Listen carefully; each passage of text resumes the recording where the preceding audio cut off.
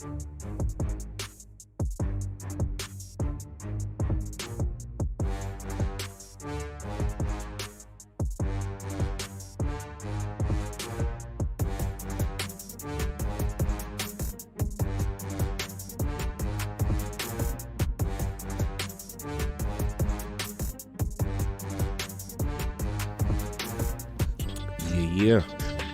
mic check. What is going on, realm? Sunday, the Lord's Day. How y'all doing out there? Let's do a little roll call, see how the levels are sounding. What's going on? See some familiar faces already in the realm. Getting to the front of the congregation. What's going on? Feeling a little good. We got some super chats already. Shout out to Star Killer. Follow some chat. Factions was broken through the ice and sank into the abyss, never to be seen again. R.I.P. Okay, Star Killer again with the bars. Number 8 months. I wish the CMA would approve the ABK acquisition on October 9th or 10th versus the end of next week. 2023 has been a great year for Xbox. Yeah, we're going to discuss. We will discuss. Shout out to Zach Riley in the building. New name, I've never seen this. The Kong. No doubt. Salute. Zach DB, what's going on? Salute.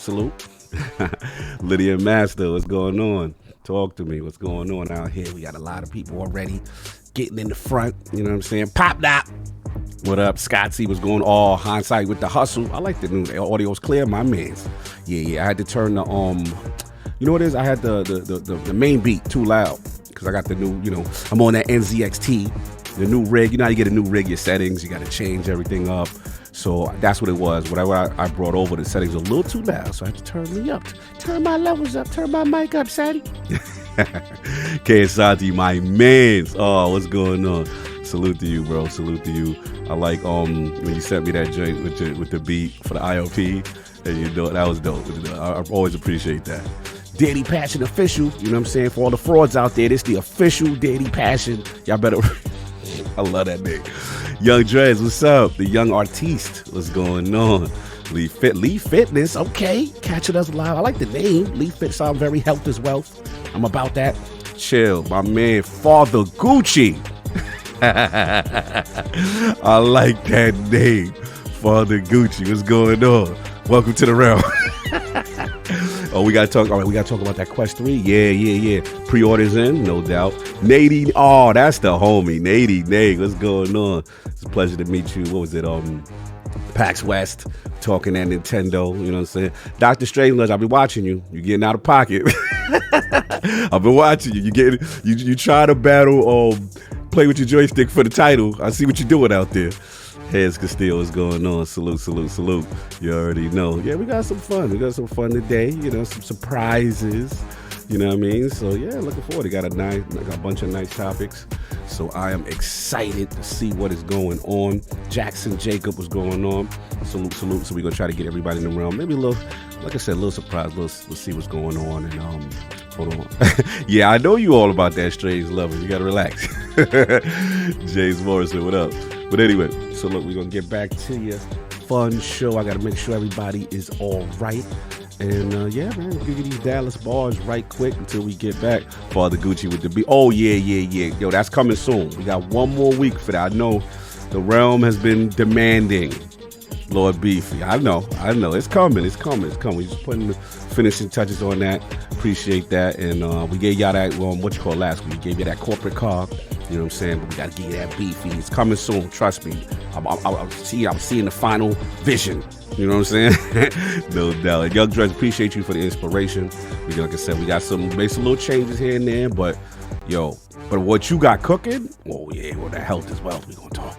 But anyway. Okay, Danny Passion official, $2 super chat. Danny officially retired. Jim Flying Ryan. Oh, man. Anyway, I'm going to let y'all go. We got to get the rest of the lords up in here. And we'll talk to you soon. Hear ye, man. Welcome to the show. If you would not mind, go ahead and find yourself a spot, get comfortable, grab a snack, do all that good stuff that we need to do, and we're about to get started. It's not important who I am. What's important is that you are pulling up to the Iron Lords podcast right now as we speak, and I guess I'm here to keep you entertained until it's time to get this show started. So Look, y'all done messed up and turned me to an animal. And haters be swearing they real, but come to find out that they really mechanical. And yeah, I be eating these rappers, but that's all a part of me being a cannibal. And they say I'm better than money because you can bank on me being accountable. I know a million rappers that don't wanna be on a song with me, that's understandable. I kill a beat and they wanna compare me to Freddie and Jason. I'd rather be Hannibal. They be like, why use a video game? Just be original, y'all too dramatical. I know it's random, but I am addicted to flipping the sample and making it flammable. This is that yoga, fire, flame. They think it's arson up in the apartment, they call it department and I get the blame. Still I be running, collecting them rains. You just a target when I'm in the range. I was the hardest to start regardless back when you was messaging people on AIM. Check my vocals, all on Twitter, but I'm anti-social. Love my city, but I'm still bi-coastal. I got, nah, let's switch that. What is you doing? What I wanna do? Don't stop. Nah, that was dope. I'm Keep just that, super keep that, keep that going, keep that going. Nah, go ahead. Look, I guess you could say that I'm very spoiled. For them to be your dogs, they ain't very loyal. But I ain't gon' hold you, I ain't here to boil you. You ain't gotta say it, I'm embarrassed for you. Always been a nerd, never been a loser. Making Voltron with a gang of cougars. And I'm going places, better tell a Uber. Cause it's pretty hard to sleep on Freddy Krueger. That's, whew. Let's do that again. Hear ye, man. Welcome to the show. If you would not mind, go ahead and find yourself a spot, get comfortable, grab a snack, do all that good stuff that we need to do, and we're about to get started. It's not important who I am. What's important is that you are pulling up to the Iron Lords podcast right now as we speak, and I guess I'm here to keep you entertained until it's time to get this show started. So look, y'all done messed up and turned me to an animal. And haters be swearing they real, but come to find out that they really mechanical. And yeah, I be eating these rappers, but that's all a part of me being a cannibal. And they say I'm better than money because you can bank on me being accountable. I know a million rappers that don't wanna be on a song with me, that's understandable. I kill a beat and they wanna compare me to Freddie and Jason. I'd rather be Hannibal. They be like, why use a video game? Just be original, y'all too dramatical. I know it's random, but I am addicted to flipping the sample and making it flammable. This is that yoga, fire, flame. They think it's arson up in the apartment, they call it department and I get the blame. Still I be running, collecting them rains. You just a target when I'm in the range. I was the hardest to start regardless back when you was messaging people on AIM.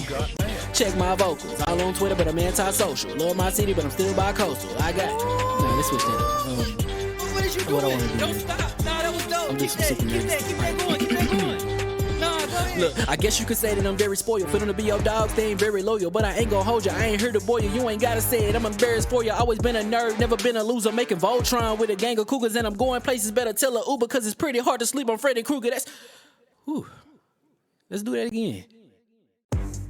Hear ye, man. Welcome to the show. If you would not mind, go ahead and find yourself a spot, get comfortable, grab a snack, do all that good stuff that we need to do, and we're about to get started. It's not important who I am. What's important is that you are pulling up to the Iron Lords podcast right now as we speak, and I guess I'm here to keep you entertained until it's time to get this show started. So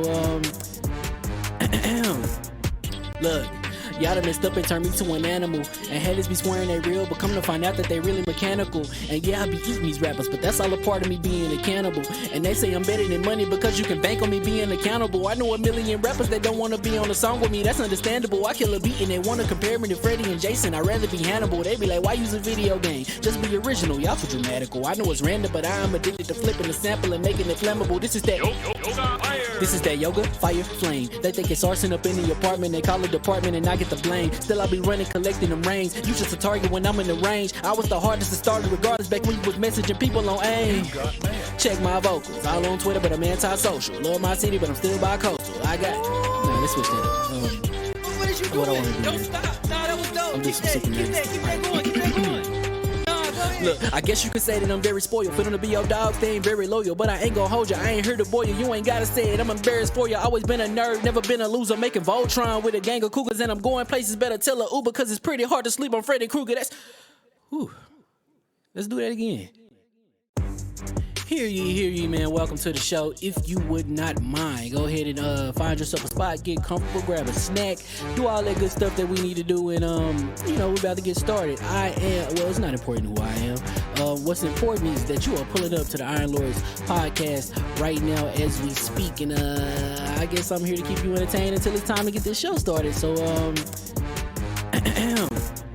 look, y'all done messed up and turned me to an animal. And haters be swearing they real, but come to find out that they really mechanical. And yeah, I be eating these rappers, but that's all a part of me being a cannibal. And they say I'm better than money because you can bank on me being accountable. I know a million rappers that don't wanna be on a song with me, that's understandable. I kill a beat and they wanna compare me to Freddie and Jason. I'd rather be Hannibal. They be like, why use a video game? Just be original, y'all too dramatical. I know it's random, but I am addicted to flipping the sample and making it flammable. This is that yoga, fire, flame. They think it's arson up in the apartment. They call it department and I get the blame. Still I be running, collecting them rains. You just a target when I'm in the range. I was the hardest to start regardless back when you was messaging people on AIM.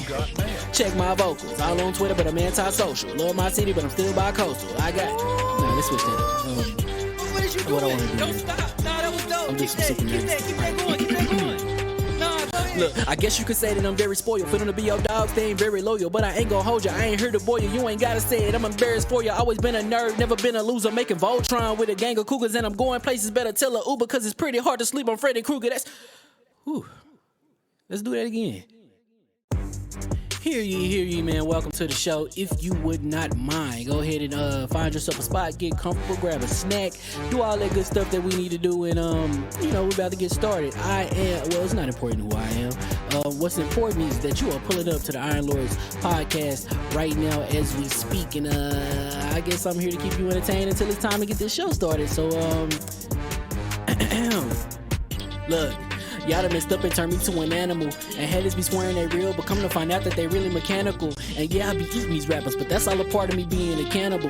And they say I'm better than money because you can bank on me being accountable. I know a million rappers that don't wanna be on a song with me, that's understandable. I kill a beat and they wanna compare me to Freddie and Jason. I'd rather be Hannibal. They be like, why use a video game? Just be original, y'all too dramatical. I know it's random, but I am addicted to flipping the sample and making it flammable. This is that yoga, fire, flame. They think it's arson up in the apartment. They call it department and I get the blame. Still I be running, collecting them rains. You just a target when I'm in the range. I was the hardest to start regardless back when you was messaging people on AIM. Check my vocals, all on Twitter, but I'm anti-social. Love my city, but I'm still bi-coastal. I got. Nah, let's switch that up. What is you What I doing? wanna do Don't next? stop. Nah, that was dope. I'm just Keep super that nervous. going. Keep that going.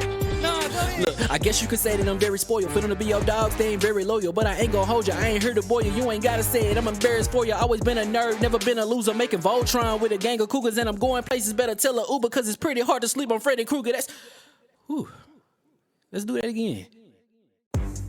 Hear ye, man. Welcome to the show. If you would not mind, go ahead and find yourself a spot, get comfortable, grab a snack, do all that good stuff that we need to do, and we're about to get started. It's not important who I am.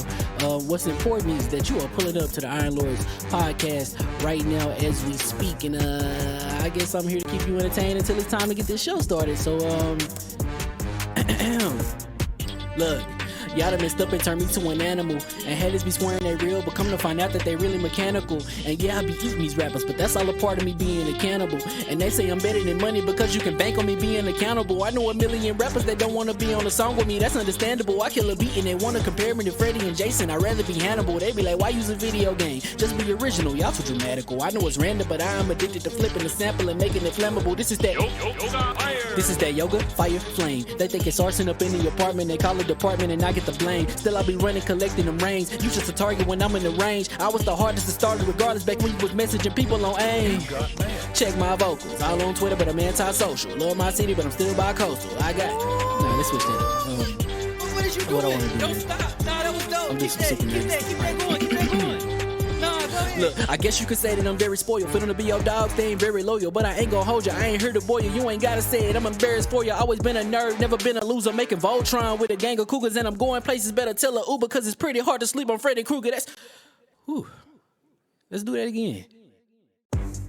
Hear ye, man. Welcome to the show. If you would not mind, go ahead and find yourself a spot, get comfortable, grab a snack, do all that good stuff that we need to do, and we're about to get started. It's not important who I am. What's important is that you are pulling up to the Iron Lords podcast right now as we speak, and I guess I'm here to keep you entertained until it's time to get this show started. So look. Y'all done messed up and turned me to an animal. And haters be swearing they real, but come to find out that they really mechanical. And yeah, I be eating these rappers, but that's all a part of me being a cannibal. And they say I'm better than money because you can bank on me being accountable. I know a million rappers that don't wanna be on a song with me, that's understandable. I kill a beat and they wanna compare me to Freddie and Jason. I'd rather be Hannibal. They be like, why use a video game? Just be original, y'all too dramatical. I know it's random, but I am addicted to flipping the sample and making it flammable. This is that yoga, fire, flame. They think it's arson up in the apartment. They call it department and I get the blame. Still I be running, collecting them rings. You just a target when I'm in the range. I was the hardest to start regardless back when you was messaging people on AIM. Check my vocals, all on Twitter, but I'm anti-social. Love my city, but I'm still bi-coastal. I got. Nah, let's switch that up. What is you What I doing? wanna do, Don't man. stop. Nah, that was dope. I'm Keep just that super going. Keep that going. Nah, go ahead. Look, I guess you could say that I'm very spoiled. Feeling to be your dog, they ain't very loyal. But I ain't gon' hold ya, I ain't here to boil you. You ain't gotta say it, I'm embarrassed for ya. Always been a nerd, never been a loser. Making Voltron with a gang of cougars. And I'm going places, better tell a Uber. Cause it's pretty hard to sleep on Freddy Krueger. That's... Whew. Let's do that again. Hear ye, man. Welcome to the show. If you would not mind, go ahead and find yourself a spot, get comfortable, grab a snack, do all that good stuff that we need to do, and we're about to get started. It's not important who I am. What's important is that you are pulling up to the Iron Lords podcast right now as we speak, and I guess I'm here to keep you entertained until it's time to get this show started. So look. Y'all done messed up and turned me to an animal. And haters be swearing they real, but come to find out that they really mechanical. And yeah, I be eating these rappers, but that's all a part of me being a cannibal. And they say I'm better than money because you can bank on me being accountable. I know a million rappers that don't wanna be on a song with me, that's understandable. I kill a beat and they wanna compare me to Freddie and Jason. I'd rather be Hannibal. They be like, why use a video game? Just be original, y'all too dramatical. I know it's random, but I am addicted to flipping the sample and making it flammable. This is that yoga, fire, flame. They think it's arson up in the apartment. They call it department and I get the blame. Still I be running, collecting them rings. You just a target when I'm in the range. I was the hardest to start regardless back when you was messaging people on AIM. Check my vocals, all on Twitter, but I'm anti-social. Love my city, but I'm still bi-coastal. I got. Nah, let's switch that up. What is you What I doing? wanna do, Don't man. stop. Nah, that was dope. I'm Keep just that super going. Keep that going. Nah, go ahead. Look, I guess you could say that I'm very spoiled. Feeling to be your dog, they ain't very loyal. But I ain't gon' hold ya, I ain't here to boil you. You ain't gotta say it, I'm embarrassed for ya. Always been a nerd, never been a loser. Making Voltron with a gang of cougars. And I'm going places, better tell a Uber. Cause it's pretty hard to sleep on Freddy Krueger. That's... Whew. Let's do that again. Hear ye, man. Welcome to the show. If you would not mind, go ahead and find yourself a spot, get comfortable, grab a snack, do all that good stuff that we need to do, and we're about to get started. It's not important who I am. What's important is that you are pulling up to the Iron Lords podcast right now as we speak, and I guess I'm here to keep you entertained until it's time to get this show started. So look. Y'all done messed up and turned me to an animal. And haters be swearing they real, but come to find out that they really mechanical. And yeah, I be eating these rappers, but that's all a part of me being a cannibal. And they say I'm better than money because you can bank on me being accountable. I know a million rappers that don't wanna be on a song with me, that's understandable. I kill a beat and they wanna compare me to Freddie and Jason. I'd rather be Hannibal. They be like, why use a video game? Just be original, y'all too dramatical. I know it's random, but I am addicted to flipping the sample and making it flammable. This is that yoga, fire, flame. They think it's arson up in the apartment. They call it department and I get the blame. Still I be running, collecting them rings. You just a target when I'm in the range. I was the hardest to start regardless back when you was messaging people on AIM. Check my vocals, all on Twitter, but I'm anti-social. Love my city, but I'm still bi-coastal. I got. Nah, let's switch that up. What is you What I doing? wanna do, Don't man. stop. Nah, that was dope. I'm just Keep super that going. Nah, go ahead. Look, I guess you could say that I'm very spoiled. Feeling to be your dog, they ain't very loyal. But I ain't gon' hold ya, I ain't here to boil you. You ain't gotta say it, I'm embarrassed for ya. Always been a nerd, never been a loser. Making Voltron with a gang of cougars. And I'm going places, better tell a Uber. Cause it's pretty hard to sleep on Freddy Krueger. That's... Whew. Let's do that again. Hear ye, man. Welcome to the show. If you would not mind, go ahead and find yourself a spot, get comfortable, grab a snack, do all that good stuff that we need to do, and we're about to get started. It's not important who I am. What's important is that you are pulling up to the Iron Lords podcast right now as we speak, and I guess I'm here to keep you entertained until it's time to get this show started. So look. y'all done messed up and turned me to an animal. And haters be swearing they real, but come to find out that they really mechanical. And yeah, I be eating these rappers, but that's all a part of me being a cannibal. And they say I'm better than money because you can bank on me being accountable. I know a million rappers that don't wanna be on a song with me, that's understandable. I kill a beat and they wanna compare me to Freddie and Jason. I'd rather be Hannibal. They be like, why use a video game? Just be original, y'all too dramatical. I know it's random, but I'm addicted to flipping the sample and making it flammable. This is that This is that yoga, fire, flame. They think it's arson up in the apartment. They call it department and I get the blame. Still I be running, collecting them rings. You just a target when I'm in the range. I was the hardest to start regardless back when you was messaging people on AIM. Check my vocals, all on Twitter, but I'm anti-social. Love my city, but I'm still bi-coastal. I got. Nah, let's switch that up. What is you What I doing? wanna do, Don't man. stop. Nah, that was dope. I'm Keep just that, super keep nice. that, keep that going, keep that going. Nah, go ahead. Look, I guess you could say that I'm very spoiled. For them to be your dogs, they ain't very loyal. But I ain't gon' hold you, I ain't here to boil you. You ain't gotta say it, I'm embarrassed for you. Always been a nerd, never been a loser. Making Voltron with a gang of cougars. And I'm going places, better tell a Uber. Cause it's pretty hard to sleep on Freddy Krueger. That's. Whew. Let's do that again. Hear ye, man. Welcome to the show. If you would not mind, go ahead and find yourself a spot, get comfortable, grab a snack, do all that good stuff that we need to do, and we're about to get started. It's not important who I am. What's important is that you are pulling up to the Iron Lords podcast right now as we speak, and I guess I'm here to keep you entertained until it's time to get this show started. So look. Y'all done messed up and turned me to an animal. And haters be swearing they real, but come to find out that they really mechanical. And yeah, I be eating these rappers, but that's all a part of me being a cannibal. And they say I'm better than money because you can bank on me being accountable. I know a million rappers that don't wanna be on a song with me, that's understandable. I kill a beat and they wanna compare me to Freddie and Jason. I'd rather be Hannibal. They be like, why use a video game? Just be original, y'all too dramatical. I know it's random, but I'm addicted to flipping the sample and making it flammable. This is that This is that yoga, fire, flame. They think it's arson up in the apartment. They call it department and I get the blame. Still I be running, collecting them rings. You just a target when I'm in the range. I was the hardest to start regardless back when you was messaging people on AIM. Check my vocals, all on Twitter, but I'm anti-social. Love my city, but I'm still bi-coastal. I got. Nah, let's switch that up. What is you What I doing? wanna do, Don't man. stop. Nah, that was dope. I'm Keep just that, super keep nice. that, keep that going, keep that going. Nah, go ahead. Look, I guess you could say that I'm very spoiled. For them to be your dogs, they ain't very loyal. But I ain't gon' hold you, I ain't here to boil you. You ain't gotta say it, I'm embarrassed for you. Always been a nerd, never been a loser. Making Voltron with a gang of cougars. And I'm going places, better tell a Uber. Cause it's pretty hard to sleep on Freddy Krueger. That's. Whew. Let's do that again. Hear ye, man. Welcome to the show. If you would not mind, go ahead and find yourself a spot, get comfortable, grab a snack, do all that good stuff that we need to do, and we're about to get started. It's not important who I am. What's important is that you are pulling up to the Iron Lords podcast right now as we speak, and I guess I'm here to keep you entertained until it's time to get this show started. So look.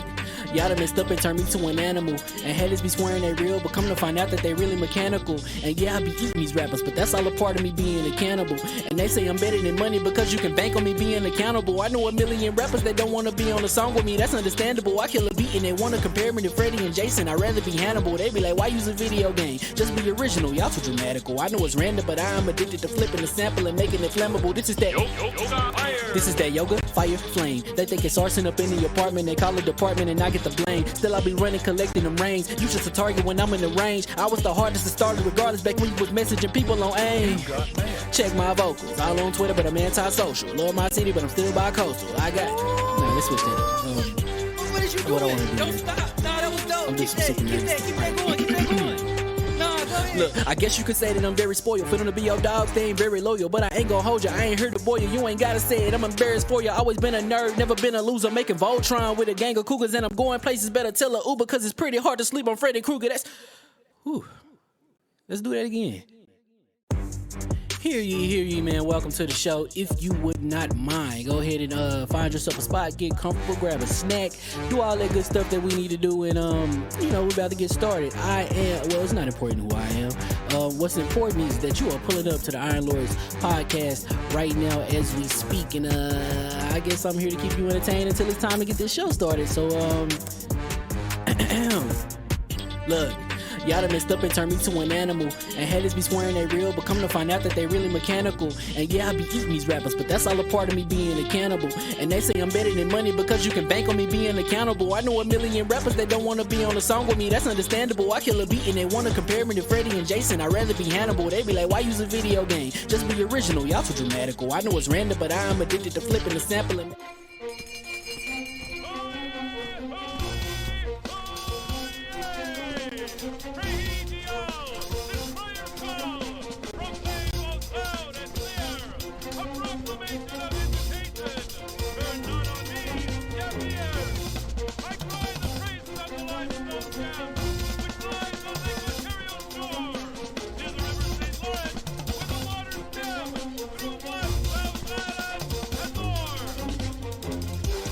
I'ma just chill and watch them and eat snacks in the attic. I wanted to chill with the pack and be like a young wolf, but then they would mistake me for addict. If I can imagine it's cool to give you some advice, then invite your girl to your squadron. Cause if you don't give her that option, you gon' be single player like Sovereign. You gon' get tossed in the bushes by King David. Royalty and not a pretender. Detrimental to an elemental, what's an avatar to a knee bender? I gotta be me though. I know it's my destiny, word to Cognito. Who cares if you fly, if you still a mosquito? You swear you ain't stunting, but really be Steve-O. Sure. You like to collect stuff and that's cool, but I got bad news. Even if you really was that dude, King David still be the king of the statues. Since a juvenile, I've been cursed with a curse to be musical. And if you hate it, we'll meet in the crucible. Other than that, then it's cool and it's beautiful. We let you know that your dreams are pursuable. Whatever you wanna do, then it's doable. If you got work on a Sunday, it's suitable. Cause you can listen to this in your cubicle on the Lord's Day. Woo. If you got work on a Sunday, it's suitable. Cause you can listen to this in your cubicle on the Lord's Day.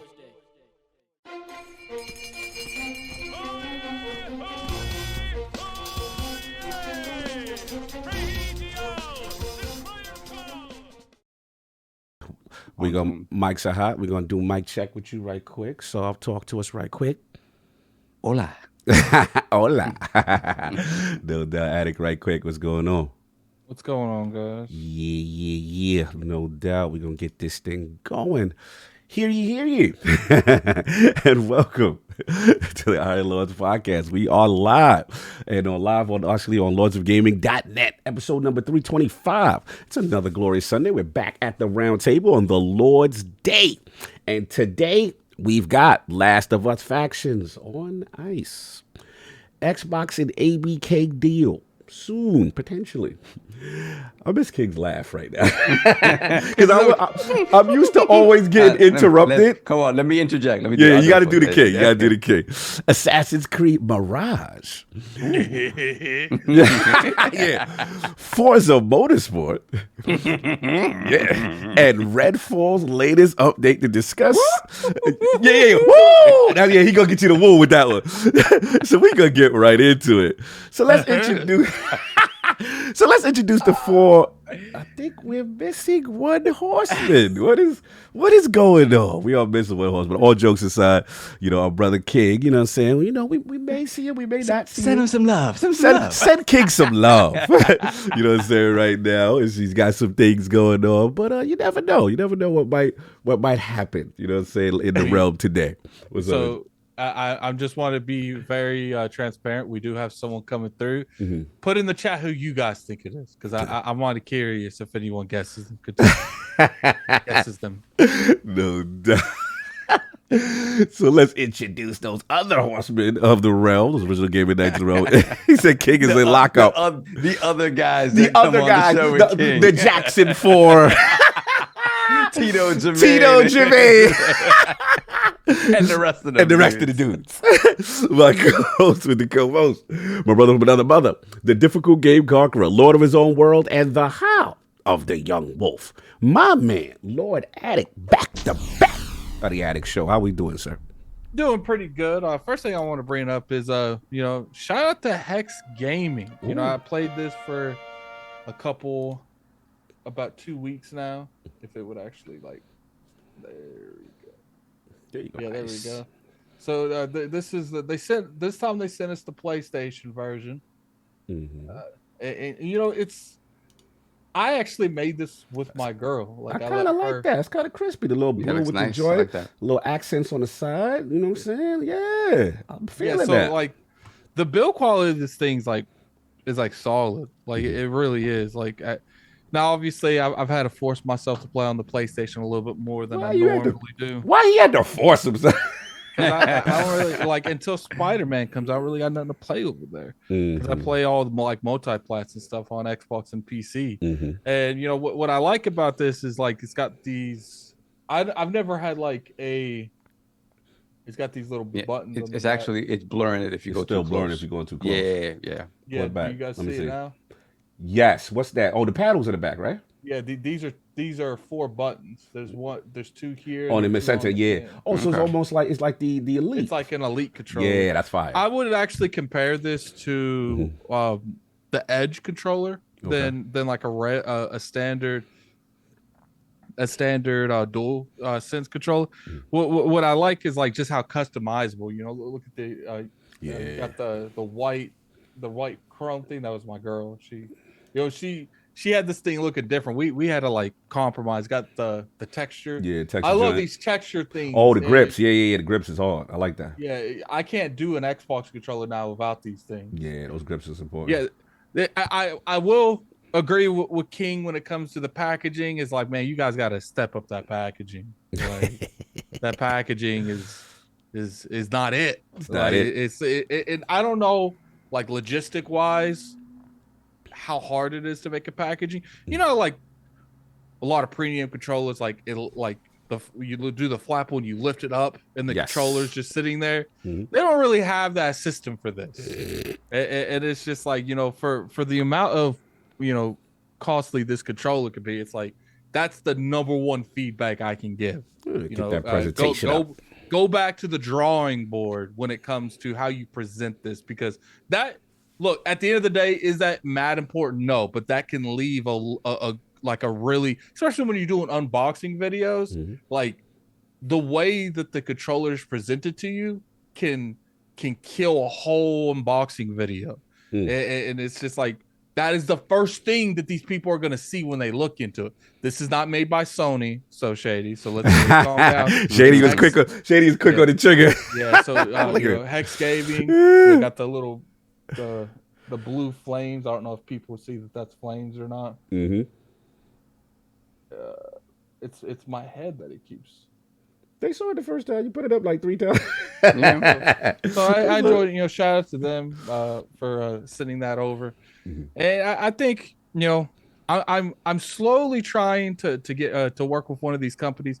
I want ILP controllers. Oh, okay. That's What what I want that crest. ILP controllers. Get that crest.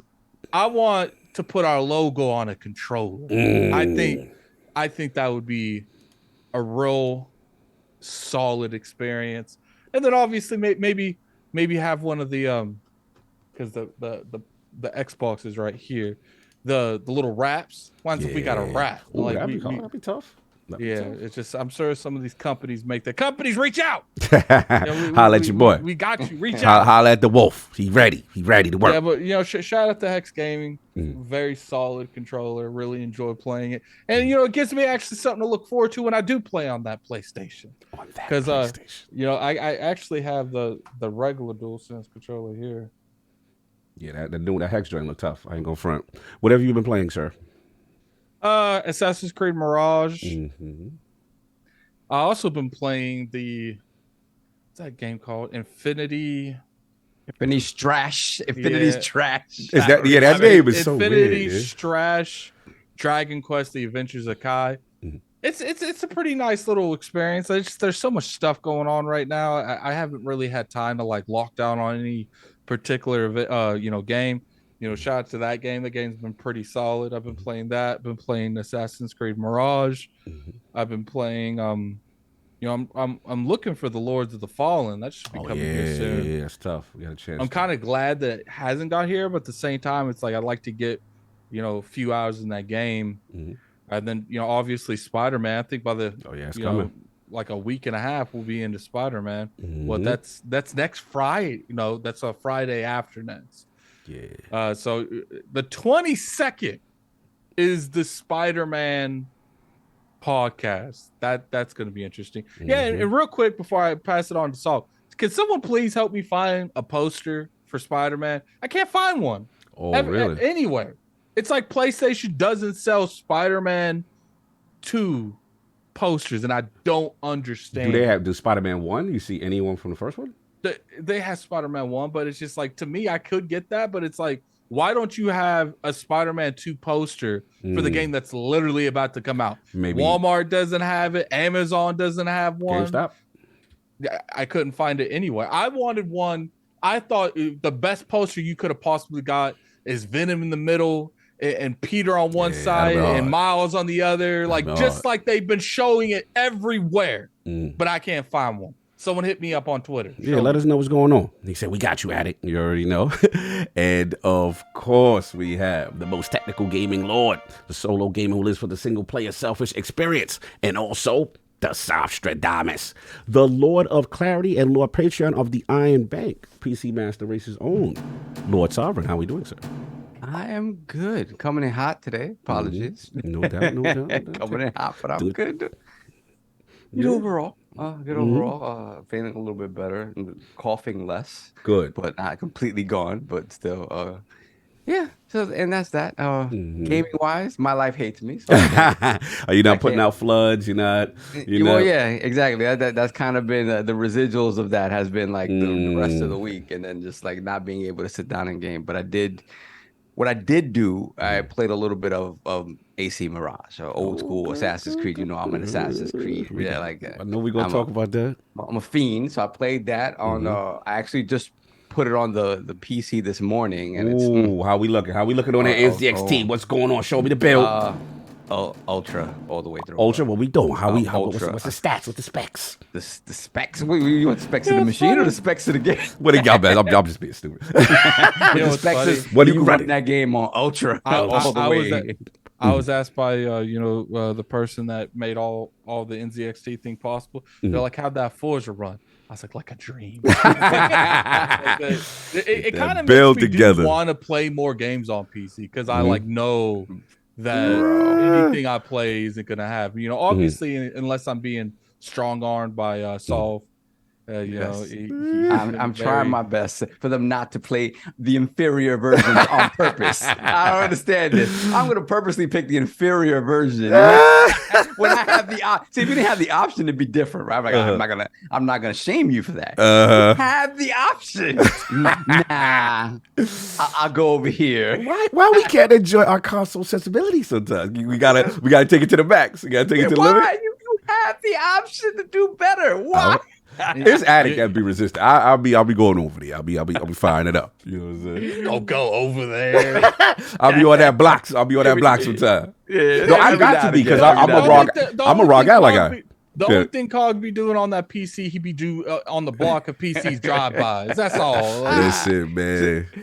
Just speaking of that ROG. Yes. It runs beautifully on that ROG. Ooh. That Mirage runs very, very nice on that ROG. Yes, very nice. So, yeah, we'll talk about it more. Again, I don't have a lot of time with it, but enough to kind of glean certain old school things that I'm seeing, and so we'll talk about that. No doubt, and of course, obviously, we're missing one Lord, the King, but stick around. We may see him. You never know. You might see him later. We send some love to the King.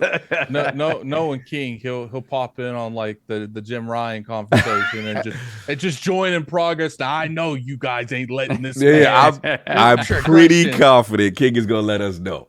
You know what I'm saying? If we not keeping it all the way or with certain situations. You know what I'm saying? But of course we got. And if he doesn't get us this week, he gonna get us next week. Exactly. Oh, then we gonna get. You know what it is? And we gonna get the call like, yo, I listen. And then I can't believe y'all. Y'all fronting. Yeah. We get the strong discipline. Not even Attic was with me on this. Like, What'd you say, Attic? Maybe if we get 200 likes, King show up in some way. We might have to see that 200 like. People always be like, "How you gonna lock King behind a paywall?" Because I work with the tools I have. I agree. I think a couple of likes would be. Real nice to free. That King. would be amazing. That would be amazing. I mean, if y'all really want to see him, y'all call us the Jackson 4 and all that. Not even just the Jackson. Yo, that's worse. There's no individualization. That is just the Jackson. Yeah, that's the equivalent of them dudes. Like nah. We not doing it. It's funny. Like I see people be like, "Oh, what Addict acted like this is this is like a battle pass. Yeah, and I need those likes on that battle pass. I don't like it cost you Yeah. any money. We There's don't feel 400 appreciated. There's 450 people in here. Yeah, let's see I where the feel likes like at. 200 likes is fair to Mhm. get that king. Nah, that king ain't opinion. that ain't even enough likes. I feel. You know what I'm saying? Like they need to stay with us longer. we gotta initiate this battle pass further down the track. They right now that's too early in the track. We give them a skin. We give them a skin at 200, but we gotta give them like 300-400. Then I feel a little comfortable that I'm feeling the love we deserve. Then y'all can get kicked. Now let me Hold them for ransom. gotta hold it behind Hold the line. We put King behind a paywall, and then y'all want. Let me stop. And of course we have the gaming ninja himself. This should You know, it know would be me. even extra. What? We only give him like 10% of the video. Oh, that's dirty. That's dirty. Loot box king. Exactly. The Shinobi, LordCognito, spread that rose to the rum of the ILP. Not telling you what you want to hear, but what you need to hear. Shout out to Mr. Matty Play. Shout out to Fighting Duke. Had a good one up there talking about Xbox news, and we did our fantasy draft. I actually smoked the boy last year. Had to get him. You know what I'm saying? Had to get him last year. He learned from his mistakes. He ain't gonna do these ridiculous picks where games pie in the sky, Xbox, E3 of dreams. You know what happens when you go with your heart. Exactly. You go with your heart, things happen. You know what I'm saying? But salute to him. We got that. That should be up on now. That and we got an ultimate, the Final Ultimate coming up with the Fantasy Draft Part 2. What we talk about for 2024. So that's good. Stay tuned for that. Shout out to the last word. Ebontis, Ty Guy, Travis really had a fun week talking about the conclusion of Season of the Witch. That ended real good. And obviously, all the Bungie controversies. Solve, I think you'd find that quite interesting. The tweets on the Latin community and other things that has happened. Yes, I saw this. Once again, I hate to be the one to be like, just shut up and dribble. Like, shut up and sorry, just keep that out of the game realm. Yeah. And then especially when I don't want to. I know. If I get into it, somebody might be mad at me. But but your opinion is definitely respected. You know what I'm saying, and needed also on that because we talked as best as we could. You know what I'm saying. We'll talk about it because I have feelings on all of that stuff. Yeah. But again, I might piss somebody off. No, you gotta say what you gotta say. Oh, shout out to 108 Dragon TV in the building. Back home, fresh out the hospital, brother. It's good to see you moving and shaking. He had the little video. I'm alive. Yeah, yes, bro. It's good to see you. I'm glad you're okay. As a person who has frequented hospitals twice this year, it's always good. You know what I'm saying, to see you get through that, and your health is wealth. You know what I'm saying, brother. It was good to see you in your spirits. And then for me, what else? It's been obviously AC Mirage, but rocking that. Shout out to Lamp Lighters League. Gave that a fire up. Lord turn base. Got to see what's going on there. I will say at first I was like, I don't know. It started off because, again, I'm coming in with traditional turn-based sensibilities, and this thing is like, you're just kind of like walking around in real time at first, and you can kind of search things, and then they all have like these individual abilities where you can kind of sneak up on guards in real time, but it was like they're limited, right? And then it was the other chick was like a bruiser. It's like an alternate 1930s kind of universe, spy kind of energy. So at first I'm like, all right, this ain't turn-based. You know what I'm saying? So I'm playing. So as you use that and you move through the stage, it's not like a turn-based game where you have a stage and then you beat it, you go to another layer and then you go to another, whatever. This is kind of like, someone said it, Bit Memo, it's a hybrid. So what happens is then you do all your real-time abilities that you could do, and eventually you're going to have to fight. It's guards, it's patrol, you're going to have to fight. Then you initiate the turn-based mode with a right trigger, I believe. I've played games like that before. Yeah. I've never really played a hybrid like that. Yeah, so, there's one, I can't remember what it was called. I'm sure someone in the chat can tell me. It's like you played as like mutant animals. Oh, I remember that one. Yes. Yes. I know. It's the one with the duck on it, right? Yeah. I know what you're talking about, Addict. I know what you're talking about. I'm trying. I know I reviewed it, so keep talking, and I'll get. Yeah. So pretty much, somebody said Wastelanders in there. Oh no, not that they retracted it. But so anyway, so as I'm playing, then you enter the turn base. Then it's the traditional Mutant Year Zero. Mutant Year Zero, yes. So then it's the traditional sensibilities. So I'm like, okay, this is what I'm talking about. Yo, the spy dude, I think his name was Latif. He's ill. He got a thing where he could put a decoy, move around a ramp. Then I like that he could sneak on people, and their cone of vision is lower because he's a sneak. I like the other chick. She's got brute stuff. You get people as you go through the game and you kind of like rescue them and stuff like that. Then the strategy layer, yo, I ain't gonna front, very, very, I really like it. It started to get better and better. They start introducing more mechanics and more things you could do. And I ain't gonna front, there is a difficulty spike that gets a little crazy. But yeah, Lamplighters League, give it a shot, man. It's in Game Pass, I believe. Yeah. I recommend you try out Mutant Year Zero. That game was good. It's got a difficult spike too. I remember one time I was sitting there and like all these people showed up. I'm like, they know I only got 3 people, right? yeah, it get a little crazy. But like the some people have some classic stuff like Overwatch. There's a dude that's kind of like a lockpick guy, but he's good with the guns. He got the double, shotgun. I mean, the double shooting kind of mechanic. It's really good. Like I really appreciate what they've done so far. Story is okay, but it has a lot of good voice in it, and I got a shout out to them. So yeah, man, give it a shot. Lamplighters League if you're thinking it. And yeah, other than that, I've been rocking. Still been playing Starfield, still rocking that, and a lot of Destiny. I've been playing. Got back, and the story was really good with Season of the Witch, and been raiding with the homies. So that's been pretty much it. So if you want to get to super chats, and then I gotta take care of some biz. Yeah, hold on a second. Let me go get this. No doubt. And funding. Okay, we got Lord Star Killer, Xbox Series XO1, $5 super chat. Factions has broken through the ice and sank into the abyss, Jesus. never to be seen again. Rest in peace. We don't know that, but yeah. It feels like you want to will that into existence. But then we got Lord Star Killer again. Remember for 8 was Lord Bronze. I wish the CMA would approve the ABK acquisition on October 9th or 10th versus the end of next week. 2023 has been a great year for Xbox. It's got to be Friday the 13th. I'll be interested going down. if it go down on that day. Then we got Danny Passion official $2 super chat. Danny officially retired Jim Flying Ryan. Somebody did. See what happens when the news come out. Then we have BT Maverick 707 $10 super chat. Any of my ROG ally gang / deck heads pre-order the Lenovo Legion Go. I'm looking forward to seeing the reviews and capabilities. Hopefully, Windows side is easier to navigate with the trackpads. Thank you, ILP. Ooh, Solve. That's you, right? I have not fallen into the FOMO. Oh! Again, my thing was this. If it was a faster CPU, yes. It's the same CPU. Yeah, the Z1 Extreme, right? The Z1 Extreme. Now, it does have faster RAM, right? Okay. I don't know to what extent, but the RAM is faster. It has a bigger screen. Yes. It has the trackpads. It has the removable sort of Joy-Con-like Yeah, sticks like the Switch joint. that convert also to like a mouse and trackpad pretty much, right? Okay. It does all of that. So it's very cool stuff. I'm like, if I'm not seeing a substantial leap in performance, right. I'm good for right now. And this is interesting, though. It's very, very cool what they're doing with it. Very interesting. I want to see how their interface is, but I'm hearing no VRR for them. Unlike it's the supposed Ally. to be VRR. Double It has check. HDR. It has It's HDR. HDR, but Right. the Ally doesn't have HDR, from my understanding, right? Or no?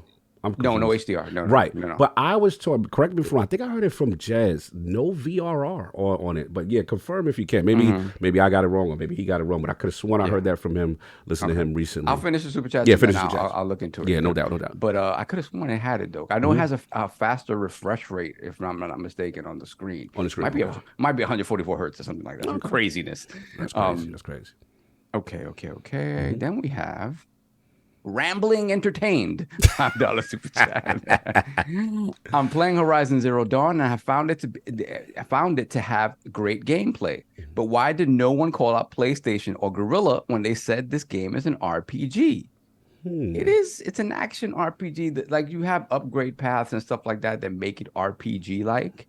So it's very much an open world kind of action RPG. It's not just a straight action game. But it's going to depend on how, because you don't have to do all of that stuff, right? You could beeline the story, not really care too much about the open world, not really care too much about upgrading your weapons and stuff like that.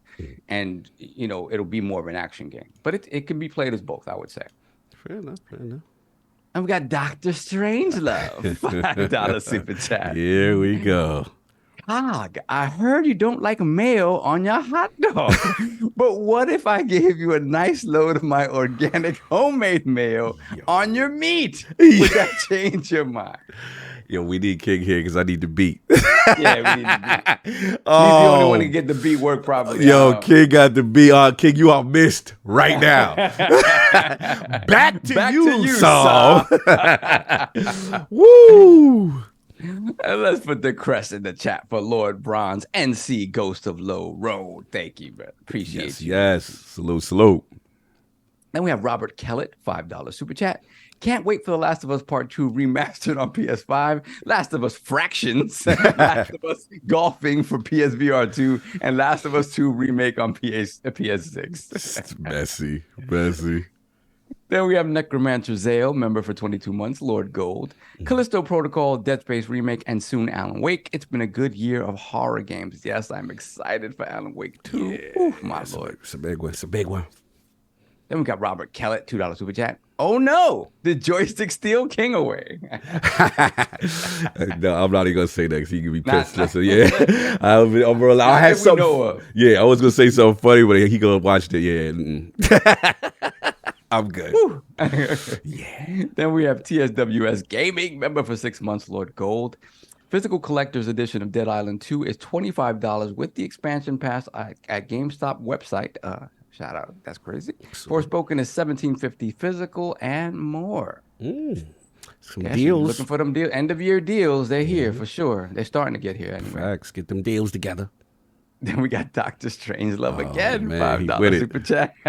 Cog, I need you to give Bungie the smoke. First, they take away my Last of Us factions. Then they call me and my people Latinx, give them the MK1 smoke. Listen, man. I will give you that. Like, yeah, it's been a rough week for them. You know, PR wise. Obviously, that tweet was not well received, and you know the community spoke back out there. And talk, Saul.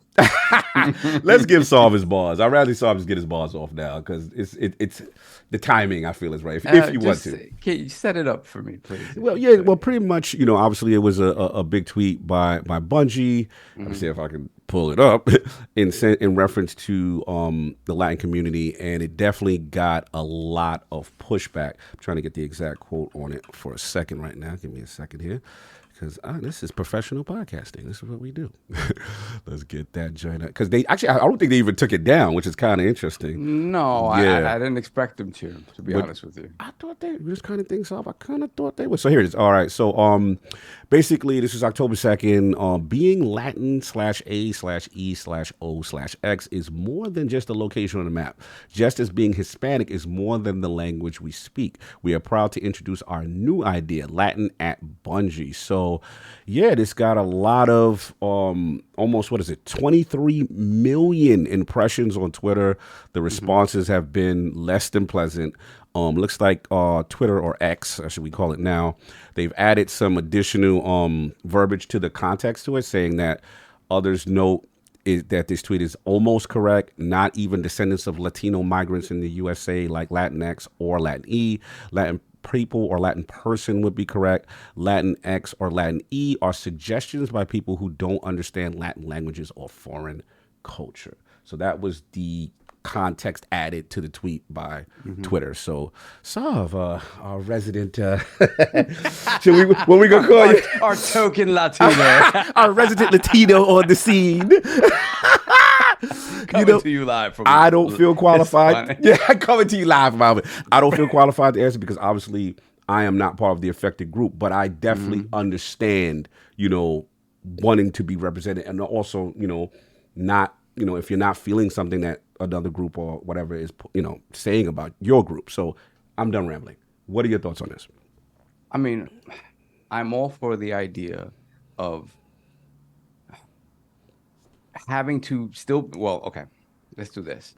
It saddens me that we're still at a point in the history of humanity that we have to set aside dates and times to celebrate specific cultures, whether it be, Black culture, whether it be Latin culture, because in day-to-day life, they're underrepresented, right?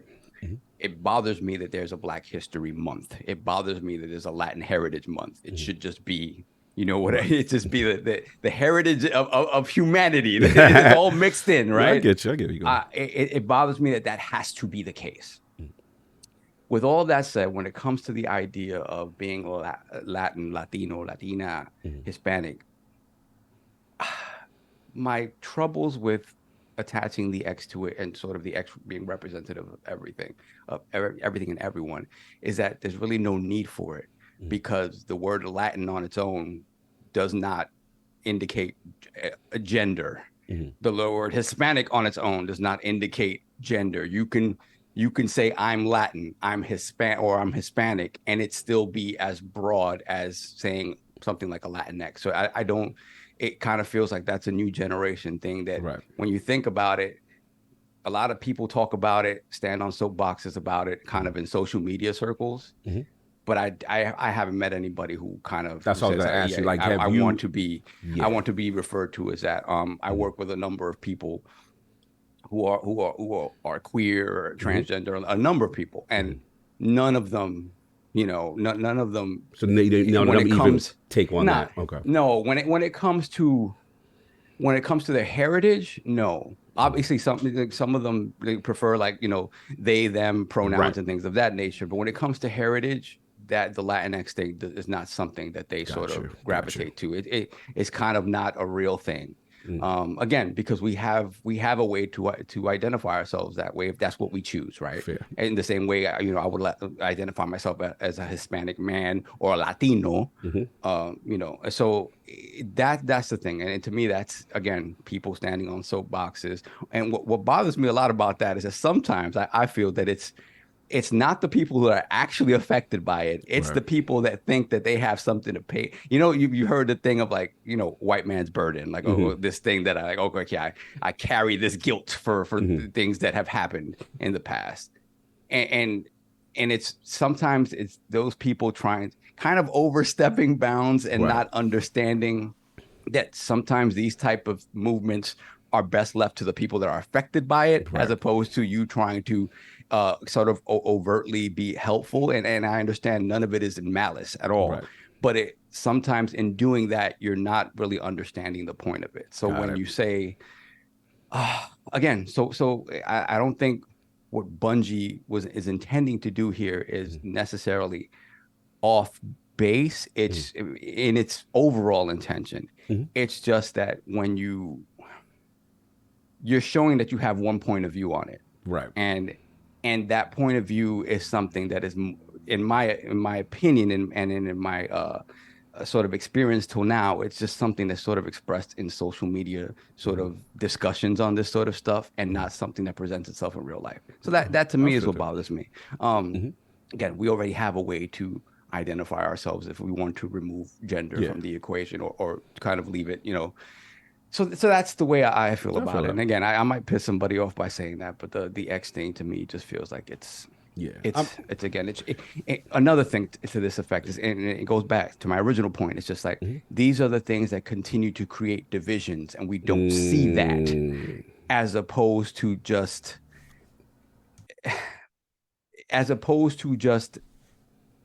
learning how to accept each other's differences in a world where now it's, you have to really pay attention. If you haven't been someone who's never paid attention to that, who's never been around people who've questioned, hey, this might be offensive if you say this to me in this way or that way, there are ways to address that don't continue to create divides between us. And the X thing, to be honest with you, I just kind of think it creates another divide, as opposed to us just learning as human beings to deal with one another. Each other. It's very simple if you think about it. We just tend to complicate things. No, I respect what you said, and I see a lot of consensus on that. I believe Chris Reagan had similar comments and thoughts to you in reference to that, and some people feel. Oh, Chris spoke on it. Yeah, Chris spoke on it, and I would highly recommend listen to the latest Sacred in reference to his comments on that, and some people feel it's imposing or hijacking language. All I will say this in reference to get back to the gaming. I know we're gonna get to the gaming, which is as far as Bungie, this is what I will say. As a person that obviously I'm a fan of Bungie, I've known them for a long time. Obviously, I play their games. I think that internally, my thought process is that they try to cater to everyone. They are a very Yes. diverse, inclusive kind of thing. And sometimes you may have a smaller subgroup that maybe they were trying to represent. Because I thought it was interesting the tweet didn't go down. That was my whole thing. And I think now this could be a teaching moment that obviously the group affected does not like this, right? So, you know, hopefully they learn from it. But I'm glad. I did want to talk about it because it was so big. And I was like, damn, I haven't talked to you. So sorry, Chad. It's me talking to my brother and just getting his feeling on it. But that's what I wanted to get. But we can get back to the super chats in the game. Yeah. Again, it's a crude way of saying just focus on what you do.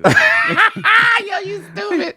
Just do what you do. Just do what you do, man. No Just doubt. do what you do. No Again, doubt. feel how you want to feel.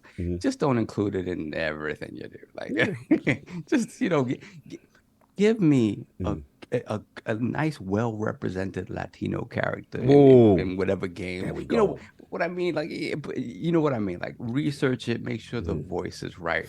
The timbre of the voice is right. Again, and in a world like a Destiny, like, what does that even mean, right? Again, but that is specifically why you can just do kind of whatever you want in those scenarios where it's a fantasy world. But Fair enough. So we can't have a bodega in the tower. Okay. I would say not do that. No, We can't have a no, bodega in the tower. no, We no, can't have the no, coochie frito spot in the no chopped cheese in the tower. We can't have chopped cheese in the tower? Oh, man. All right. You know all right. what? I would not.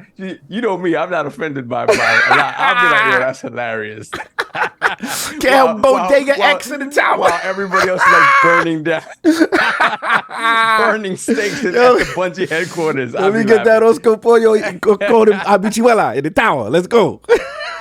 Anyway, moving on. I wouldn't be opposed to it, but Hey, you know I'm the world I'm that we for the live in. BX. I get that we live in. fair enough. What else we got on the super chats? Stereotypes are 99% true anyway, most of the time. We gonna get canceled. Time. Moving on. I know. Oh, let me see. Robert Keller, $2 super chat. King early access DLC ? ILP bumping prices, fam. Yeah, let's see what the likes are. We free king. Where the likes at? Yeah, where them likes at? Oh, they had 220. They almost there. They at 300. yeah. They almost there. The Nice, ratio will nice. be halfway. Yeah, we're gonna hold them behind a paywall. Y'all ain't far enough on the battle pass yet. Moving on. Then we got Sin Vendetta, $10 super chat. You should partner with Pope Art for ILP controller. Yeah, Pope Art is fam. So you know, you never know. Never know. Never know. You never know. Then we got Necromancer Zale, $5 super chat. Corpo Cog, no Bungie monetization models here on ILP, please. Nah. Corporate Cog is here. Let's see what the likes is at. Let's see what Corporate the Cog. likes is at. We at 220. That's not a 247. All right, we get there. It's an easy battle pass. Yeah, We're not listen. asking much of you here. Listen, man, we need more engagement. Corporate Cog needs more engagement for ILP right now. So, yeah, we got to get to 300. We get to 300. I'll get Ag to release that. But right now, we need y'all further on the battle pass. Continue. Then we got Necromancer Zale, $5 super chat. Sony needs to be investigated for an anime distribution monopoly in the U.S. after the Crunchyroll and Right Stuff merger. Yeah. Then we got Gerald Mack, member for 35 months, Lord Silver. Is it safe to say that the P that became a snowball has now become an avalanche? Game Pass Xbox World Order is fully operational. Oh, I mean, y'all know I'm the one that came up with the avalanche. But yeah, we got to see what's going to happen. So they got a lot of things cooking, man. A lot of things. Then we got Necromancer Zale, $2 super chat. Meant to add that they're closing down Right Stuff. Oh, they are shutting. They're merging and closing down Right Stuff as an individual thing. Ooh. Okay. Addict, any thoughts on this? Addict is in the bushes for some reason. Okay. Okay, we going to continue. We're done. We're caught up. All right, no doubt. So let's take care of the bills and other things what's going on. And yeah, LogNet time. LogNet time of the month. You already know what it is. Shout out to LordsOfGaming.net, our amazing writing team, amazing editorial team. Competition every month is very good and some of the best in the game, man. So yeah, we got to celebrate one particular scribe at LordsOfGaming.net and went above and beyond in the month of September. Has been on an absolute tear and so give us live, well not live, but on the floor coverage at the Tokyo Game Show. That is something I'm extremely proud of. You know, this is one of our veterans, you know what I'm saying? One of our day one, so to speak. Has been doing it for a long time. Proudly present the latest winner of the Lord Dizzy Scribe of the Month to the magic man, the man with the beautiful suit blazers, Lord Gene Schaffmeyer, you know what I mean? He couldn't make it today. Obviously, he couldn't get a video in time, but we wanted to give him his flowers. He absolutely killed it. Highly advise you to go to lordsofgaming.net. Check out all his content. He is a beast. He went to Tokyo on his own dime. On his own dime, bro. To do this. Yeah. Amazing. Yeah, absolutely. And Lord Gene, we are going to hopefully join you in the future. Hopefully Yes. things, work out. Definitely, brother, that's one of our kind of bucket list things that we got to get done. And you are the Lord of Tokyo, so hey, we got our Lord LogNet brother there. That would be dope to get that popping. So that's that. And then our secondary LogNet award in honor of my brother Lord Dizzy as a nurture of talent. This is the people behind the scenes that don't get the credit. The editorial team that really has been doing it for a long time. This is another one of our veterans for the very beginning. Actually, a first round draft pick from Lord Dizzy himself.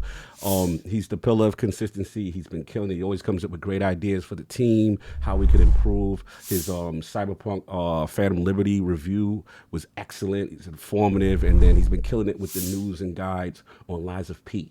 He's been really killing it with that and his amazing walkthroughs and stuff like that. So we proudly present the winner of the Lord Dizzy LogNet Editor of the Month to Lord Gondor, a.k.a. Daniel May. So I think he's got a little thing to say for us. Hey guys, I just want to start by thanking everyone for honoring me as Editor of the Month. It is a fantastic honor to get. It's been such a great time working and writing with Lords of Gaming. I especially do want to shout out the editors table and all the writers at Lords of Gaming. I especially want to shout out Cog as well as our editor-in-chief Mahmoud. Both of them especially helped us get the review codes for Cyberpunk, Lies of P, and has truly made the majority of my gaming schedule this past month.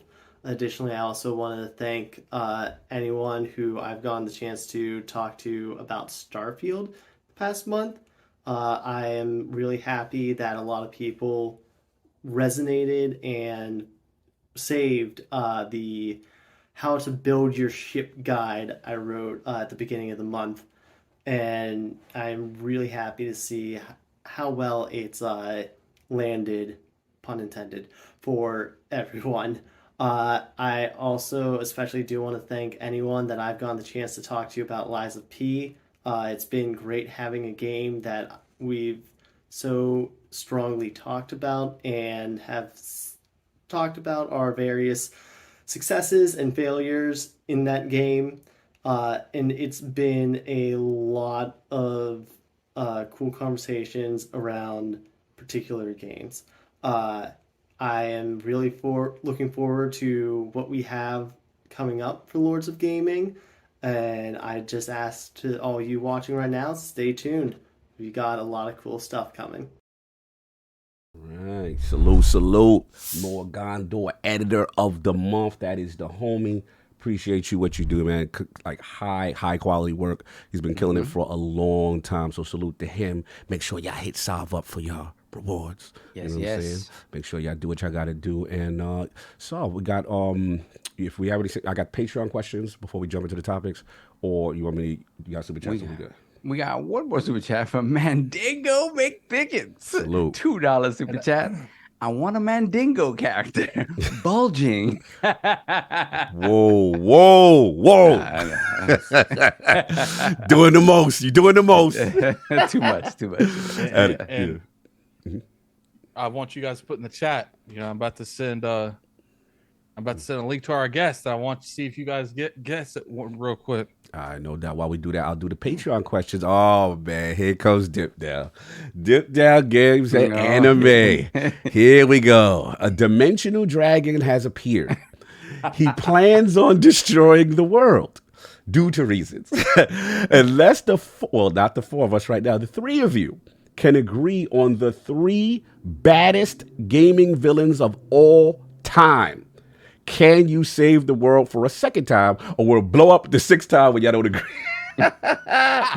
Let's start with Wait a Attic, minute. our most controversial person. So hold on. Oh wait, I'm sorry, I missed it. We have to put unite how many of the Three of the baddest video game to save villains. the world? Yeah, it looks like he did say gaming villains of all time. So we got to agree on who are the three baddest. I think I know what Addicts 1 and Addicts is already. But let me let him. Again. All right, so again, unless the dimensional dragon has appeared, he plans on destroying the world due to reasons. Unless the three of you can agree on the three baddest video game villains of all time. Attic, what is your three? Yeah, give me some villain. I know one of them. Ain't you gonna say that dude from what's his name? Jack of Blades? You always go hard for Jack of Blades. No? No Jack of Blades. To say he's like the baddest villain of all time, I don't know if I would. Right, so let me put a nomination. Even Sephiroth, I don't know if I would go Ooh, with him. okay. Because he's powerful, but the baddest of all time? Give me some villains. Give me a villain so we can agree. What this? I mean, Kefka. Kefka's up there. Stop. Okay. Kefka destroyed the world.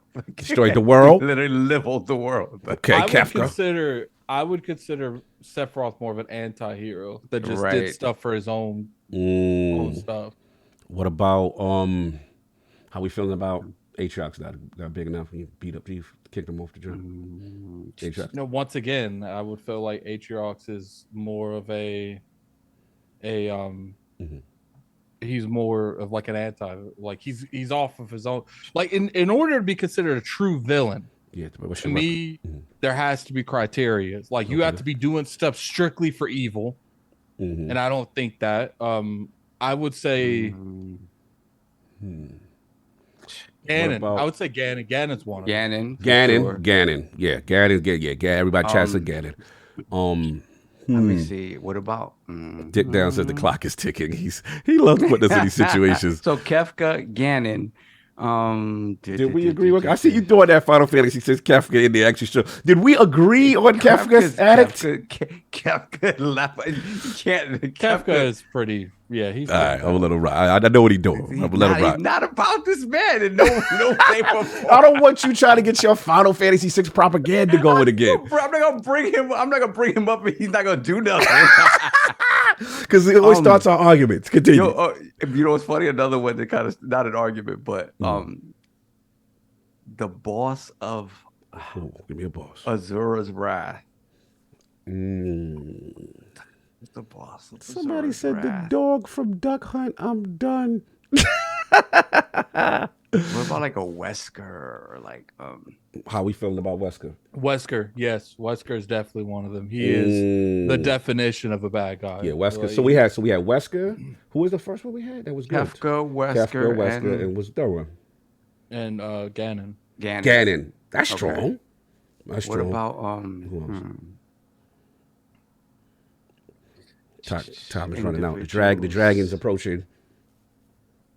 I agree with those three. I like them three. Yeah, that's it. We need three, right? We just need three. Okay, we just need three. yeah, It would have been four. We came with. We got three. Okay. No doubt. All right. So next Patreon question comes for the homie Stitch 669. Okay, let's talk about it. After seeing the review scores for Forza Motorsport, I can't but have to call out the media again. The game looks better, runs better, has more options in game with an insane car collection, but yet lower scores than GT7. Another game that suffers from the Xbox tax. Addict, your thoughts? Car enthusiast, Forza Motorsport reviewer. Oh, I don't know any of the cars. Do you think there is, according to Stitch, there's an Xbox tax that with media bias about GT7? I don't know. I think there's a bias in the media that might, vote down certain things. But as far as goes, say that like the media is coming together to attack something, I don't know if I'll go that far. But I do think there are people that don't like when I think media are entitled.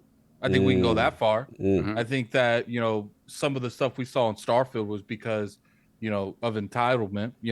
What's funny is the media be telling me that I shouldn't feel entitled, but the moment you don't give any of these people any kind of access, they are on campaigns. Like, there's been countless games that I haven't got a review but I still reviewed it with is try to be unbiased as possible. Some of these media people don't get a game when they get it. They give it a 6 out of 10. I don't know. Are you I don't know. implying that the media is not entitled to every review copy from a game studio? What are we I'm implying? saying the media is some of the most entitled people in the industry. Interesting. You don't give the media stuff. They have their little fire torches, especially if it's a game they were anticipating. Let Square Enix not give some of these media Final Fantasy VII Rebirth. And see how much energy different sauce they be talking. Energy different. That's the only thing I just don't like. I don't like how the industry ran in general with review codes, but that's a conversation for a different day. No doubt. Solve your thoughts. Stitch feels strongly about Forza Motorsport and an Xbox tax. Is there a media bias? So I haven't played it, so I can't say. I can't say to what it is. I have seen some video that looks super impressive on the Forza end. I haven't seen. I've seen like one comparison video with like rain and stuff. Yeah. Comparing GT to Forza.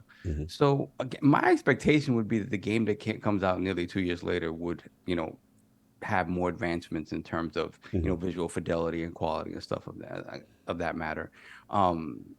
I'm surprised there haven't been more overt conversations about like, oh, it's not better than GT7 and it came out. I haven't really seen a lot of that conversation. Digital Foundry a little bit for minor like graphical things on the track. But I just thought that would be a conversation that would really be happening like on Twitter, like big time, and it just hasn't really happened. So again, I can't really speak on it. Do I think sometimes I do feel like Xbox games have an uphill battle? I really do. I really do, because again, people make comments sometimes. Like again, there was a video about I think it was IGN. Something they were talking about. They were we're playing Spider-Man, and they would one of the people on the video was like, I'm predicting right now we're giving this game minimum a 9 out of 10 or something like that. And it's not something that I go crazy over. But when you say stuff like that, there are people who are going to nitpick every little thing that you say and say, hey, you've played 10 hours of this game and you're already saying it's a 9 out of 10 or a 10 out of 10. So you got to be careful with that sort of stuff, especially if you're in the sort of if you're in the sort of an IGN or something like that where you're reviewing games. So I do kind of feel like sometimes Xbox games have an uphill battle for whatever reason. It's like every time they go out there, it's like you got something to prove. You got something to prove. Whereas coming from a Nintendo or a PlayStation, it's you have the benefit of the doubt. Right? It's different. It's different. So again, whether they've earned that or not, you could debate that as well, right? To me, every game is a fresh start, I think, but. I get it. I get how people could feel that way. Should that translate into professional reviews? And probably not. I would say no. Don't do that. Fair enough. Adam, you gonna say before I go? I think my thing is just like be genuine. I feel like some people use their platform to speak their personal beliefs, and if they're not heard, they'll use the actual platform to speak their personal beliefs. And it's just like, and then the biggest part of this issue is people like companies like Metacritic, they let it happen. When a company comes out there and says that they're giving Hi-Fi Rush a 6 out of 10 because it's an Xbox game and it's literally right there in stone, and it's in text, why is Metacritic letting that fly? Right. So it's like that's clear bias. That is bias to the definition. I feel that. But you just letting it rock.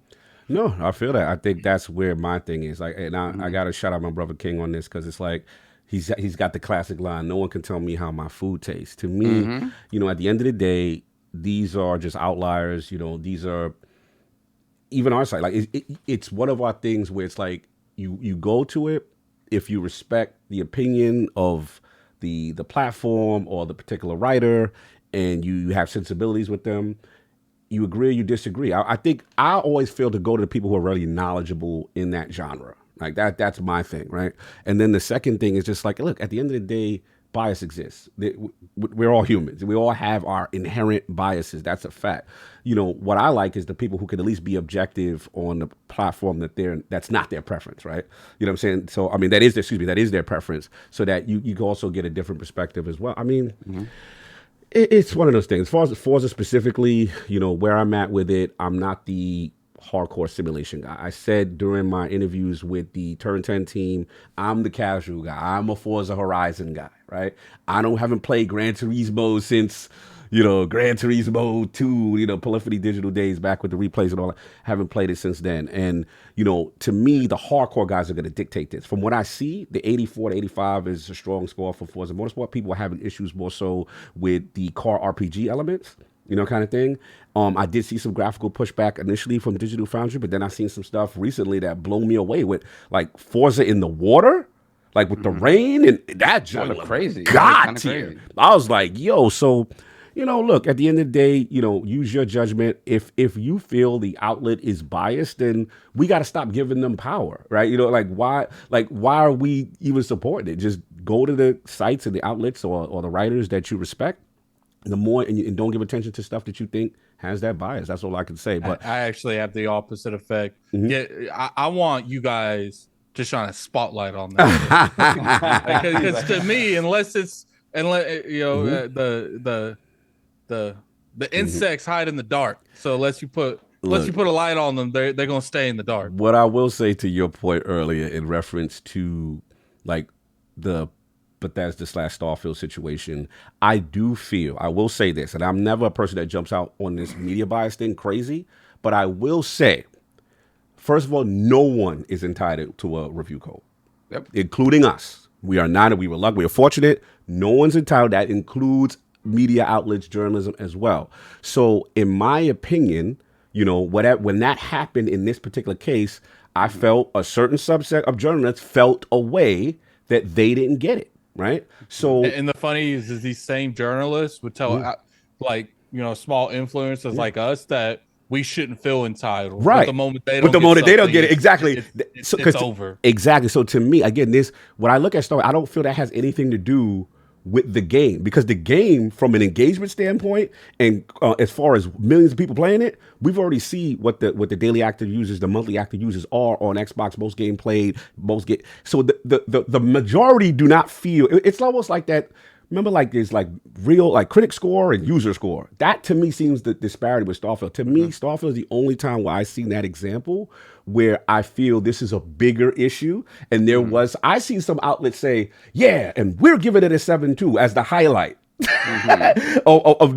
That's the talking point. So when I see that, I'm like, I don't know about that. So look, people can review, have their feelings on how they feel the game. If they feel it's a certain score, that's fine. But I do feel the Starfield moment was an inflection. For the first time, major outlets did not receive it.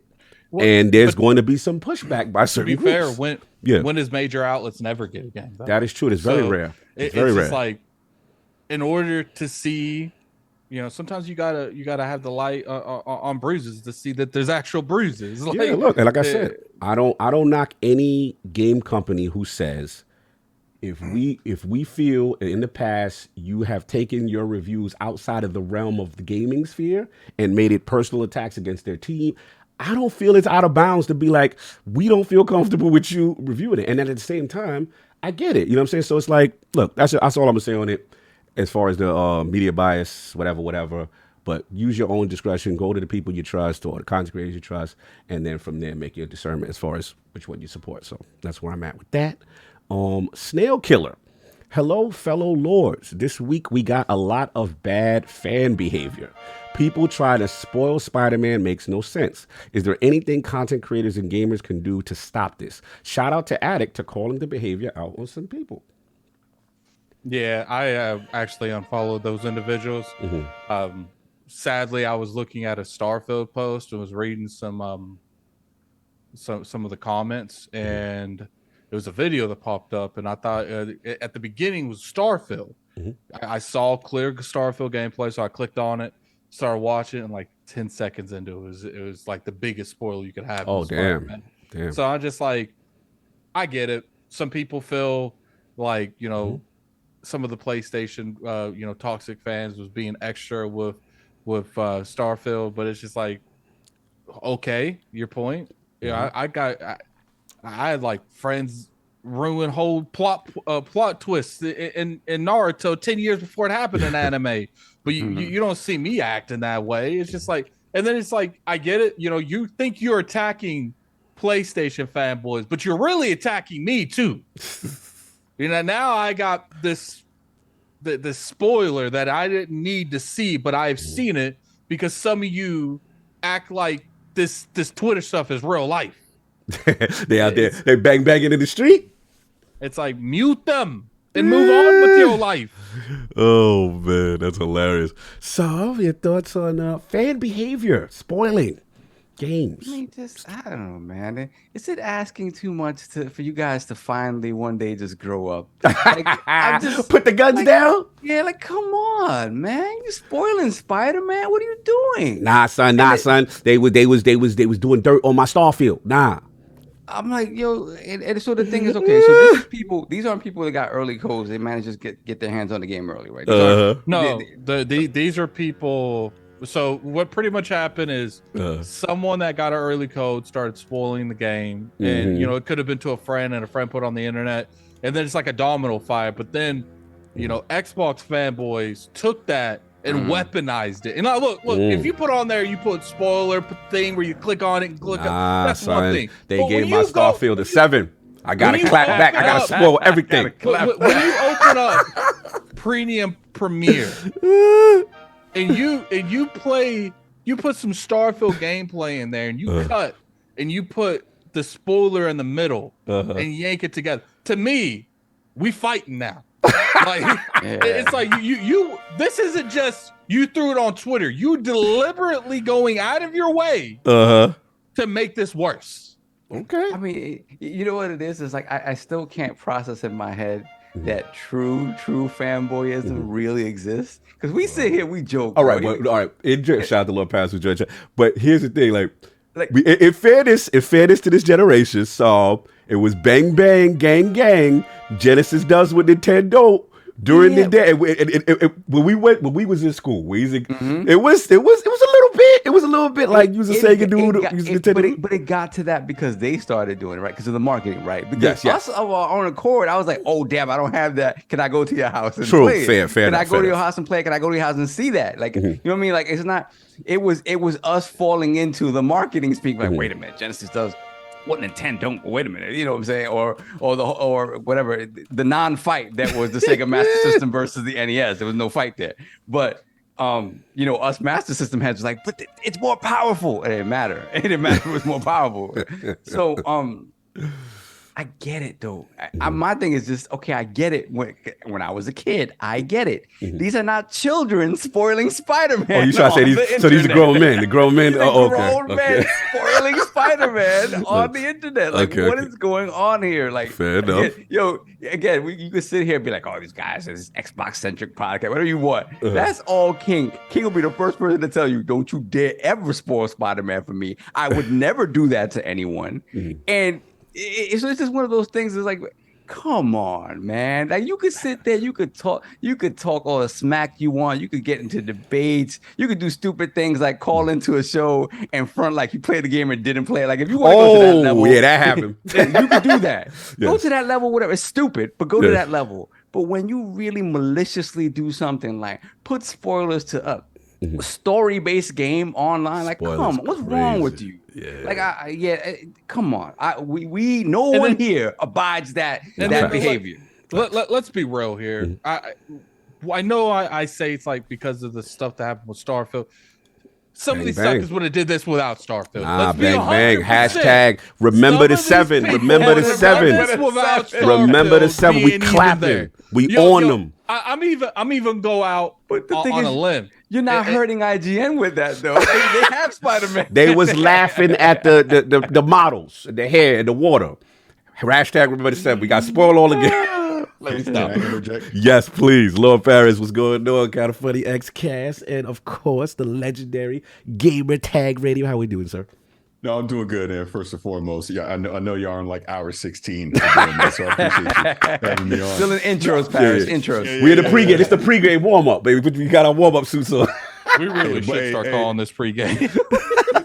The Bucks on the bye week. That's the only reason I'm here. Yes. Nah, but to what you were just talking about, being serious, the difference when we were coming up during the 90s with Genesis and Super Nintendo, all that, first and foremost, there was no social media. So you didn't have all this global interaction over this stuff. I'm sure you still had just as many people that were just as petty back then. But here's the difference. We were all poor. At least I was poor. Yep. Facts. I had the Nintendo. My buddy had the Genesis. You'd have somebody that would have the Commodore or the TurboGrafx 16. We were going to each other's house to go play and borrowing and all that. Sure, you'd had a little smack talk or whatever, but it was still about playing the games. It wasn't about, let me go purposely try and spoil something for you because you like the other brand that I don't like or whatever crazy stuff that's going on now. And yeah, I saw the I saw the Spider-Man spoilers, but sorry, I already beat it. So you didn't get me. You ain't spoiling it for me, right? But it's the point of why. Yeah. And I get some of the backstory. Maybe y'all don't want to go into it, but sure, there may have been some harassment that was happening, but the counter isn't, let me spoil it for everybody. Yeah. That doesn't make sense to me. That's what I'm saying. I didn't say nothing negative about Starfield. And look where I am, sitting here spoiled on Spider-Man. Like, yeah. So it's where we are now. It's just the petty back and forth. Like people like the review. Like, look, I know I caught it a couple of weeks ago because I was talking about the Steam and Starfield and review bombing and all that kind of stuff. I guess it wasn't 100% accurate, but the point of people going online purposely saying, hey, I'm going to go buy this game, give it a bad review, and then refund my money, buy it again, and give it another bad review is everything that's wrong with all of this. Well said. Imagine the amount of energy that takes to do that. You should put that energy to making a video and you can get that game before it comes out. You should do that. Yeah, it's definitely something. You gonna say something before I jump in? No, it's just, again, that's what I'm talking about. Like you really, this is what you're doing with your life. Is going out there and planning your day around how am I going to bring the score of this game down? Like what's going on, man? Like, oh man, wow. Look, man, I'm a little disappointed as y'all thought we was gonna be unified. Hashtag remember the 7. No. I thought we was spoiling everything out here. All right, I guess I gotta be mature about it. You know what's funny? Like all the people that was spoiling it, like all these Xbox people that was spoiling it, I looked, ain't none of them followed me. So there's a reason for that because I never co-sign that kind of behavior. No, like sure I don't care what happens. Like first off, if Twitter is bothering you to that degree where you have to do that, you need to uninstall this thing. Yeah, facts. Yeah, if your whole life is good, so. I'm interested to see what King thinks about it because I know I think somebody mentioned it on Twitter and he said something to the effect is like, I don't care about spoilers in a superhero game because you know how it ends. The superhero wins. Gonna go win anyway. Vintage King. He's like the end. Here's the thing. Yeah. Even though that he don't care about spoilers, King ain't out there spoiling. Oh yeah, facts. Yeah, he ain't doing that. Yeah, he ain't doing that. No, I mean, look, it is what it is. I totally agree with Parrot, totally agree with Saul, everyone. You know, this is ridiculous. You know, at the end of the day, it should never come to that. Any energy dedicated to trying to ruin the experience for others because you have some type of emotional issue because they did something to a game or, you know, that you loved or point out flaws in a game you love is absolutely childish. So we got to be better. We got to be better. That is crazy. The fact that I heard that, I'm like, man, but I did predict it. I told people because of, let's be honest, there was a lot of pressure coming into Starfield. There was a lot of emotionality from both bases. One base saying, yo, this is the game, could be the game of generation that could, you know, pull Xbox through. Another group stating that, you know, I don't think so. It's going to be another flop, you know, or whatever kind of thing. And then when it comes out, both putting the energy to support their little, you know, the tribal belief. I get it. You know what I'm saying? It was a very important game that changed the zeitgeist. But yeah, we got to be better. I have a new saying. What's the new saying? Don't do anything that's Alex worthy video. Oh God! Shut up. If you feel like you might show up on a oh no it's Alex video, don't tweet that. Yeah, don't do it. Don't do it before you. Anyway, that was the last. Take it from someone like me. I've been trying to get in Alex video, and I have been unsuccessful so far. I think you're doing well if you're unsuccessful. Anyway, we're going to move on. Those were the Patreon joints. Just get the poll right quick. Last week poll results are in. The people have spoken with the preliminary approval by the CMA over the Actually, that is... hold on. That is the latest one? Yeah, no, that is the latest one. Over the Xbox deal. What do you think has the biggest impact to the Xbox ecosystem once approved? The winner of the 4-way ILP poll at 52% of the vote was the infusion of the entire ABK catalog into the console Game Pass group. Coming in at second place at 21% of the vote was PC Game Pass and mobile growth group. And third place, raised a close 20% of the vote, was Call of Duty marketing rights to the casual gamer. And in last place, very disappointing with the round, only 6%. Hold on. All right. I don't care if they joking, if they not joking. If you trying to put in there like a prestige of like you're giving a spoiler for Spider-Man, mods, get him out of there. Yeah, we're gonna get him rolled. Get him out. Yeah, let's get straight up. Let's get I won't hit anyone now. off with the head. But after this, if there's any spoilers for Spider-Man, there won't be no warning. There won't be no. You will not pass go. I will get your $200. Okay? Facts. Off with the head. Nah, get him, mods. You know what we do. And in last place, again, only 6% of the vote. Very disappointing realm. If we don't get those Transformer Cybertron games in Game Pass, we finna ride. This should have been way higher. This should have been way higher, Parris. I feel that the ABK deal is hinging on the Transformers War of Cybertron game. G1 heads, we got to stand united on this. Do you agree, sir? Oh, I 1,000% agree. and if anything, we can get some new games. Oh, Transformers Universe. Bro, Hasbro did say, right? They were interesting. Lulu did say she had the source code for the original. Hey, we just got to call my man. What's his name? David Teeger from High Moon. Brother, you're a legend. We got to find you. We got to release you from Call of Duty jail. And we got to get these Transformers Cybertron games my God. out of here. I can't take you guys serious right now. Spoiler alert, Peter Parker is Spider-Man. They messy. So we want to get a super chat. Did we start this topic? Yes, sir. We got Nintendo the Otaku $5 super chat. No King. That's like G Unit without 50, D12 without Eminem, Call of Duty without Zampella. I pay for this. Refund my tickets, please. Let's see. Thank Did you for the $5 super chat. You're not getting back. Thanks. Corporate Cog is here. Let's see if they hit the like. Oh no, they hit the like ratio. We will release King. We'll release King in a moment. Okay, continue. Then we got Danny Passion Official, $2 super chat. Micah from Red Dead as a villain. Yes, Micah is a dirty chibato. Shout out to Micah. Then put the crest in the chat for Cedric H, member for 39 months, Lord Silver. Salute. Then we got Danny Passion Official, once again, $2 super chat. Boss Montenegro, Far Cry 3. Yes, Boss is another bastard. I was going to say him. I was going to say him.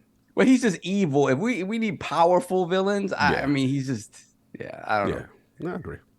Then we have Nintendo on the Otaku again, $5 super chat. Daily reminder that GT7 only scored as high as it did because they added MTX and slowed progression after reviews were dropped. It's all a lot. Yeah, I remember. Actually, if you want to get technical, I feel like that's way worse practices than what happened. After reviews were dropped, that is true. Yeah, the progression was a little rough. Then we have Kaloki, 514, $5 super chat. Their media bias / prefer company when Red Dead 2 lost the God of War 2018 in Game of the Year, when Red Dead 2 won most categories that year. That was, that was, yes, that was unjust. Corey Barlog crying sealed it. That was it. That was a moment. That was a moment. Then we got Zip Davis, $5 super chat. Did you know Zip is a name supported that Vasco can say out loud in Starfield? Yes. I didn't know that. Yes, salute the Vasco. Just call me Captain Zip with the drip. Zip with the drip. Salute, my mans. Then we have Lucius Augustus, member for 25 months, Lord Bronze. These same people who didn't get the code are making articles now about how they've already forgotten about Starfield. Huh, interesting. Yes, it's rough out there in these streets. We're going to move on. Then we got Kid Smooth, member for 40 months. Smooth. Lord Bronze, Smooth, what up, brother? Journalists were using Starfield as a catalyst to jumpstart their careers and use their status to get paid on X. Starfield was the perfect choice for them. Smooth has opinions. He's Smooth, going Smooth in. out there. He's outside. Then let's put the crest in the chat for God Emperor Sofa King, who gifted 10 ILP memberships. Salute. Thank you, brother. Thank you. Then we got Smooth once again, $5 super chat. PlayStation fanboys asked for Spider-Man 2 spoilers. You had dudes sharing Starfield leaks all throughout the month of August. You reap what you sow. Oh, my, hashtag remember the 7. Wow. That's what we doing. Okay, come on, man. Put the guns down. Put the guns down, brother. Peace and love. Let's go. Smooth, no matter what you say, live is never coming back. Peter Moore, did say that. Continue. Yes.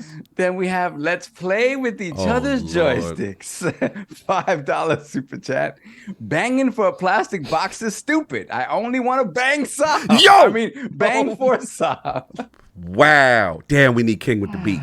Man, that was crazy. Woo. Back to you, Soft. Thank you for your donation. Thank you for your patronage. Your comments. Thank you. Thank you, sir. Black Ronin 357, member for 20 months. Lord Silver, spoilers don't mean anything to me. Tell me the twist of anything just means I'm going to have some info going into it. Surprises are for kids. I like surprises. Okay. Salute. Then we got Nintendo the Otaku, $2 super chat. Hey, yo, this King DLC looking kind of off. Yo, don't be coming for my man like that. Then we have Angry Hippie, $2 Yes. super chat. How are you guys going to invite Parris and not Gary? Messy. Yeah, the door's open for Witter, man. Oh, Witter, we love Witter. Come love on. Witter. You know what's funny? Yeah, we got to get Witter. We got. I need to hear that. The F bombs Oh, with the bro, British accent. apparently I gotta go in. Yo, Can I tell y'all a secret? he gave y'all the smoke about that Forza, bro. Yeah. So that was all a bit. That was all. Oh, it was good. It was so good. He was, because if you notice, Mike and I did not stop laughing. Right. Because we knew. Because if I thought he was serious, I'd have been like, whoa. Because if you didn't know, you like, yo, Yeah. he's really in his feelings about that. Nah, that's just Garrett. That's just Garrett being I funny. love him. Nah, It was all classic. Salute to Lord Witter on Gary Witter. We got to get him in the row, man. Yeah, Witter, make your way over here. We got to make Paris. We got to get the Witter in there. We got to reach out. No doubt. What else we got? Then we got Fonz Gaming, member for 28 months, salute. Lord Bronze. Thank you, Lords, for always being there for me. You all know, I'll always have the Lords back as well. Appreciate what y'all continue to do for all of us. Exactly. Nah, I appreciate you, brother. Rest in Appreciate peace you, brother. to your daddy. Raised a good man. And again, our condolences, brother. We know you went on through a And tough we'll time. put that link in the chat once again for the GoFundMe. For the GoFundMe. Yeah, definitely. No doubt. Then we have Dr. Strangelove, $2 Oh, super chat. God, here we go. Sometimes he's normal. It's Console never wars normal over people whose mom don't love them. All right, we're going to move on. It's possible. Then we got our brother Hargeet Chani. Ow. $5 super chat. Are you saying that social media causes people to become ridiculous? No. Hashtag live that no social media life. Hashtag no spoilers, please. Yes, no spoilers. You're a smart man to stay on social media. I give you You know what's credit. funny? I went so like I don't really follow all those people and I didn't see it. It was that Starfield, man. They got me with Starfield. They knew what they were doing. Yes. Gotta be careful out there, man. Then we have that lazy otaku, $5 super chat. I feel like Peter Moore as head of PlayStation would be a true test of Phil's willpower and iron fist. Jim was a test run. Peter would be a real battle. I will say this: you put the fear of God in King when you mentioned Peter Moore as a potential option for PlayStation. The camera turned off. He was disgusted. Continue. Then we have that lazy otaku once again, $2 super chat. Master versus apprentice sort of thing. Yeah. Ooh, could be. Yeah. Peter did. Padawan. Yeah. Peter did said Phil was one of his top soldiers. He's over there dealing with what was the guy that made Fable back in the day? Molyneux. Molyneux. Yeah. Yes. Continue. Dealing with difficult Yeah, he said the most difficult studios. Peter Moore did say that. He said, I felt bad for Phil. I used to send him out there to the most difficult studios. Yo! Shout out to Project Natal. Shout out to Milo. Shout out to Milo. Yeah. Shout out to Milo.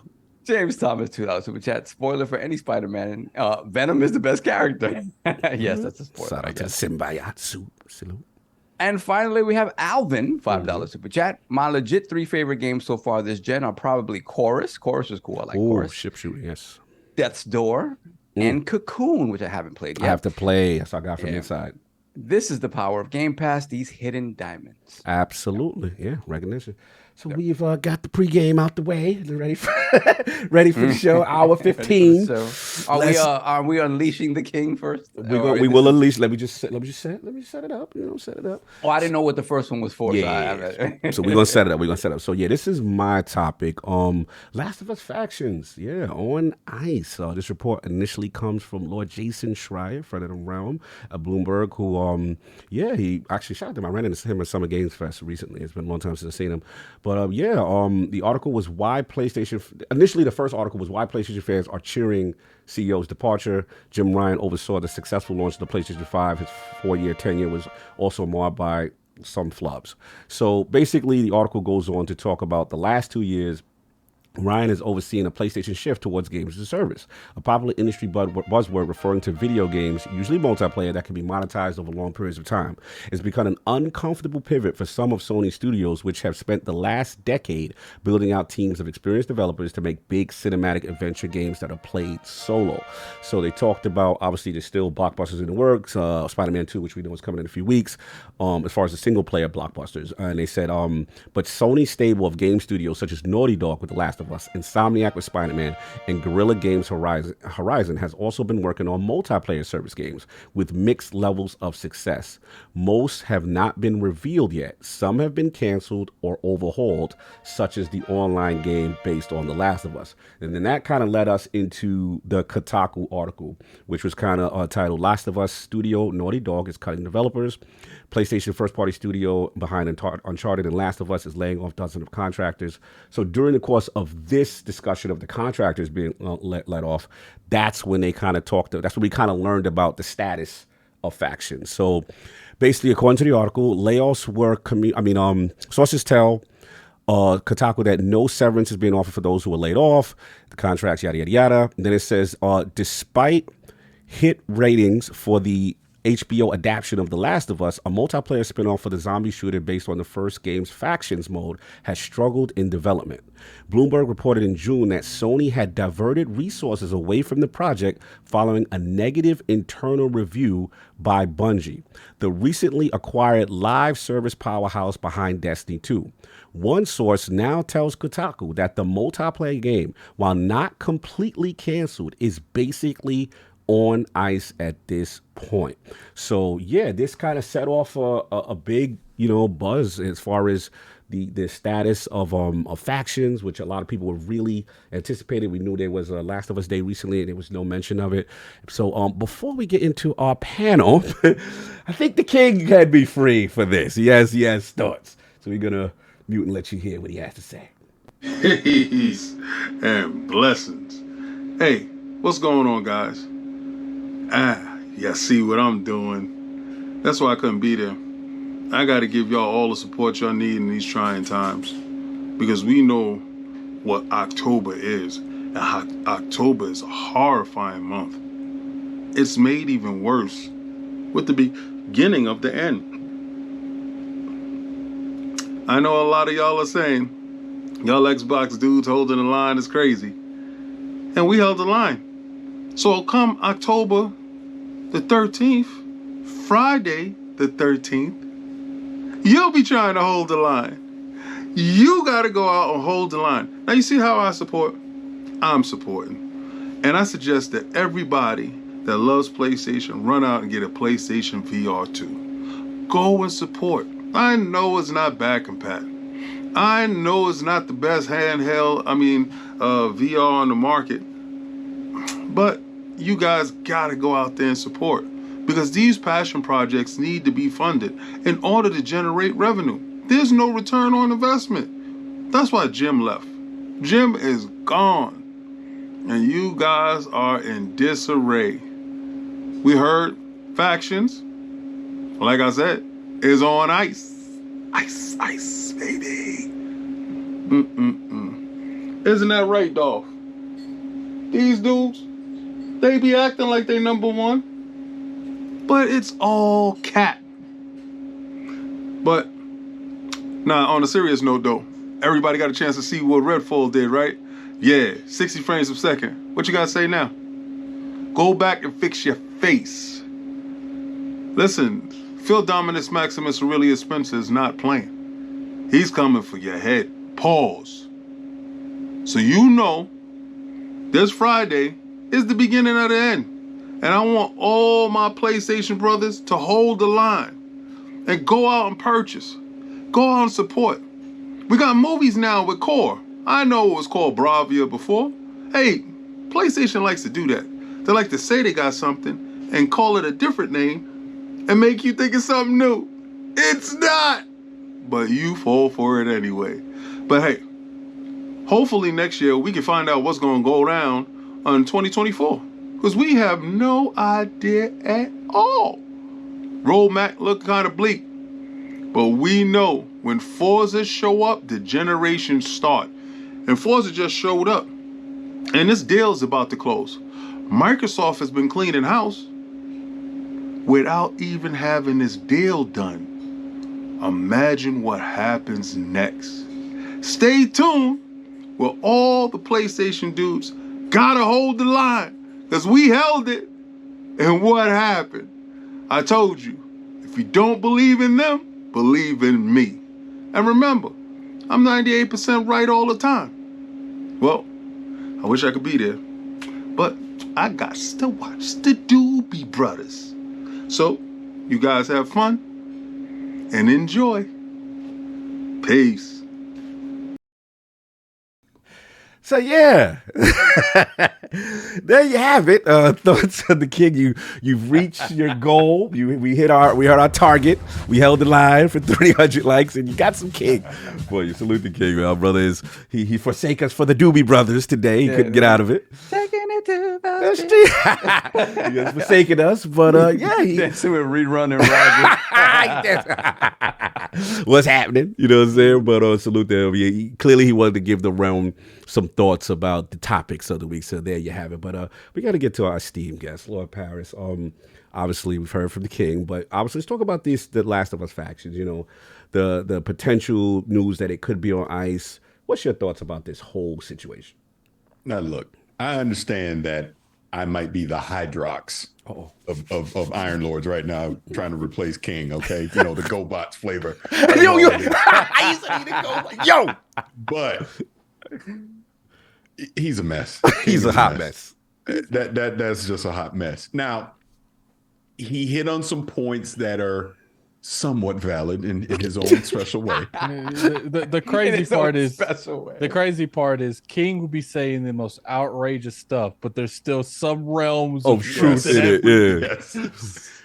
I mean, to his point about they've not even closed the Activision they're deal saying 98%, yet. Parris, 98%. Yeah, 60% of the time it works every time. I know, but yeah, they're doing all this without Activision, so they're not depending on Activision. To his point, Forza's out now. We got Starfield. You see a roadmap for what Xbox is going to have in 2024. Mm-hmm. Now, I know he's very tongue-in-cheek about PlayStation, but he is correct that we have absolutely no idea what PlayStation's coming with in 2024. Now, what I will not agree with him on is the whole Jim Ryan thing, because I feel you have to take it at face value.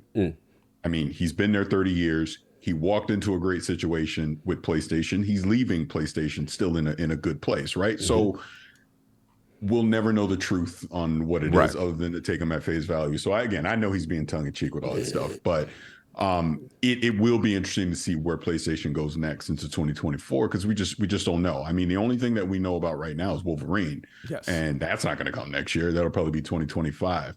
And I was looking at the chat too, just like with Bungie and this whole Last of Us factions thing. Yeah, good. If Bungie came in, and as a fellow Destiny head, you know what I mean. If Bungie came in and looked at that game and said, "Hey, this is not going to keep long-term engagement. You're not going to be financially viable with this game," put it on ice then.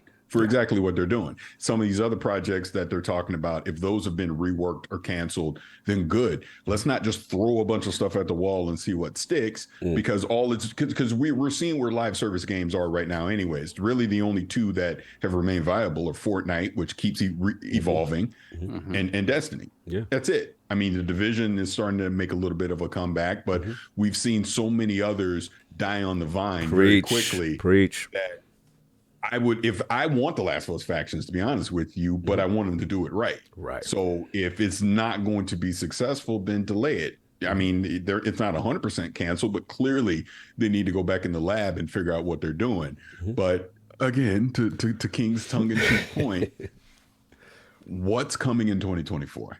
Yeah. I'm dying to know. Or is PlayStation going to have their Xbox 2022 moment? Because that's what it sounds like. Remember, Xbox they had the delay Starfield and Redfall, and all we got was Pentiment, and Grounded 1.0. Yeah. That's all we got. Yeah, You know, is that what's about to happen with PlayStation first party? one thing that we don't really take into account is, you know, we say what's coming out 2024, 2025 and on. It's like, but maybe they have been showing us, like, the majority of the games that were in development during the pandemic and stuff, the games as service games. You know, maybe that's what they have in the talk for a little bit. You know, obviously we'll see the Wolverine. I assume Ghost of Tsushima is in development too, the sequel to that game. You know, these games are coming, but I said from the start, it's like, you know, people wanted to not give Microsoft a little bit of leeway because of like the pandemic, and to a point I agree, but at the same time, it's like I truly believe that Sony just had more games closer to the finish goal before the pandemic hit. So they had a little bit of hiccups, but they were able to push those games to the finish goal, the finish line. Yeah. I think what you're seeing now is what Microsoft was dealing with back then, because the games that was close to the finish line, they were able to push those in because they were doing the final touches of the game. But the games that was in full-blown development during the pandemic, like a lot of Microsoft games were at that time, now you're seeing what these games is what Sony was having issues with in the pandemic. I just want to get back to Parris for a second. In reference to what he said about, obviously, you know, the quality of the game, and I guess Bungie being in there for oversight, right? To kind of review and see, you know, where it was at. Like, ultimately, I guess my question is, who do you think Sony made, if this report turns to be true, and we know Jason's reporting tends to be strong, like, do you think Sony ultimately makes the call to fully cancel? Do you think there's any chance of a resurgence or a comeback? Because I've seen some pushback of people say, hey, you know, well, they should have just released it anyway. We still want to see what that version is. And that's it. Okay, break that down. No, I definitely disagree. If it's not going to live up to a certain standard, like when you think of The Last of Us, you're thinking of a high quality AAA experience, right? That pushing that into factions, into a multiplayer component, I don't think it's going to go away. Let me start this way. Okay. It's going to come out eventually, but clearly whatever it was, it needs way more time. So that's why you're seeing it go back in the lab, because that IP is just way too valuable to not put something like that out. So I just think, they're going to go back, rework it, figure out the whole point of live service games is to get you in the door. But look, the first hit's free. You already know. Bring them in. And then have you so engaged that you willingly want to buy these microtransactions and keep playing the game. So if that's what they need to do, if that's what they need to figure out, then that's what they'll do. Look, it may not come to a PlayStation 6, but that's okay. I still think it happens. The fact that you already have part 1, you already have part 2, those are critically acclaimed, great games. The TV show is critically acclaimed. Yes. That IP has brand awareness now outside of gaming. So absolutely. You want to have something else that's going to pull people in besides the first 2 games. We know any Last of Us 3 is for sure PlayStation 6. You know, it's not going to happen anytime soon. So if they need a few more years to rework this and figure out what, you know, to do it the right way, then that's what they're going to do. That just makes sense to me. It would not be viable, in my opinion, to just completely cancel Last of Us Factions, because I do think there's a market for it. Clearly, there are people, as you're saying, that want to play it, that want to see it, but let's just make sure we do it right. Let's not have it come out, we're excited for a month or two, and then it just goes away because nobody's playing it anymore. No, fair enough, fair enough. Addict, want to finish your bars on the whole situation in reference to, obviously the news that the game Last of Us Factions is on ice. I'm a little half and half with Parris. I do think that they are looking at the Last of Us. It wasn't canceled. Could be just a variety of things where they're like, we don't want to come out and announce a game that's been canceled. Or it could be one of those things where it's like, we got to restructure. We got to figure out, what exactly, maybe Bungie will work with them more on the monetization part. Cause I think that's the true thing. It's like the monetization, because Last of Us Factions, BG, maybe they're trying to casualize the game, because if you go in there right now in Factions is not an easy multiplayer by any means. And it could be a variety of that. I personally feel like if they don't go back and rework, I agree with Parris, it won't be canceled. I think they'll restructure it and add it on to The Last of Us Part 2 remake or Last of Us 3 as a Factions to that game before they just cancel it entirely. So you think they'll go away from the standalone? I just want to be clear. It just depends if they're able to find a middle ground with Bungie and find out a way to monetize the game.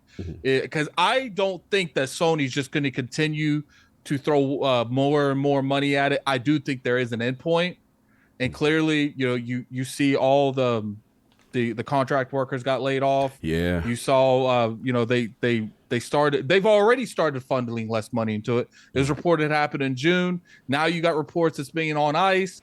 To me, that's either we need to find out what we truly want to do with this, or do we want to take the work we've already done now, restructure it, and put it with The Last of Us Part 2 remake? No, fair enough, fair enough. Lord Saab, Last of Us Factions, rumors on ice. What are your thoughts on this? I really do feel like that product is mostly finished. To Addict's point, I think the thing is, how do we package this? How do we sell this? How do we... do we turn it into a free-to-play thing? Do we sell this as a $70 thing? Good point. I do think it's the monetization, and I think I think a lot of the fact that the person that they brought over from Epic to work on that leaving is perhaps a little bit telling, right? Point. That maybe there was kind of butting of heads there in terms of how to monetize this. And just to be clear, not to cut you, that was the person from Epic who dealt with Fortnite's monetization. Yes. Okay, got it. Continue. So somebody who's kind of an expert in how to make turn something into a living, breathing sort of thing that can survive for a long time. But it goes back to the point that I argued when we first heard about this a couple of months back, where it was like, why does it need to be that? And again, maybe that's just me being idealistic, because at the moment you turn that from from a mode in Last of Us Part 2 into its own game, it obviously has to expand into something bigger and grander, right? A $70 product, so to speak. So but what I always assumed it was something that was going to be a little more cinematic, narrative sort of based, but it gave you that sort of that multiplayer sort of what you got from Factions originally in the original game, just expanded upon, and with maybe some storytelling around it that kind of gives you insight into the world of The Last of Us, as opposed to these characters that you know of already in that world. So that's my impression of what that was. And then you have Bungie come in, and again, this is us assuming the amount of power that Bungie has within Sony to say no, yes, no. But if there is a thing where it's like, hey, Bungie's thinking about where these games need to be and what kind of products they need to be, is this living, ongoing thing. We have to figure out a way for people for this game to be sticky, right? For 2, 3, 4 years, whatever the case may be. Real quick, Solve. I don't think Bungie has the power to go in there and just shut stuff down. Oh no, not say like shut it down, but their suggestions hold a lot of weight. Yeah, right? I think it's like that.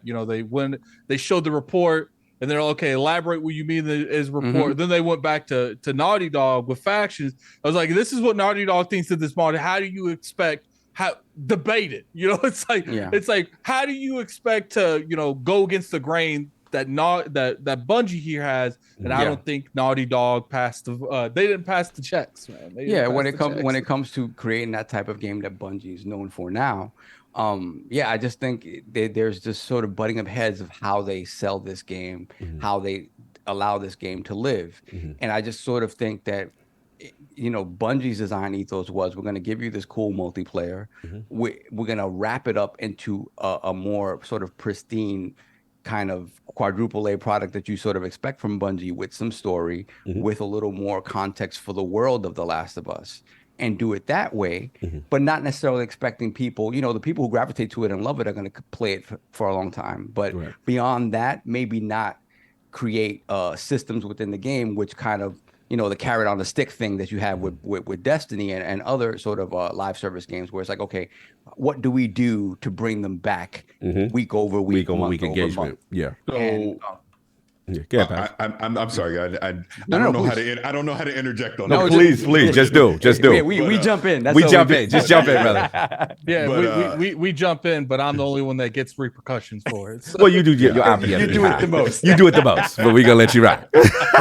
Continue, man. No, but ironically enough, as we're talking about this, I'm thinking there's another gaming company that's doing the same exact thing, but not getting the publicity because it's all rumor and speculation on this project even existing. But 343 and Halo and Tanaka or whatever. Yes, it's called, right? Yes.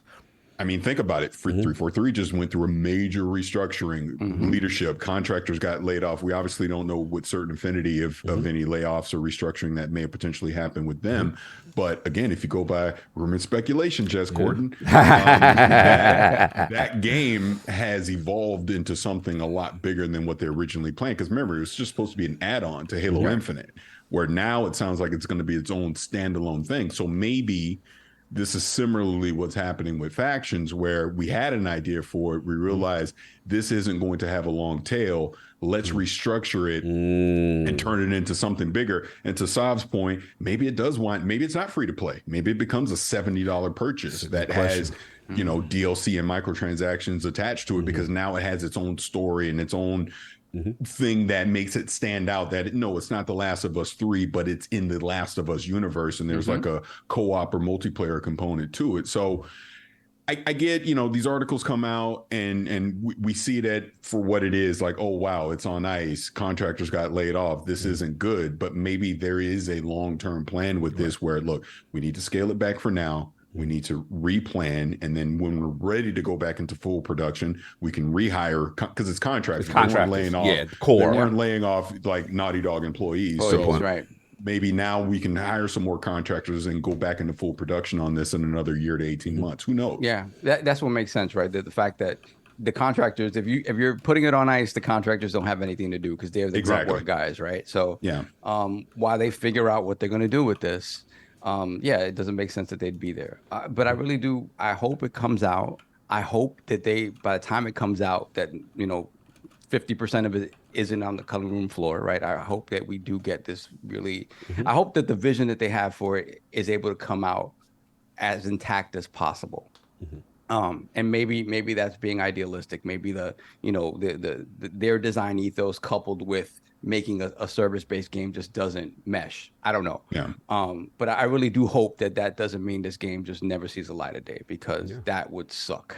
And again, it's a lot of time sunk into something that's ultimately not coming out for a studio that only drops maybe one or two games per generation as it is. So, if this ends up just going away, that's years sunk into something that's not happening. So, that sucks. No, well said. I agree with both what everyone's saying. This is tough because on one hand, I saw Jason's article. I respect the pivot. I know a lot of people give Jim Ryan a lot of grief for some of the moves and some of the things he has said. I get it.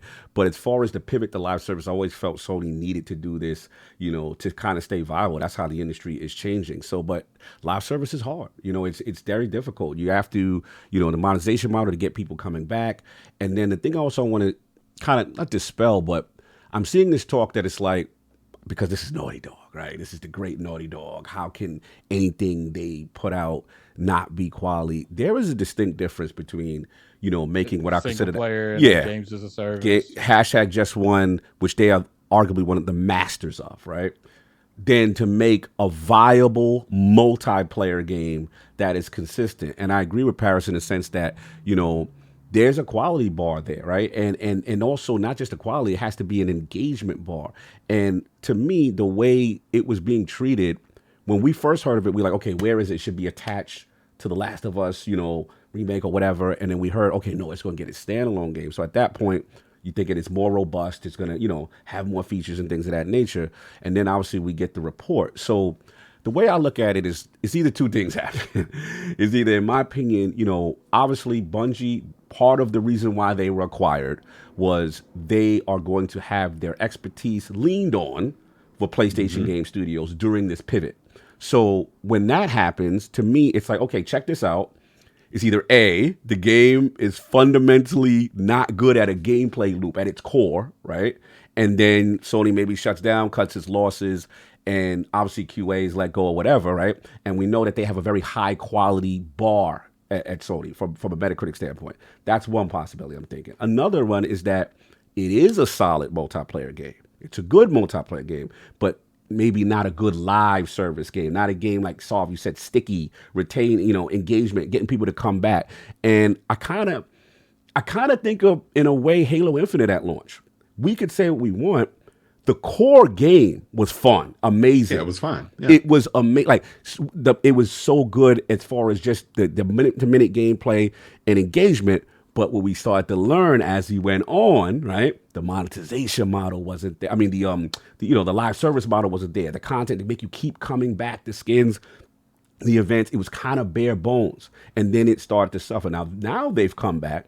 But to Sony's point, maybe they don't want to wait, 2 years, 3 years to go through any type of growing pains and lose on investment. So the other thing we got to look at is, we're in a world of free to play, right? And I think, Parris, you touched on the monetization model, right? What kind of works? Do we make it a $70 game standalone, right?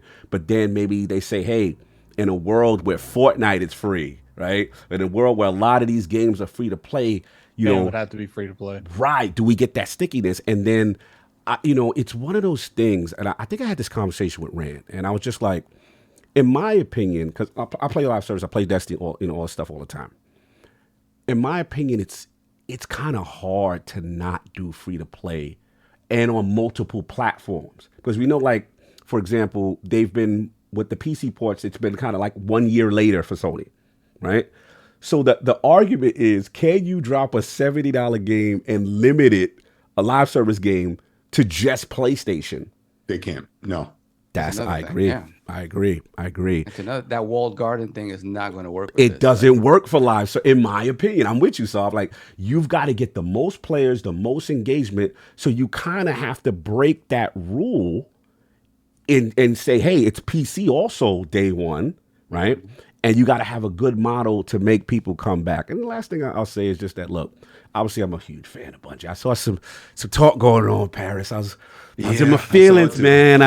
They was like, yo, how dare these dudes? They should have just dropped them. I don't like the power they got over there. And look, I get it, but let's be respectful. This is the creator of Halo, the creator of Destiny, regardless of how you feel about Destiny.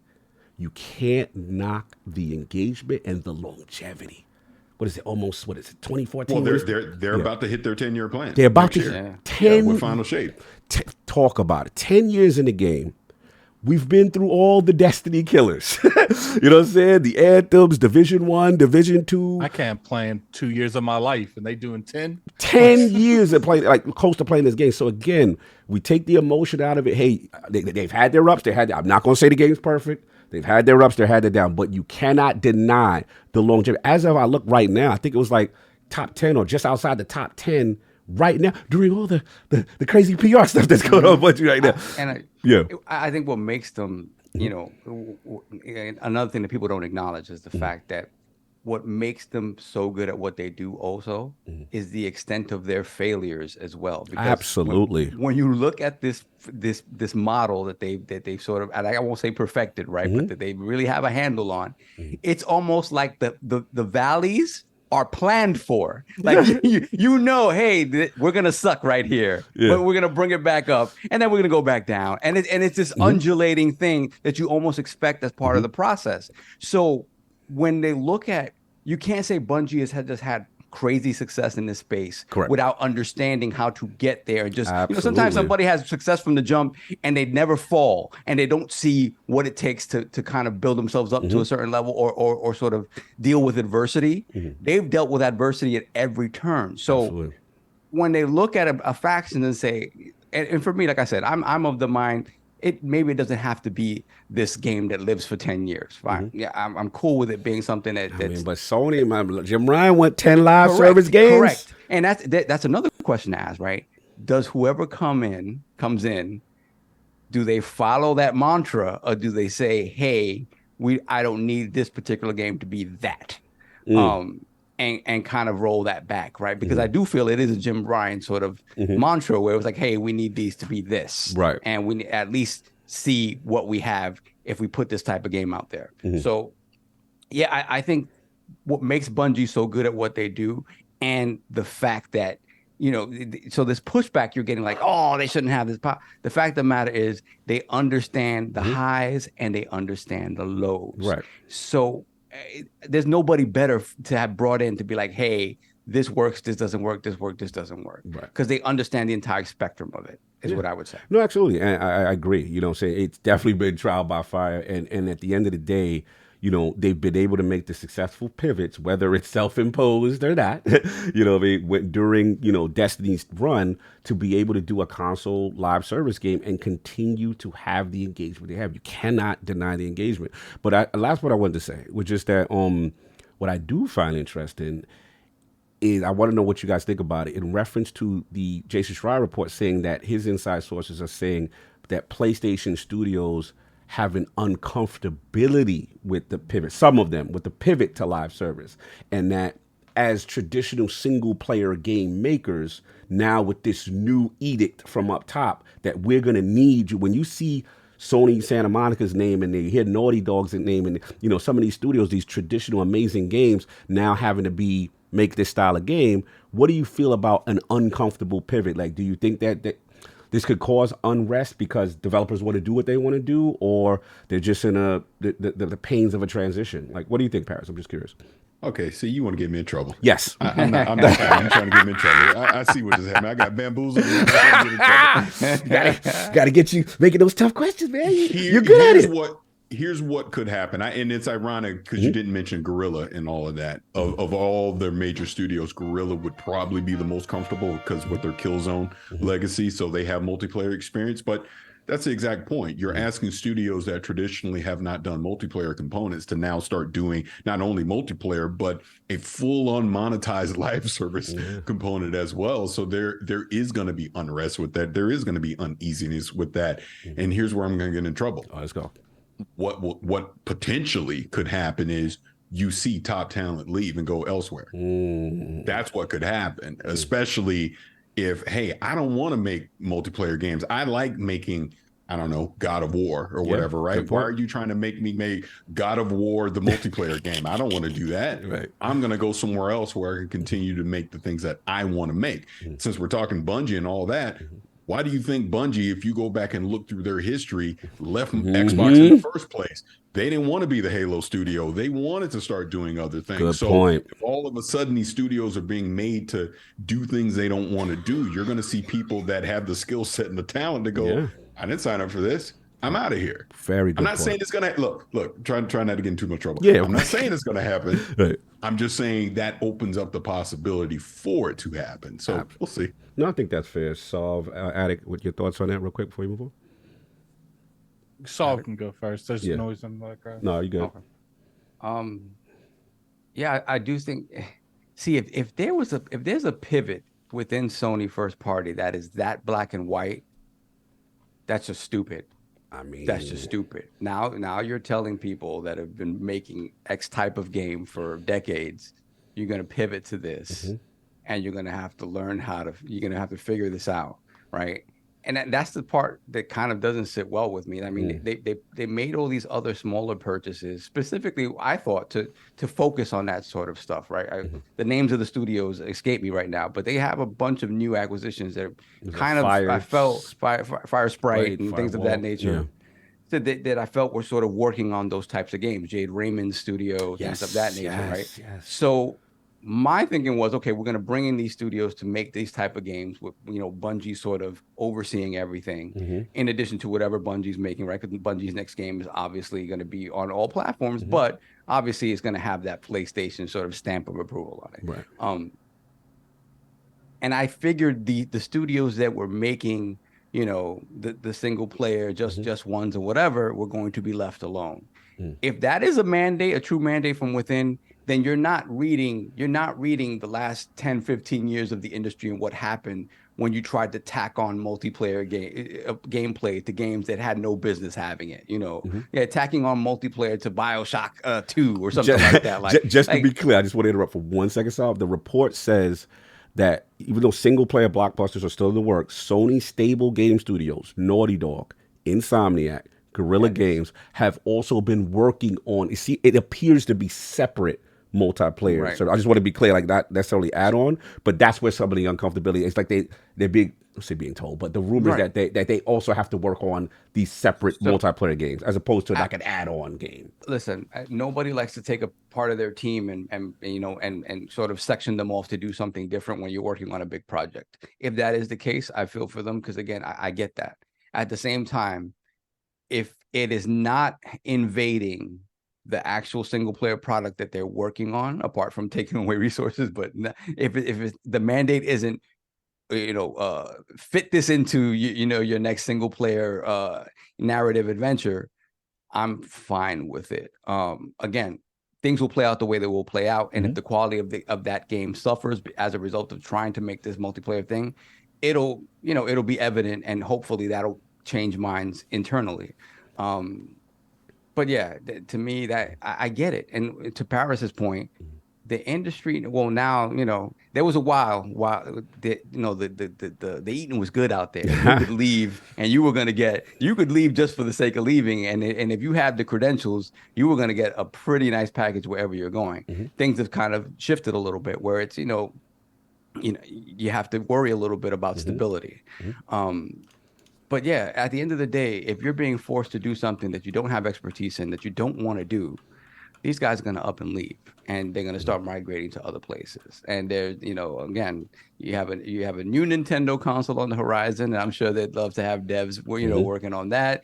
You have Xbox always on the lurch for devs, especially, again, trying to sort of fill out the Game Pass catalog and stuff like that. You will see there will be places for these types of devs to go. Yeah. So again, that type of mandate to me, no matter how you implement it, feels sucky and weird. But again, I get it. So it's going to be interesting to see whomever comes in, if some of this stuff gets rolled back. And not because last week I said, hey, whatever's been put into play, the ball is rolling, right? Yeah. I would say you mostly have to see that through and then and then pivot from there if it really fails miserably. Right. But at the same time, I think there are certain things, again, I'm sure with new management coming in, you have the heads of these studios talking to them like, hey, there's certain things that we were asked to do that we're not super comfortable with. Is there something that we could do to sort of roll some of this back? Not necessarily, dip a toe in, but not, things of that nature. So, we'll see how that plays out. But yeah, anytime, it's never a good thing when you're asked to do something that you're not comfortable doing or have not done before. It's never panned out well. I think even when we look at the Guerrilla example, these guys took years to pivot to this other thing, right, in the background. Right. To Parris' point, I don't even know that the devs that made Killzone, a large portion of them, I don't know how many of them are still at Guerrilla, right? That's true. That's a good point. Those guys could have migrated away to someplace else to make FPSs, right? So I don't know. I really don't know what this does, but You seem that very is the against case, it. Yeah. if that is the case, it's not good because the results have never been good. History will tell you that the results of doing things like this have never been good. So No doubt. Addict, we get your thoughts on it quickly because I want to ask Parris one last question because I know he's got to go soon.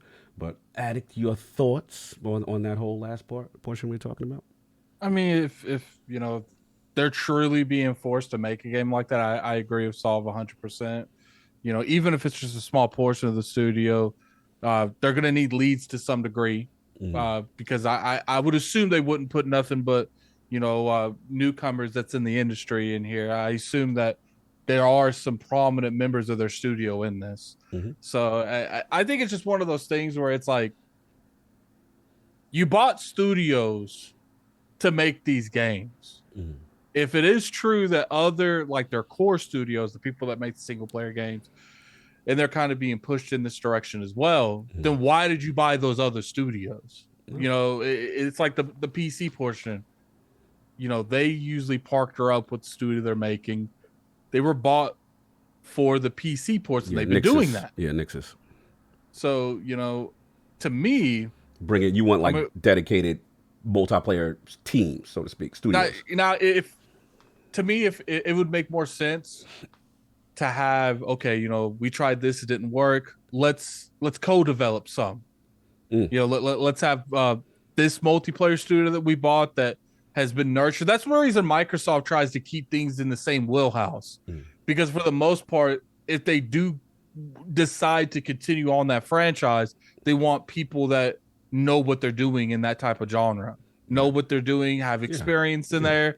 A lot of developers are very versatile, but certain jobs require an expertise that a lot of people don't have. I get you. Which one is it that got the Destiny former people over there? Is it Fire Sprite or Fire? I always forget. Firewalk. It's Firewalk. Firewalk. Yes. Yeah, they're making that. They got A+ multiplayer. They got a lot of good talent over there for multiplayer. If I remember. They pretty much got the core multiplayer team for Destiny. Yes. Went over to Firewalk. Yeah. I'm sorry. So when it comes to something like that, it's let them do it.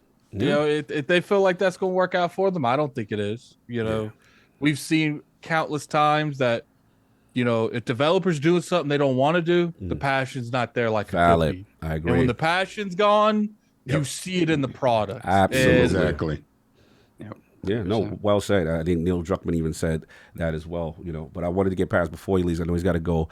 I did want to get his thoughts on the next topic before he leaves, which is ABK potentially being imminent. If the rumors are true, shout out to Tom Warren, what do you think, man, about that saga and it potentially conclude, and the joke of potentially Friday the 13th, which I know King is having fun with, with that part. But what are your thoughts if it is to conclude next week, this long saga, 20 months? Yeah, that Friday the 13th almost seems intentional. Right?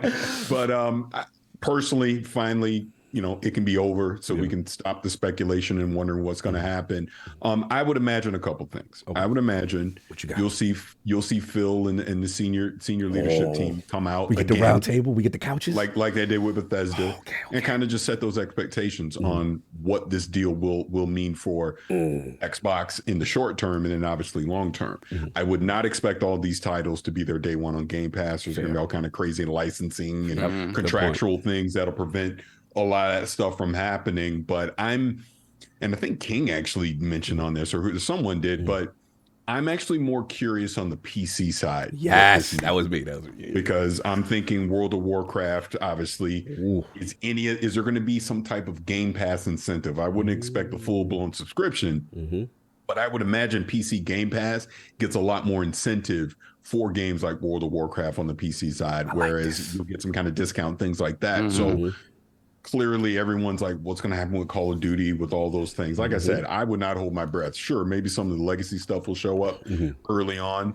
What does that mean for some of these IPs that are owned by Activision that have kind of been mothballed, like we're joking about Transformers? What does that mean? So that's where I would love to see Phil and the team come out and kind of address that. Like, what is that going to look like? What is their roadmap for the future of these Activision studios look like? What is some of the collaboration that we'll see across all of Xbox Game Studios. Like I think of BattleNet. What does that mean for the Xbox app on PC, yes, right? Good point. All these kind of integrations, and they're not all going to happen day one, but I'm sure those conversations are happening and what we can expect long term. Like I would think by the time we get to the next LA Xbox Summer Game Fest E3, whatever they're going to be calling it, you'll probably see some major announcements with Activision, what they're doing with Activision IPs and integration into Game Pass and just some of the other services that Activision already has. And let's not forget, final thing, this deal was not about. I was just about to ask you, read my mind. Go ahead, go for it. Go preach. Go do what you're about to say. It was not about console. It was not about PC. This was about mobile. That's where the big prize is, and that's where I think you're going to see them expand Game Pass in the mobile because now they got King. So now they got all that stuff. So that's what I think. I do expect within the next couple of weeks you're going to see Xbox leadership come out and talk about this. It could be as soon as. What is it? The 13th, so Friday. It could be as soon as that Monday. Yeah, really possibly. Good. So now that they acquired King David, last final question is: do we get that Candy Crush though? We get that Candy Crush in the game? What you think? I think you might. Ooh, okay. I think you might. It'll be funny. It would not surprise me. They show you the moment where they transfer the payment from that goes from Activision. Now it's transferring over to Xbox. You just see the money going. Because that is literally what they wanted. To Parris's point, the fact that money's now funneling into Xbox, Candy Crush is a beast out here. It's a monster. It's an absolute monster. One last thing, and I know this is a topic you have on the road, but I do want to touch on the Redfall update really quick. Yes. Other than to just say, I do applaud Arcane for sticking. And again, I'm sure Xbox leadership and all this Bethesda has a part to play in this, but Arcane did not give up on it. They did deliver on their promise of 60 frames. Obviously, we know the launch woes, the disappointment, and all of that. So for console play, because look, I played on PC, so I already had 60 frames. Bro, I was fine. But that isn't the issue with Redfall. I think the bigger part of this update was AI improvements. They added stealth. In other words, they are trying to truly fix the game. It's not all going to happen with just this one update. I understand that, but maybe there is a redemption for it. Maybe there is. I would love to see it. I'm going to be honest. I'm not holding my breath. Yeah, not holding my breath as far as that goes. But at least they are trying to do it. And that's all that you can ask for. It was a disappointing launch. Look, I may or may not have been in the room and had to ask those questions. Bro, you had to. Let's give you. You had the interview, the Phil interview of the year. Let's give you your flowers while you're here. You asked the tough questions, brother. We appreciate that. Continue. Yeah, look, very uncomfortable interview. It's 100% on both sides, I'm sure. Yeah. But it had to have been asked at the time because that game, in my opinion, never should have seen the light of day. I'm sure there's lessons learned that came out of that. And I would hope and expect that we don't see a repeat of that moving forward. In other words, this is why you saw Starfield launch in a quality state. Forza, for the most part, is launch quality. Now I would expect moving forward, games like Avowed, Hellblade 2 on down the line, we're going to see launch in a better state than what Redfall did. And if it isn't ready, delay it. Period. Well said. We'll again, the legendary Parris Lily dropping in the realm, holding us down. You know what I mean? Again, brother, appreciate you. Love what you're doing out here. Had good laughs watching Kind of Funny XCast this week. You guys have me dying. I loved y'all sporting out there in the Forza whips. That was kind of fire. Salute to y'all. Wait. Oh, I already put it out. I got the helmet. Oh, you got the helmet? I got the helmet. That was clean. And again, bro, love what you're doing. Game Attack Radio, the OGs in the game. And finally, I'm always proud to see you. Whenever you hit the stage, whether it's Microsoft Flight Simulator, whether it's Xbox, I'm like, this is my man. And keep giving Kai the smoke because it's funny. Yes. And we love you, Kai. Kai, we like you. But let me say this before I sign off here really quick. I love, like, I'm sad that I missed PAX this year because you're always at PAX. I was supposed to be there. Family stuff came up last minute. I couldn't be there because I love what y'all do. I know I joke about y'all do 24-hour podcasts, but you are very important in this space. Thank you. I love that the Iron Lords are here. You guys have had amazing interviews and get yourself, bro, you just had Peter Moore. Thank you, brother. Right? You know, stuff like that. I'm glad that you and I got to finally yeah. Got to hang out and all that. And it's important, man, that we do this. We all support each other. We all rooting for each other. And just nothing but continued success for all of you. Much Thank you, love. brother. The Likewise. legendary. And because I feel like I'm leaving out an Attic, we got to finally meet face Finally. to face. And we didn't get in fist fights. So it was great. The two tallest dudes of both podcasts. Got it in. Nah, salute to you, brother. Appreciate you. No doubt. All right. Parris Lily. Yep. Y'all have a good rest of I was what, muted 6 the whole hours. time. We got 6 more hours. We got 6 more hours. 6 hours to go. It was definitely nice, meeting you, Parris, at LA. LA was just weird in general this year. I don't know why. Like, Yeah, it was a weird one, but it was fun to see everybody, man. Parris, enjoy your Game time. Awards. That's Hey, Game Awards. Oh. Game Awards December. We gonna see. Hey, We may. It's 50-50 with us. You 50-50. gotta hit your people up to let it out. Hey, that's Keely. They ain't me. Oh, that's Keely. No doubt. So, All right, y'all have a good one, man. all right, brother. Have a good one. You too. All right, later. No doubt. Oh, I see Colt Eastwood in the chat. Is that Colt? Colt, what you doing, man? I thought you was on this. Usually the Lord's I don't usually see you on a Sunday. Holla at Attic right quick, man, to get you in here. So I'm literally talking to him right now. yeah. So holla at Colt, because I actually want his opinion on something. He would be a perfect person to ask something. But let me know. No doubt. Oh, solved. We got the super chat, sir? Yes, so I got to make a Give quick me a little moment. run. Yeah, handle that. We got Nintendo on deal. Taco $2 super chat. Hey yo, this King DLC looking kind of off. Oh no, we got this already. Hold on. People with moms. Why did I roll back so much? Oh, we got Cedric H. Gifted 5 ILP memberships. Thank you, brother. Appreciate that. Put the crush in the chat for Cedric H. Then we have BT Maverick 707, $2 super chat. Release the Kraken. Yes, you got Kraken King. You got Kraken King with the PSVR 2 on his face. Then we got 99 Rukin, $5 super chat.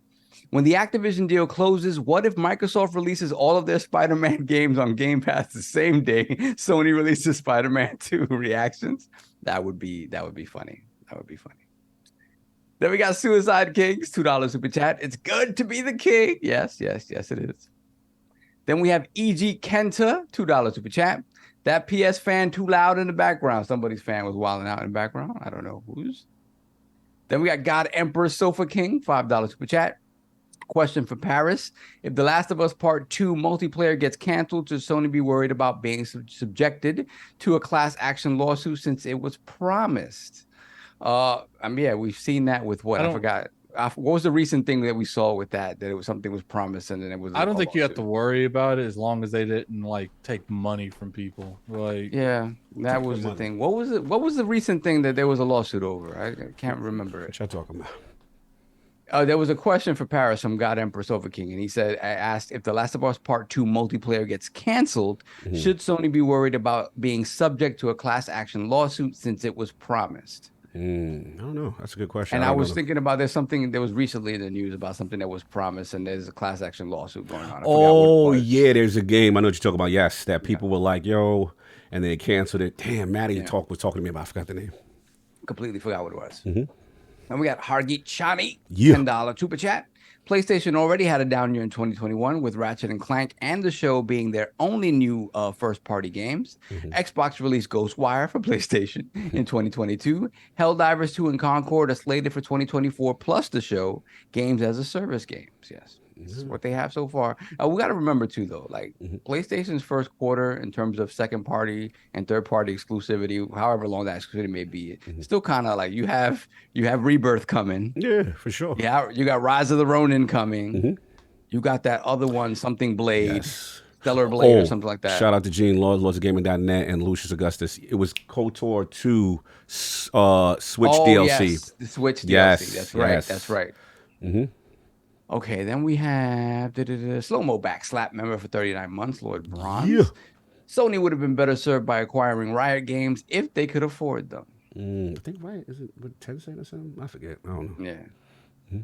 Then we have Aaron Goldman with the 320. I'm not sure what this is. I apologize. I didn't look it up. Chances of rolling factions into The Last of Us 2 remaster or 3. Again, if they go back and rework it to that extent, right, where it is something smaller than what it had been, sure, that kind of makes sense. Yes, potential. Right? There's potential. Right, that's a possibility. And you know they got the move. I mean, the next season, I think the remaster that they're gonna do for 2, which I'm not a fan of. Gene, I saw your article, but I respect I respect your opinion, respect the different opinion. But I mean, I get it. It's gonna sell. It's gonna do well. It's gonna do well. Creatively, bring it to PC finally, right? Yeah, because they kind of do it together. And I think they're gonna line that up with the movie. I mean, with the HBO. Next and then season. hopefully Factions come back. I do want Factions to come back, man. Absolutely, because to me that thing is pretty much done. Absolutely, it has to be close. Yeah. It has to be a playable product there. Shout out to my man BG. He goes so hard for Factions, and I want him to get his fact. We need Sony to make multiplayer games, so I think the pivot is correct. You just need the quality. So. We said it. The pivot. Jim made the right move. The move that nobody else wanted to make. Correct. He ate that. It's a matter of when you do that, you know the success rate, right? Yeah. Doesn't matter if you're PlayStation. The success rate is not good. So you just got to hope that some of these hit, right? Yeah. We'll absolutely. It's a tough business. Yeah. Then we have Nintendo the Otaku $5 super chat. Boo-hoo. If these studios are supposed to be the best, they should be versatile. If the Animal Crossing devs can make Splatoon, there are no excuses. See? But again, we say that we don't know if that the same exact devs that are proficient at making Animal Crossing are the same devs that are still on that team making Splatoon. Like it could be, yes, 100%. Mind you, all of this happens in the background too. We're never privy to what Nintendo's doing in the background. You got no snitches over there. Yeah. Naughty Dog. I'm sure Naughty Dog would have loved to have kept all of this under wraps. Facts. That's just not what happened, right? Facts. That is true. We can't make assumptions based on stuff that we can, which we do. Yeah. But again, we're assuming stuff. We don't even know. Again. You know how Nintendo is. They keep these guys in a dungeon. You're gonna learn how to do this shooting game. Man, that's it. We're caught up. We caught up, no doubt. So, is it more than just gameplay? It is. He's on his phone, no doubt. He's holding us down. Good to see him while he's getting situated. But Asaf, you want to set this up, man? This is you. We gotta. Are we at the finish line or something? Are we close? Actually, our friend over at The Verge, Tom Warren, indicated that Microsoft could be eyeing to finally close the ABK deal this coming Friday the 13th, with a decision from the UK regulator, the CMA, imminent. But basically, everything is the road is open now for this to happen. Specifically on Friday is what people are assuming is going to be the deal. As we know, Microsoft and Activision sort of extended the deadline of the deal to October 18th. And it seems like they'll be able to come in, way ahead of that. So we will see. So if this is the case, right, people are excited, right? And as we were talking to Parris about it, my question to you guys is, okay, this happens Friday. Obviously, Phil said, "Hey, this is a ship that takes a while to turn, right? This is not something that's going to happen immediately. But there could be some low-hanging fruit that they can throw out there as a sort of like, hey, this is just the tip of the iceberg of what we could do with all this IP." So I want to ask you guys first, what do you think this is going to happen Friday? And secondly, again, any low-hanging fruit that they might give to the fans out there, like, hey, just we can't give you all of this stuff, but you're not getting Call of Duty today, but you can have here's a little taste of this. Right? So if there's anything you guys think can happen day one, as sort of a little bit of a flex, like, hey, we own this now, short of like showing the moment that they do the bank transfer of Candy Crush to Microsoft accounts. The King money transfers over. The King money transfer, that would be a mic drop moment in and of itself. But we got my man in here, man. Colt Eastwood, more than gameplay, one of the best. First of all, we got to shout out the podcast too, man. This man's doing everything now. It's not just more than gameplay and videos now. You know what I'm saying? We got one of the top Xbox podcasts going on. How are you doing, sir? First, let's see how you sounding out here. Hopefully everything's good. I set it up really quick. Woo! You got me smooth on the mic. Smooth on the mic. XNC. Let's go. I mean, I don't have my desk set up. I'm sitting here in the track racer seat with the Logitech G920 clutch shifter and everything. So my camera's kind of far away, but Gaz and I were planning on recording some multiplayer race together. And kind of producing some footage together, give our thoughts about the game, and maybe do what Gaz and I do and just be clowns on camera. So we're supposed to be doing that sometime today, but yeah. So quickly, I mean, I know because Forza is the next time. I want to get your thoughts on Forza because I know you've got a lot of thoughts there. But I did quickly want to address obviously what Saul was talking about, which is, could we potentially be this close to ABK? What are your thoughts on it? It's been a long journey. Yeah. Like, where are you at with this? If this is true, the reporting by Tom Warren. Yeah, so it'd be Friday the 13th, and I think Sav's right. This year's Call of Duty is a throwaway for Xbox, first party, celebration. So I think early next year, whatever ABK has in the release schedule, early on when that's all official. But I think more importantly than that, hopefully Phil and the team are working together like a round table style thing, like they did with Bethesda, where they're going to gather some of the key leaders and talk about what the future means with Xbox and how they will be collaborating and maybe shifting those studios into do something a little more than just being the Call of Duty machine. And I think that's what most fans want to see most of all.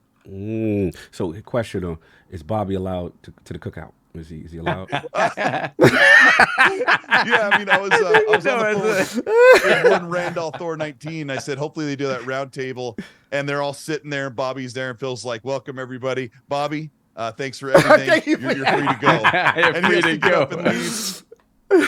Actually, it would be funny if they did that just as a good-natured joke, but he really did leave, and the leadership that will be. They exit him off. They send him on his way. Stage left. Oh my God. He's in the middle of eating one of the free cookies that was on like the little side table. He's like, I'm taking one of these with me. I'm taking an extra cookie. No doubt. Well, final question before we move on, and I do have to ask you a reference to this, is what's the most, if the deal goes down, all right, what's the most exciting aspect of the deal to you, personally to Colt Eastwood? Yeah, because I don't care about all the extra money Xbox is going to make. That doesn't matter to me unless we start hearing about what they're pumping into that. So we don't have anything yet, but I would like to hear if High Moon is going to come back to form and they're going to build something, or they start working on a license deal with them again. Like, hey, remember how you guys knocked it out of the park with the Transformers license? Let's get that, and let's have you guys make a Gen 1 style Transformers game again and see if we can reach that magic. Because I think they made 3 games that were in the Transformers universe, and 2 of the 3 were really good. And so it's like, hey, do you guys remember how to do that? That would excite me. I'm with you. I mean, Hasbro wants it. Lulu said the rumors of the source code or whatever not existing for the original is there. So there's interest. I'm with you. And shout out to my man. I'm going to sing his name, his praises, David Teague. We have to free you. I don't know if you're in Call of Duty jail. Wherever you're at in High Moon Studios, we need you. You were the lead on the 2 games that are, very well renowned. And we need you back because you are a G1 head. You understand what Transformers. Phil, if you're listening, please, someone find him. Get this man a budget and a contract, and let's get him going. Get this man a shield. No doubt. So I feel you calling that, no doubt. Addict, it's been, 20 months almost, man. We've been talking about this. I remember when we did that podcast with the announcement, right? And it was just kind of like, yo, can we believe this is happening? The rumors are saying it's close. What are your thoughts, Addict? My thoughts is thank God. Yeah. Even though that, what's funny is I'm sure Colt can speak on this too. It's for a community that be claiming they don't want to hear about Activision information. Some of my best videos is ABK. Really. It would be the most littlest update. People in the chat just sitting there, they going crazy over it. It's like, look, it's been a nightmare for a variety of things, even content, because they just be talking about the same stuff. But it's just like, man, I just be glad when this is over. I really will. Let's move this on to the next big publisher they're gonna buy. You better be careful. You better be upset. They're gonna get upset if you say that. That's fine. Get upset. You can record me saying that so you can play me every night before you go to bed. If that's what it requires you to go to sleep, I'm okay. So let me ask you this though. I know you don't care about Call of Duty. You probably do not care about mobile. Is there anything about the deal that Lord Addict, any game wise, WoW, Overwatch, Diablo, anything that interests you about this. Nothing, none of their games do anything for you. That's why when it was announced, I said, I'm not going to lie, I wish it was Sega. It's like, look, this is good for their bottom line. And, the only thing that I guess I would even care a little bit is like the Crash Bandicoot franchise. Okay. Because I feel like I don't care about the Crash Bandicoot franchise. Damn. I'm hoping if they actually generate money, somewhere along the lines, there'll be a Banjo-Kazooie made. All right, even though Banjo had nothing to do with ABK, you just hear the bar for Colt Eastwood. I got you. No. If they start building on like a Crash franchise, maybe if that picks up a little bit, they're like, what else can we do with similar types of IPs? It's just like I haven't played Call of Duty since Infinite Warfare. Really, my brother's a big fan of the zombies, but he's a weirdo, so that doesn't count. Shout out to Zach. It's just. I just be glad when it's over. You just want it over. That's my thing. And not to mention, I do like rubbing it in the PlayStation fanboys' face too. Lord. So, that's a plus, isn't it? Messy. That's a plus. I just think at the end of the day,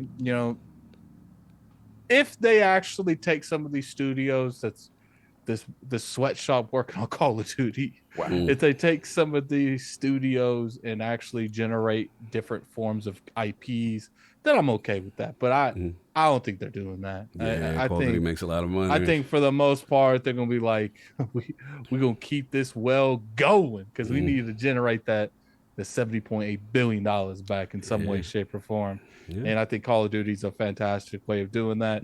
I just want better for the industry. No doubt. That's why I always said, like, people are like, well, consolidation is bad. Well, what's Activision done?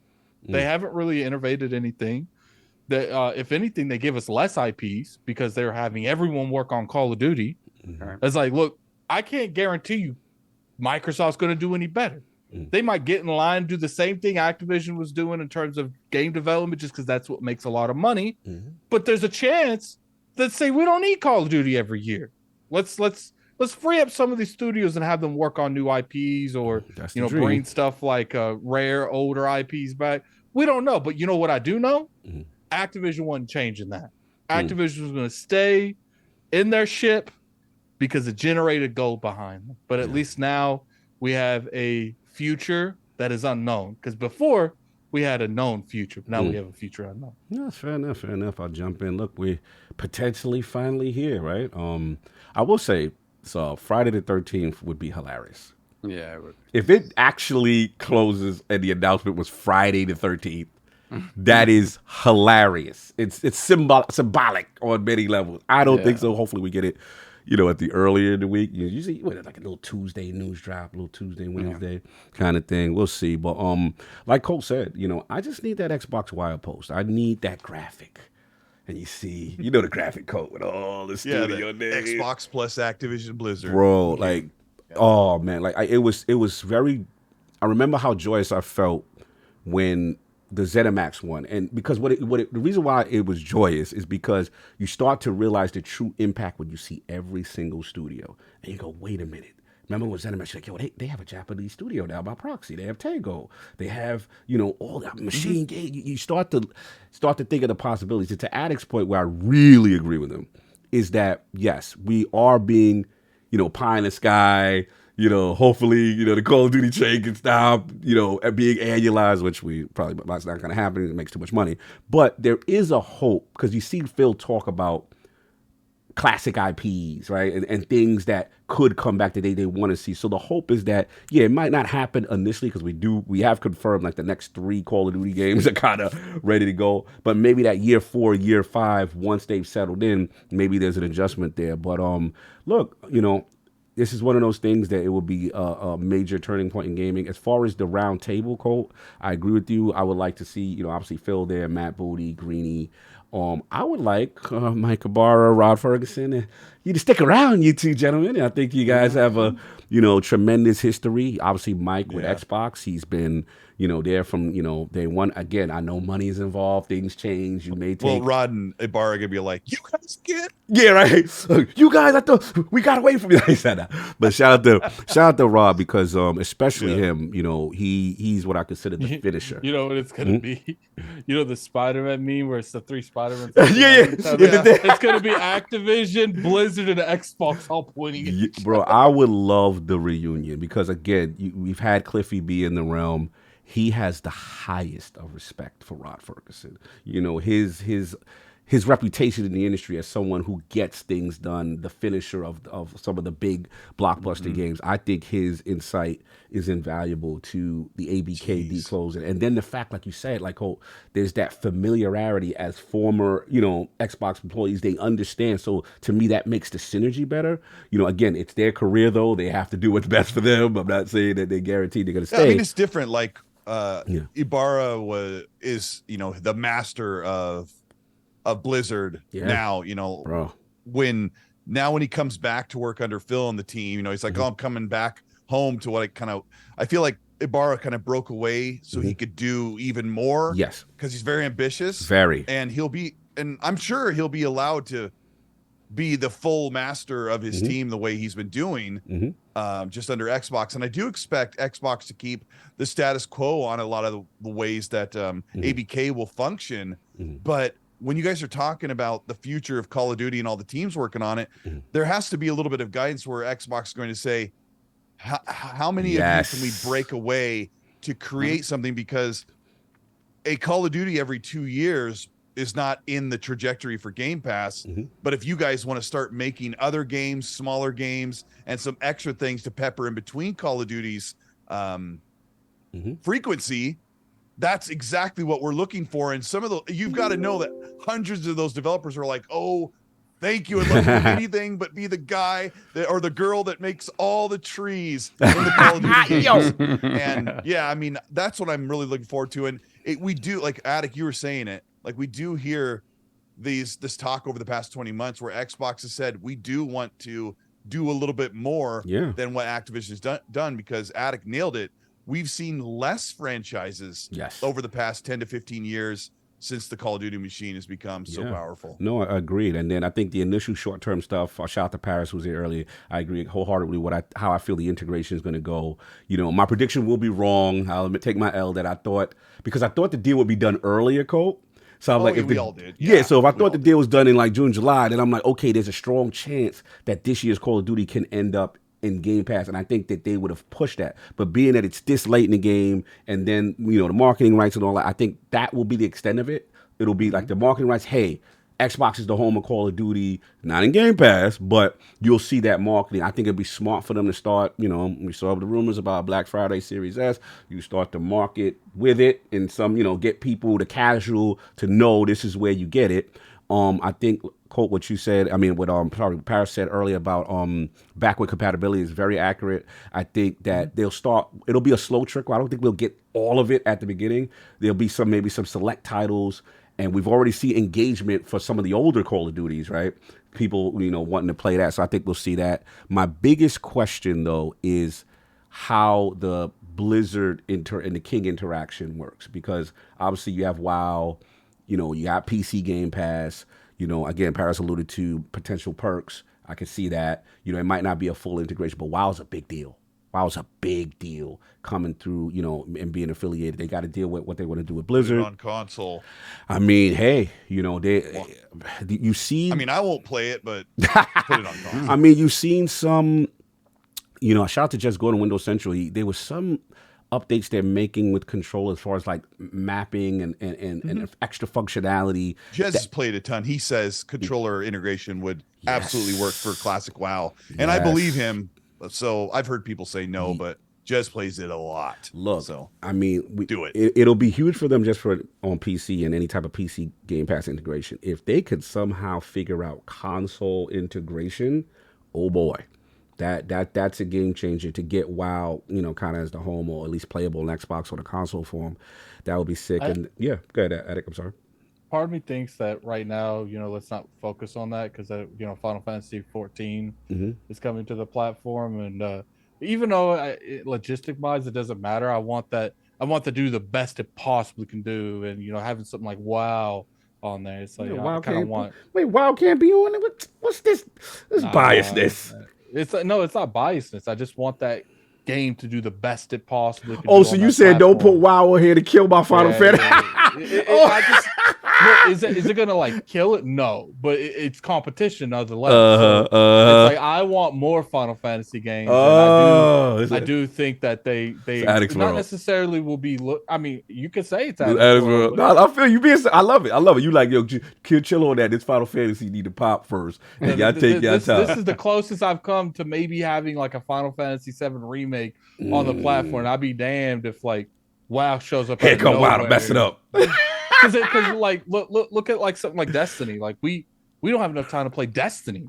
Imagine like if WoW comes out before Final Fantasy 14 and they snatch half the console market with that thing. And then when 14 drops, they're like, oh, I don't have time to play 2 of these games. This is the one they can control, though. Yes.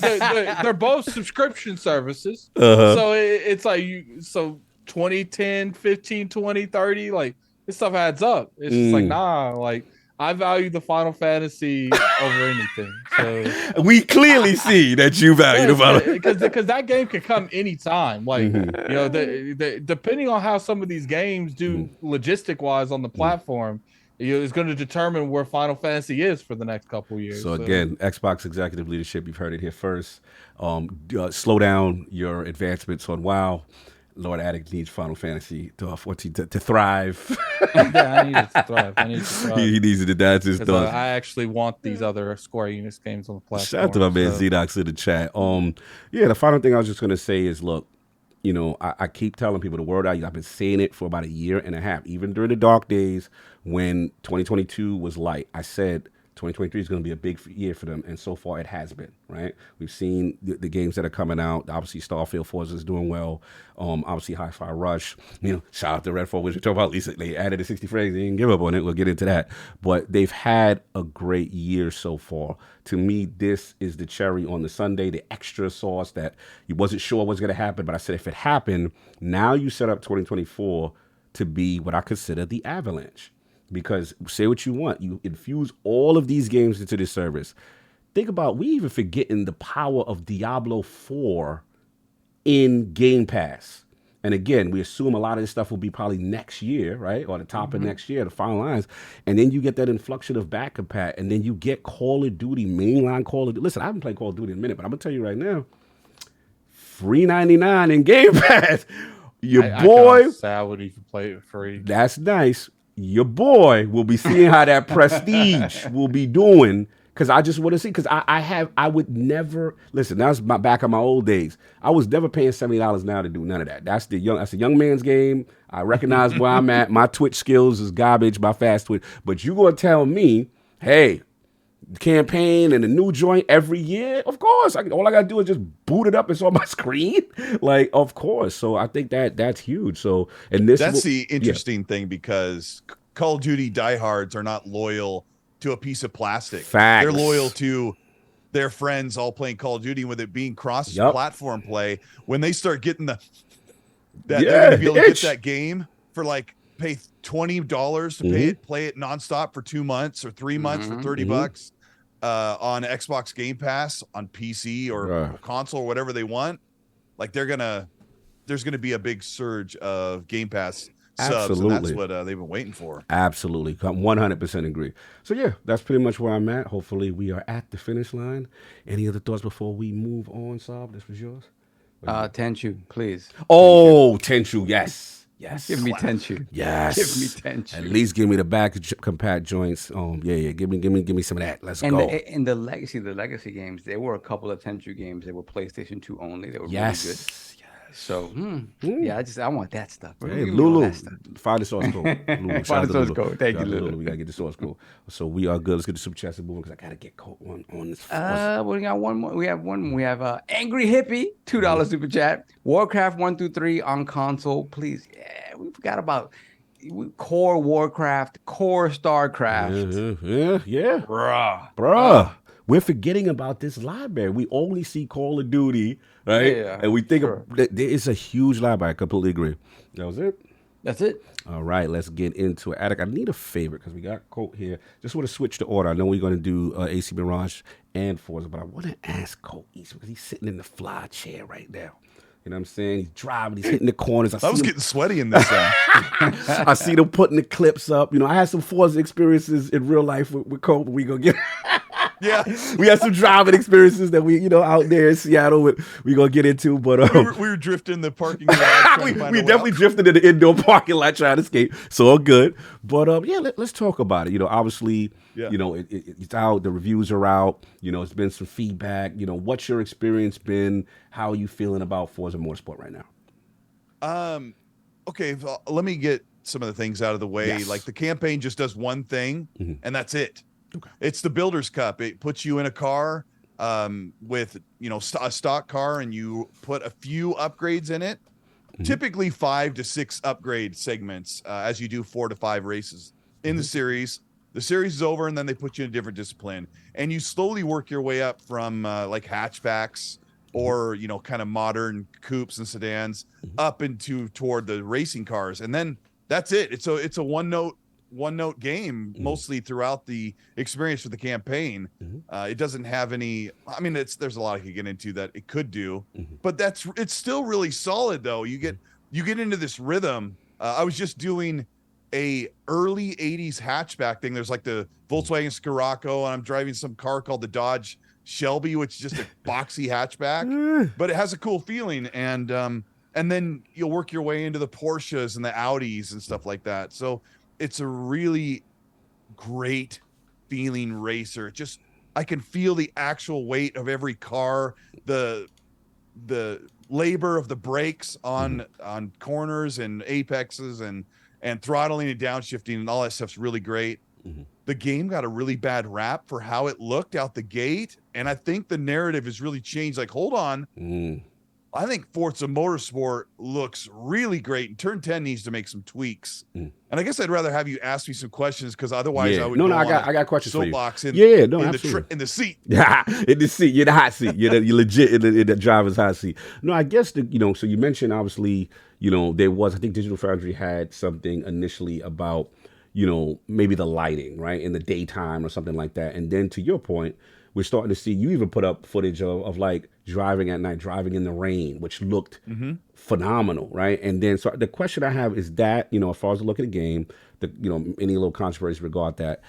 2, as a steering wheel driver, how do you feel about the control, the basic physics, the driving of the game? And then the last thing is probably what I consider a controversy is the way the car RPG sensibilities, right? Like, that I see some pushback. There's 3 things you're asking me there, and since I kind of talked about the feel, I'll just say really quickly: the feel on a controller is awesome. The feel on a $300 prosumer consumer, like the Logitech steering wheel, or if you get like the Thrustmaster, like those are $300 or whatever.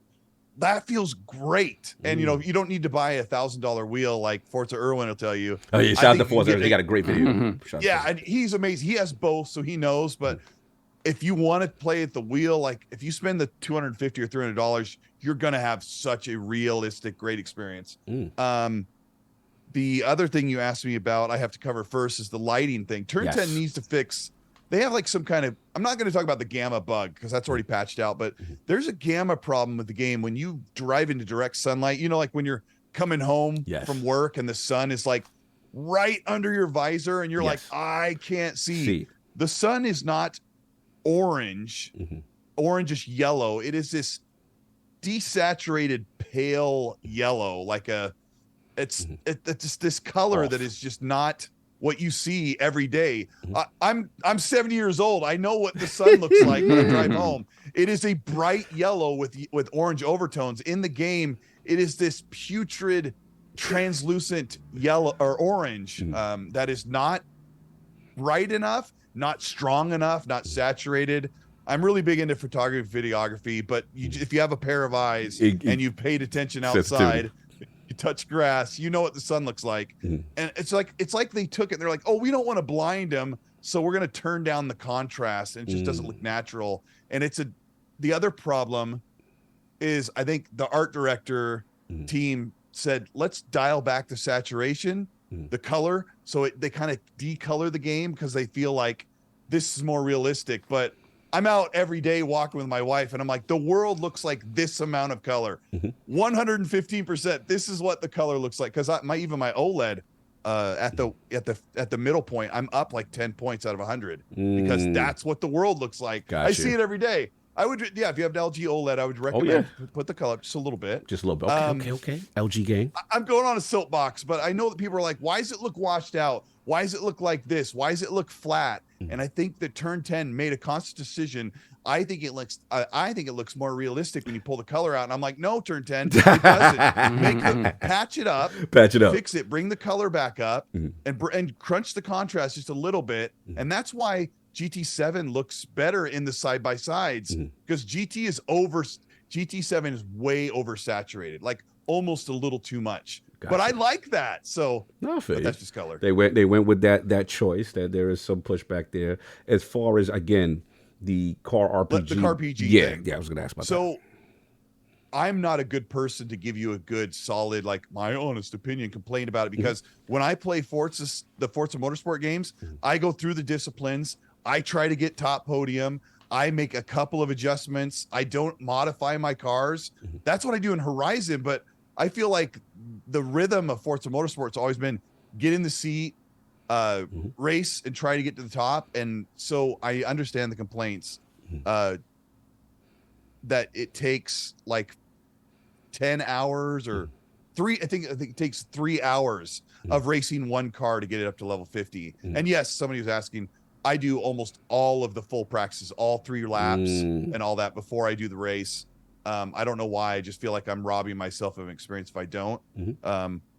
But hiding some of the upgrades behind how long you drive the car is a cool concept, but they need to dial that way back. Okay, so you just were a little too aggressive with, because I remember we were out there, and it was me and King, and we were at the Forza event. And the thought process was kind of like, we want you, this is not Forza Horizon. They didn't say it's not Forza Horizon, but they would basically say, we don't want this to be a car collection game, right? We want you to have this, They reference their last games where they just give you a Porsche and a Huracan, right? One after the other. Go ahead. Right. No, you're absolutely right. And instead they said, hey, we want you to have this relationship with this car, and then you kind of build it, you level up before you go on to the next. But to your point, maybe it was a little too aggressive, you know what I'm saying? Yeah. I was just gonna maybe they can dial that back a bit. I was in a different segment when Chris Suzaki and Dan Greenwald were showing us the game in the behind the scenes things in LA. And Chris Suzaki was sitting there, and there's only like 8 of us in the room, content creators and journalists. And he goes, we want you to fall in love with the Honda Civic. And I go, I love Honda Civics. And he laughed because I love cars like that. Yeah. And he says, we want you to fall in love. It's like, but yeah, car guys, we love a car. Like we love to take, Ainsley Bowden said that he loves to buy the car that he actually owns, right, and get it all the way up to the things that he's done to it in real life. And he said, I got to grind that car for several hours to be able to do that. And I'm like, well, Ainsley, you had to grind for several years and make the money. To make the money. I mean, it is what it is. But no, that they need to dial back the time it takes, or fair. Else people are going to get mad. No, that's fair. That's fair. We got a couple super chats that are very specific. All right, get it. Yes. This. So we got a PK Thunder. Whoa, $50 super chat. Thank you. Appreciate that. Thank you, brother. Speaking about Forza Motorsport, I'm actually pretty shocked that when talking in depth about these new games, you guys have a talking point. I'm like, damn. Appreciate you. I'm playing Forza right now, and y'all are not talking about what happens when you get a penalty. So, okay. Colt. I love that. I love it. Yeah. Go for it. The penalty, there were times when I would use one of the cars as a jersey bearer. Oops, I took this turn too hot. And thank you, Ferrari. You're going to be my bumper, my lane bumper, like bowling. The penalty system is really smart. It decides that if it was you being aggressive or if it was just it even says it even kind of says in the background, the AI is saying it's the nature of that, what happened in that moment, and no one gets a penalty. But if you're aggressive, it's like, hey, we see it, and we're giving you a half a second on your lap time. Yeah. And what it does is it's going to keep people in the multiplayer from just slamming everyone or push them into the grass.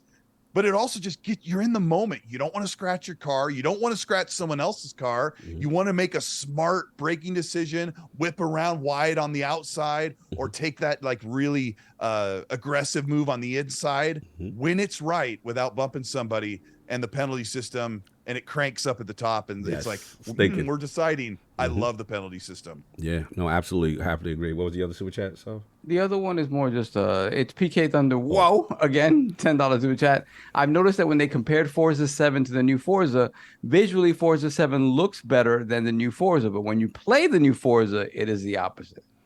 So I guess when they compared it in videos, it seemed like the old Forza looked better. And then when you look at the new one, and then when you, he's saying that he's saying that when playing it proper, the opposite is true. Yeah, the new one feels better, but you just cannot take away how great Forza 7 looks. Because on Xbox One X and the new Xbox Series X, that game runs at native 4K 60. So you don't have any ambient occlusion on the old one, but you know what Turn 10 does is they have to make up for not having real lighting, so they try and make realistic lighting. And I always think that's a great formula for a great looking game, because we've been seeing that for 15 years, where devs are like, look, we can't do the realistic, we can't do ray tracing, we got to make it look like it's real. And I think they usually end up making games look phenomenal because they're fine tuning it by hand. No doubt. Lord Addict, you the hardcore racing guy that you are, you got a review of Forza Motorsport. Your thoughts, sir? I went into this. People are like, Addict, Forza Horizon, that's the casual game. Forza Motorsports, that's like the serious tone. I'm like, bet, let's try it. So I went in there acting like I was playing Forza Horizon.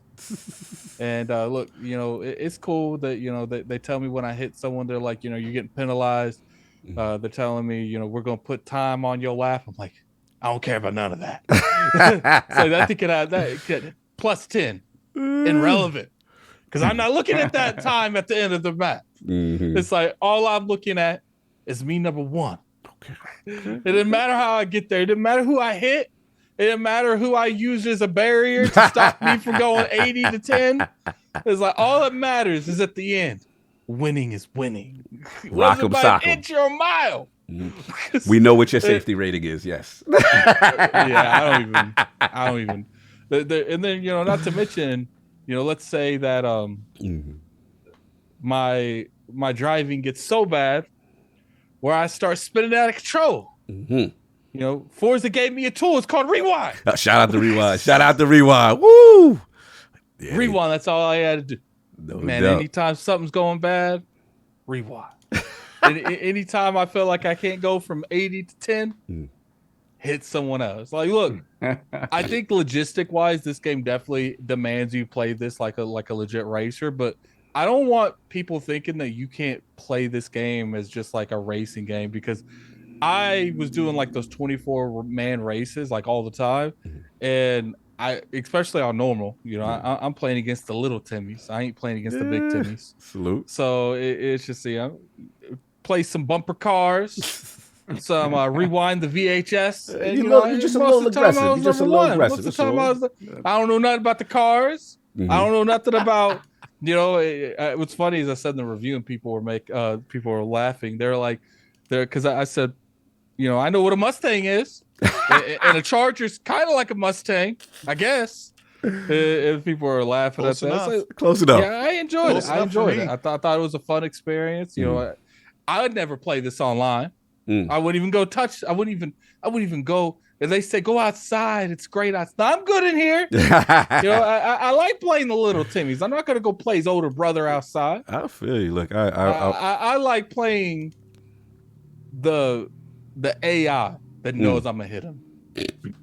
AI is really smart too. If I play Colt, he knows it's coming. He gonna break. We ain't doing Yeah, I've that. been Okay, seeing addicts drivatar, but the drivatars are really just their new AI system. Yes. So they're not. I don't even think they run off of your behavior. They've just kind of tuned them to try and be like real drivers. Unless mine is violently going through the track and not care about no one's health or car health, is not driving like I drive. I drive fast and the furious, hit the brake as least as I can. All I know is addict and Randall Thor in my rear view. That's really all that matters. That's all that's all about. In the back. In the back. Say, well, in my game, you ain't even there, Colt, because you didn't get him violent. Damn. No. We appreciate the insight. Yeah, it was fun. You know, my funny is my girl came over and she saw me. Right, I don't know what vehicle it was. I'm not a vehicle person, and I don't even like driving in real life. You don't even know what car she was in. So she comes in there. She's like, she said something. And she's like, oh, that's cool. I didn't know you like those cars. I'm like, I guess. I didn't even know what he was in. This is the car it gave to me. I cannot with him. He is out of control, but I respect it. So, fellow car enthusiast, aficionado, your thoughts, or you get a chance to rock this yet? No, I haven't. Okay. Right, it comes out. When does it come out? Tuesday? Yeah, Tuesday. Officially? So Tuesday for us peons, yes. Wait, it's not even out yet? No. Yeah, technically, this is just the early. We're all I could have gotten early access. Talking like this game's been out. Yeah, like it's out for like the world got it. Playing Forza anymore. Yeah. It's that early access. Just put another layer on stuff. Yes. Yeah, so it's not officially out in Game Pass proper until Tuesday, I think. So that's when I will play it, because again, I am not that good. I will play. I will pay for early access to Horizon, but not this, because I know. Yeah. I know my limits. Spoilers, because you said it's not out.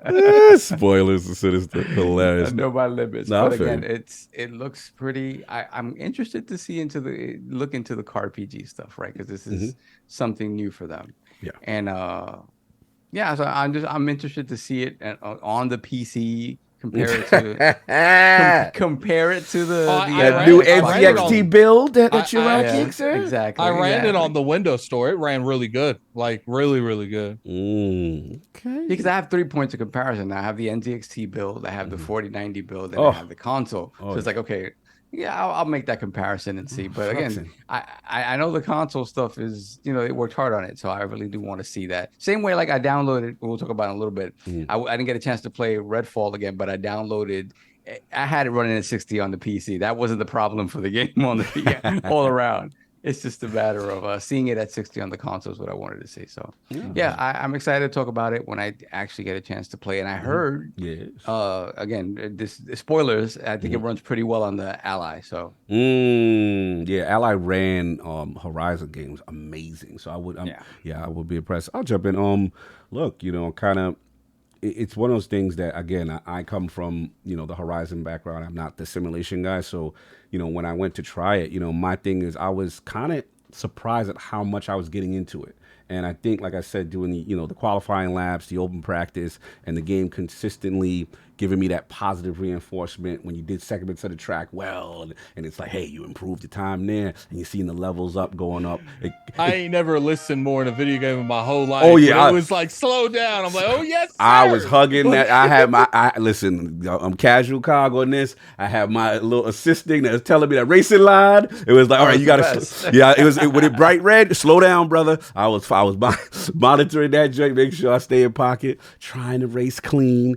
But to Colt's point, the thing that I really loved, and I getting a chance to interview, creative director Chris Sasaki from Turn 10, and he's awesome. He's amazing. And the thing that really, because I remember there were certain parts, I'm like, I'm trying to race clean, because you know how it is in the first part of it. As soon as the race starts, is that pile up that starts with the first turn. And classic cog, you kind of bully balling, you kind of rubbing shoulders, and I'm like, nah, I'm not gonna do this. It's motorsport. We gotta race. To be fair though, that stretch is how I get to like third place right Facts, off the bat. bro. Because old school. It doesn't matter if I cause 8, 9, and 10 to split out of control. Okay? Facts. It matters where I am. Right. So it's like usually it's the cheat where you cut the corner and you try to jump ahead, or you just you bump bumper car your way through. Whoever catch the raft. As long as you get to the third, that's usually old school, right? So I'm like, nah, you can't play like this. This is motorsport. This is simulation. You gotta be real. So I'm driving clean as best I can. There was a couple times where it's clear, AI is getting into my vicinity. I'm like, yo, I'm not trying to hit him. No. And then boom, the collision does happen. And like you said, Colt, you see the game at the top. You see it says collision, and you see the game almost thinking for a couple of seconds, right? And then at that point, you get the decision, penalty, no penalty, where they shave time off. But a lot of times, I wasn't getting the no penalty. I remember asking Chris about this, and he was telling me, yo, that's the machine learning. Because what's happening is at the point of collision, the 15 seconds after what happens and the 15 seconds before, it's what's being analyzed, and then they'll determine that's whether or not it's in the realm of clean racing. That was an accident. Now there was a couple times, Colt, where I tried my addict tactics, my bully boy tactics, posting up. Someone put the emote going like this, and they're saying me watching addict race. It is a couple times where it was me. And the game correctly was like, yeah, bro, that's you. We're going to shave that time off. Yeah. It's cool because, like, with the law of physics, you could say he hit me, but you're saying it's looking back 15 seconds before the collision. And after. And it's going to be like, because, Cog, you got into this position, like you're in their driving line, or you're creeping into the apex, and you're, they had nowhere to go. They were at, because if the car wants to go in a straight line and they're trying to make that curve around, you smash them on the inside. Yeah. It's really, really cool. And I have to say that when a simulation racer can seem very boring, like why, I don't like that type of game. But once this game is giving you so much immersion, where like when I'm driving, even if I'm on a controller, like when I get in, I creep up and the car's like right here, and I'm trying to scoot by him, like, and my shoulder is physically, even on a controller, my shoulder's like, you don't want to touch. That being in the moment is all these things with the sense of speed that make you appreciate why people like sim racers. Absolutely. And you may not love it, you may not play it forever, but when you get that feeling and you get that sense of speed and you overtake somebody on the outside, which is very difficult because you have more speed, and you're like, that was really cool. In those moments, you can understand and respect the sim racer. And it's kind of like with flight sim, like, why would you want to play that? Then you get these moments, you're like, oh, I see why people get it. Love this. And it incentivized me to do better. You know what I'm saying? And I love, like I said, you got the racing meter, you got your skill level, and then you got your safety rating. And then look, if they too many addicts around, they're gonna put him in that class, that safety, level. Put him in the penalty box, D class, cool. and he could race. He could race with his kind. I got no problem playing Forza cards. Exactly, Forza car. You know what I'm saying? But I just want to shout him on that. I did want to shout out. Look, I know the looks have been, on some of the lighting stuff. Totally hear what you say, Cole. I will say, though, when I'm seeing this rain footage, I have not seen no racing game look like that. When you see when they're showing the rain and the wet track, and you see in the hood of the car and the reflections and the thing, and just how slick the track looks, I've never, the game in the rain is phenomenal looking. It really is a showcase. And, look, they're going to put out, obviously we know there's going to be, this is a platform they're supposed to be going to continue to improve it, give tracks out and stuff like that. Hopefully the cool thing about it being a platform is maybe they can address what you said about the car RPG and lightening up the restrictions there. They'll have to. Yeah, these are changes that hopefully that Turn 10 will continue to go. I still want that spectator mode, though. We got to get in spectator mode. But other than that, no, I'm hearing that, look, at the end of the day, people are loving this game. They say the physics are great and it drives well, and it's a substantial improvement over 7 in terms of the way it drives, and especially steering wheel support, which I heard was also overhauled because Chris Sasaki told us that, I think last Forza, like, you were at a disadvantage using a wheel, versus a controller player. Yeah, and now it does that, so that's good to see. But that's pretty much... you can use a steering wheel and you'll be like in 10th place. Yeah, on the old one. Because it's even like that on Forza Horizon 5. I have to put the game down on an easier mode But right now I'm playing no HUD, no driving line, no tachometer. I have to listen. I've got my headphones on. I have to listen to the engine before I upshift or downshift. And it's gotten to that point. Also, what Attic? But I'll say this about the wheel and then move on. I'm playing with the trail automatic. Yeah, I got every assist on, bro. Don't worry, Attic. I'm with you. We got every assist. Continue, Cole. Like Forza Irwin sent me screenshots of moving the Try sliders Colt like the Eastwood. opposite direction to get the wheel to feel proper. And when I loaded up the retail release version, I didn't mess with anything yet. I'm like, see how it is. I'm like, oh, this is good. I'm leaving it. I haven't even asked him. Like, so yeah, that's whatever. But as far as them changing the amount of time it takes to level up a car, and fixing the gamma and the color or the contrast situation, they need to get on that stuff and not think, oh, well, we're going to do season 2 in May next year. Good point. No, like get the Cyberpunk already had a 2.01 patch. Yes. Like the other day, I've been playing that like a ton. Yeah. And it's just great to see the teams go, look, we can do it. We got a little more. That's just going to make it just a little more smooth. Absolutely. Send out the patch, get it certified, and people are happy. Absolutely. And hopefully, like I said, the hope is that with it now being a platform for the generation, that they will be consistent with the updates, consistent with that kind of stuff, and address that, like you said, in a smaller patch. And shout out to Ebontis. I saw he reviewed it as well. Get your steering wheel, bro, because I see you see my man Colt out here. He's tempted. He's like, damn, I want that steering wheel. He want to do it. So salute to him. But I do want to pivot. Attic. I mean, actually, this is you as well, in reference to Assassin's Creed, because this is Mirage also came out this week. So obviously your thoughts on it, you've been playing it, where you at, man? Assassin's Creed Mirage. All right, so I see a lot of people where like they've scored this game. It's like sitting at like a 70 something on Metacritic. I feel them on that. When I'm reading a lot of the reviews and I'm watching the reviews, I'm just tempted, like, were they fans of the previous, Assassin's Creed? Like the old school ones. Yeah, I feel like we got a lot of people that started with like Origin, Odyssey, or Valhalla. Probably Odyssey, because Odyssey I think was the better one of those three. And it's just like Mirage was made because Ubisoft got tired of people saying, I want the old Assassin's Creed back. Look, I will agree with you. They say, they're like, oh, you guys want Assassin's? We'll give you exactly you gonna get that experience 100%. Old school. It's like that Calvin moment where they're in there and the last person's like, can we improve the old system? And they threw him out the window. This is the definition of old Assassin's Creed. Okay. Where you're eavesdropping on people. When I actually kill people, they die now. What I like is they actually do have certain ads or certain guards. They have like a yellow bar, and some of them can't be killed with one hit, like an assassination attempt. Yes. So that's cool. Like, I do agree with some of the criticism that it does feel repetitive, but here's the thing. That's what the majority of the people that wanted old Assassin's Creed, they wanted that formula that the old Assassin's Creed had. I will agree, it should have been improved on. I don't think they really improved on anything in terms of the core aspects of the old Assassin's Creed.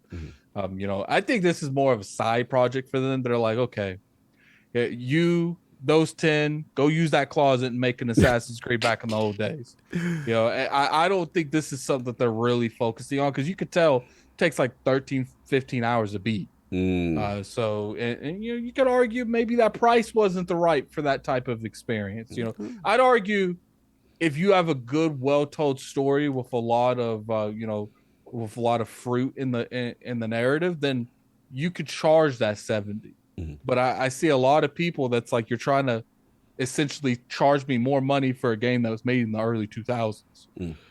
So I feel them on that. I still think Syndicate was one of the best. Like Assassin's Creed 2, Black Flag, and Syndicate's like the three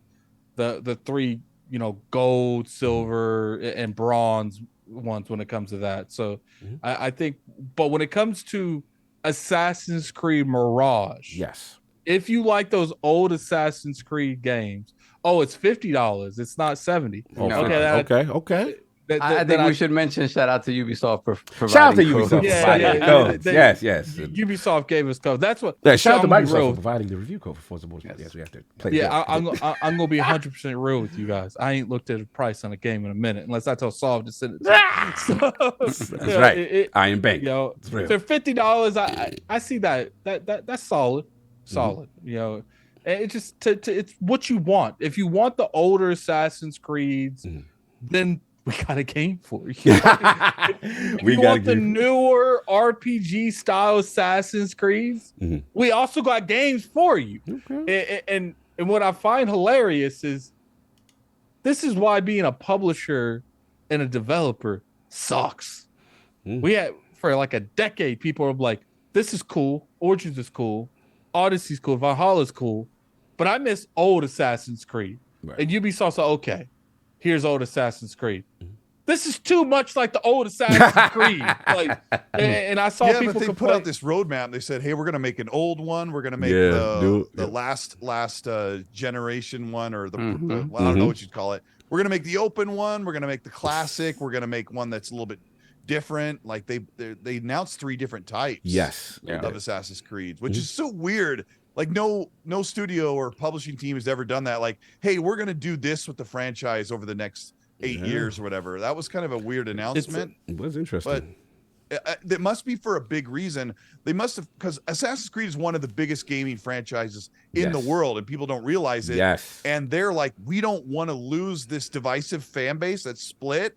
So we're going to do our. I love Ubisoft so much. A shout out to them for sending me the Crew Motorsport, which is fantastic. Everybody paying the and bills. Then sending Assassin's Creed Mirage, which I haven't even started yet. I love that team because they do so much fan service. They try so hard to appease such a wide audience and to it's the not best even- of their ability. I will say And I this, feel though. like It's not even a fan service. Like in terms of like content creation, like they could have the worst game in the world, and I've never felt like Ubisoft is withhold stuff or in any count. They're like, oh, go ahead. You know, we might regret this, but play it. Tell us what you think. Like I gotta respect it because in a day and age where PR is very, very calculated, it feels like the PR over there at Ubisoft's like, look, we gave you a product. We're going to give you the product and you give us your honest opinion. That's literally every encounter I've ever had with Ubisoft has went that direction.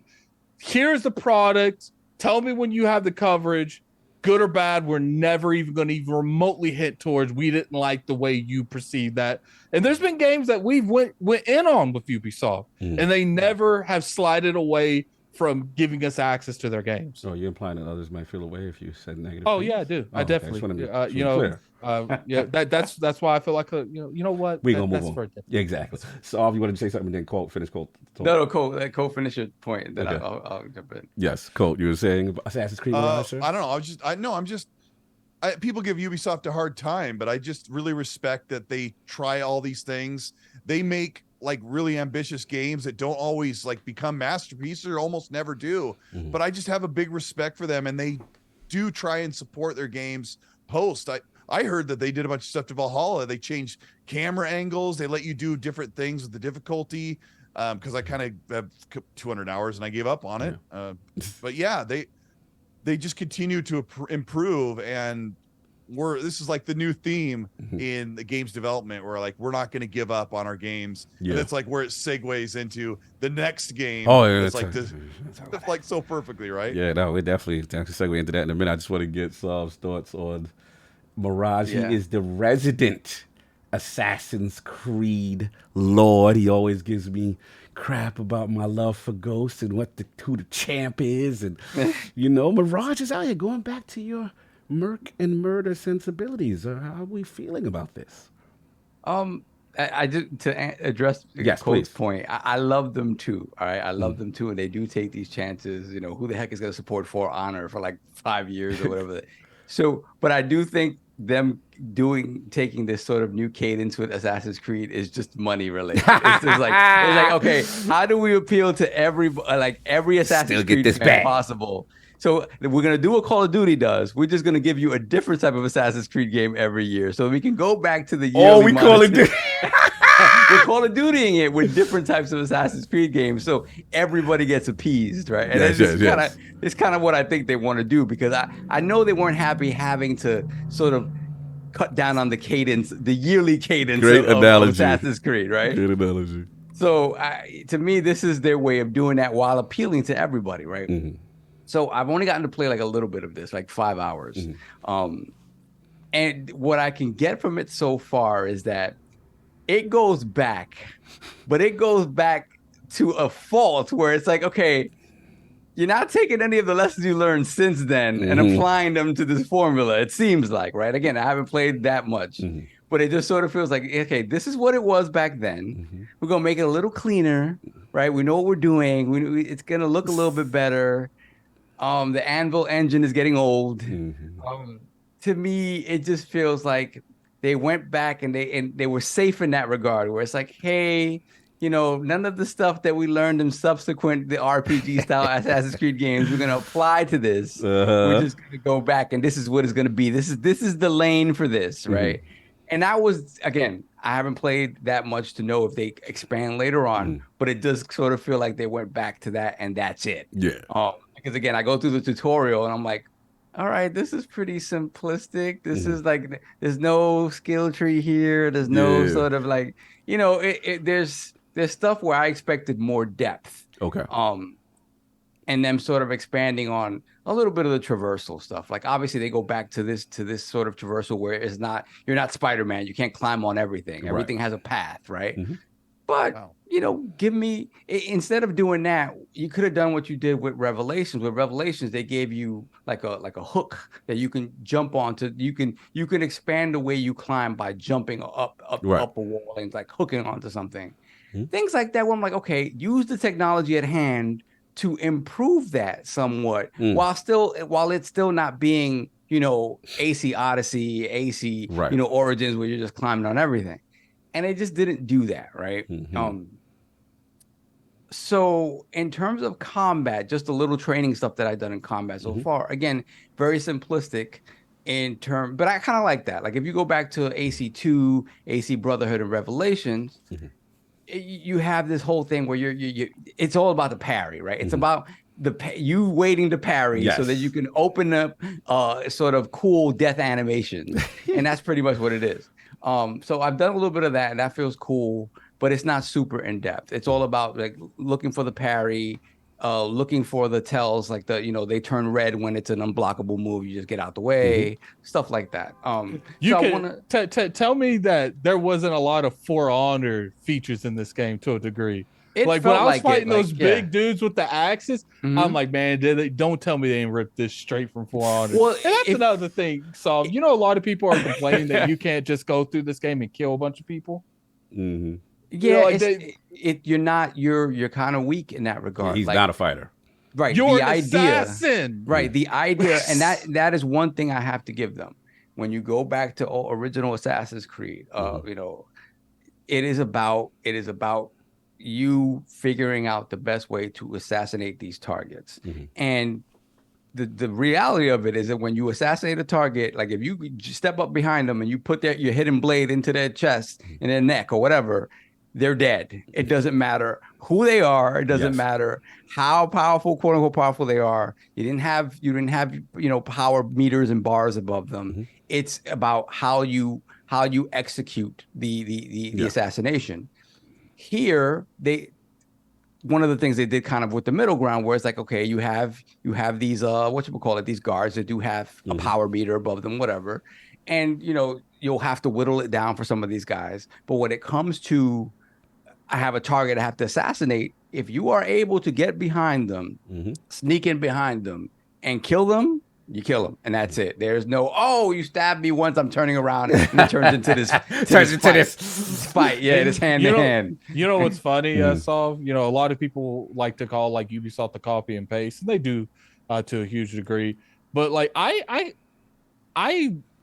love the fact that they found an audience and they're like, look, like we'll innovate certain aspects of their games, but it's like, but we know what our fan base wants. We know what type of content they want. And we're not going to change it drastically because we know some people are going to be upset. It's like it's like the Final Fantasy and Square Enix. You know, if they would have had that mindset, they would perhaps be at their Persona. But it's like, no, it's like people like Assassin's Creed for A, B, and C. It is, and then there'll be people. Yeah, it's comfort food. Yeah, be people on like the far right that's like put D, C, and A in there. Like, but I will say this though, I give the whole part about the copy and pasting when it comes to systems and combat and whatever from game to game. There's some improvements and some changes, but it's not really that, right? But what I do give them props for is the worlds that they create. Baghdad in this game is absolute. There's a moment when we first start the game, Baghdad looked great, right? Like beautiful. Mind you, I'm playing it on the whatchamacallit, the NZXT AMD edition. Oh wow. I have everything on ultra settings with FSR2 on. It is a beautiful sight to behold. Now, early on, the game looks cool. It looks great. Like it looks very nice.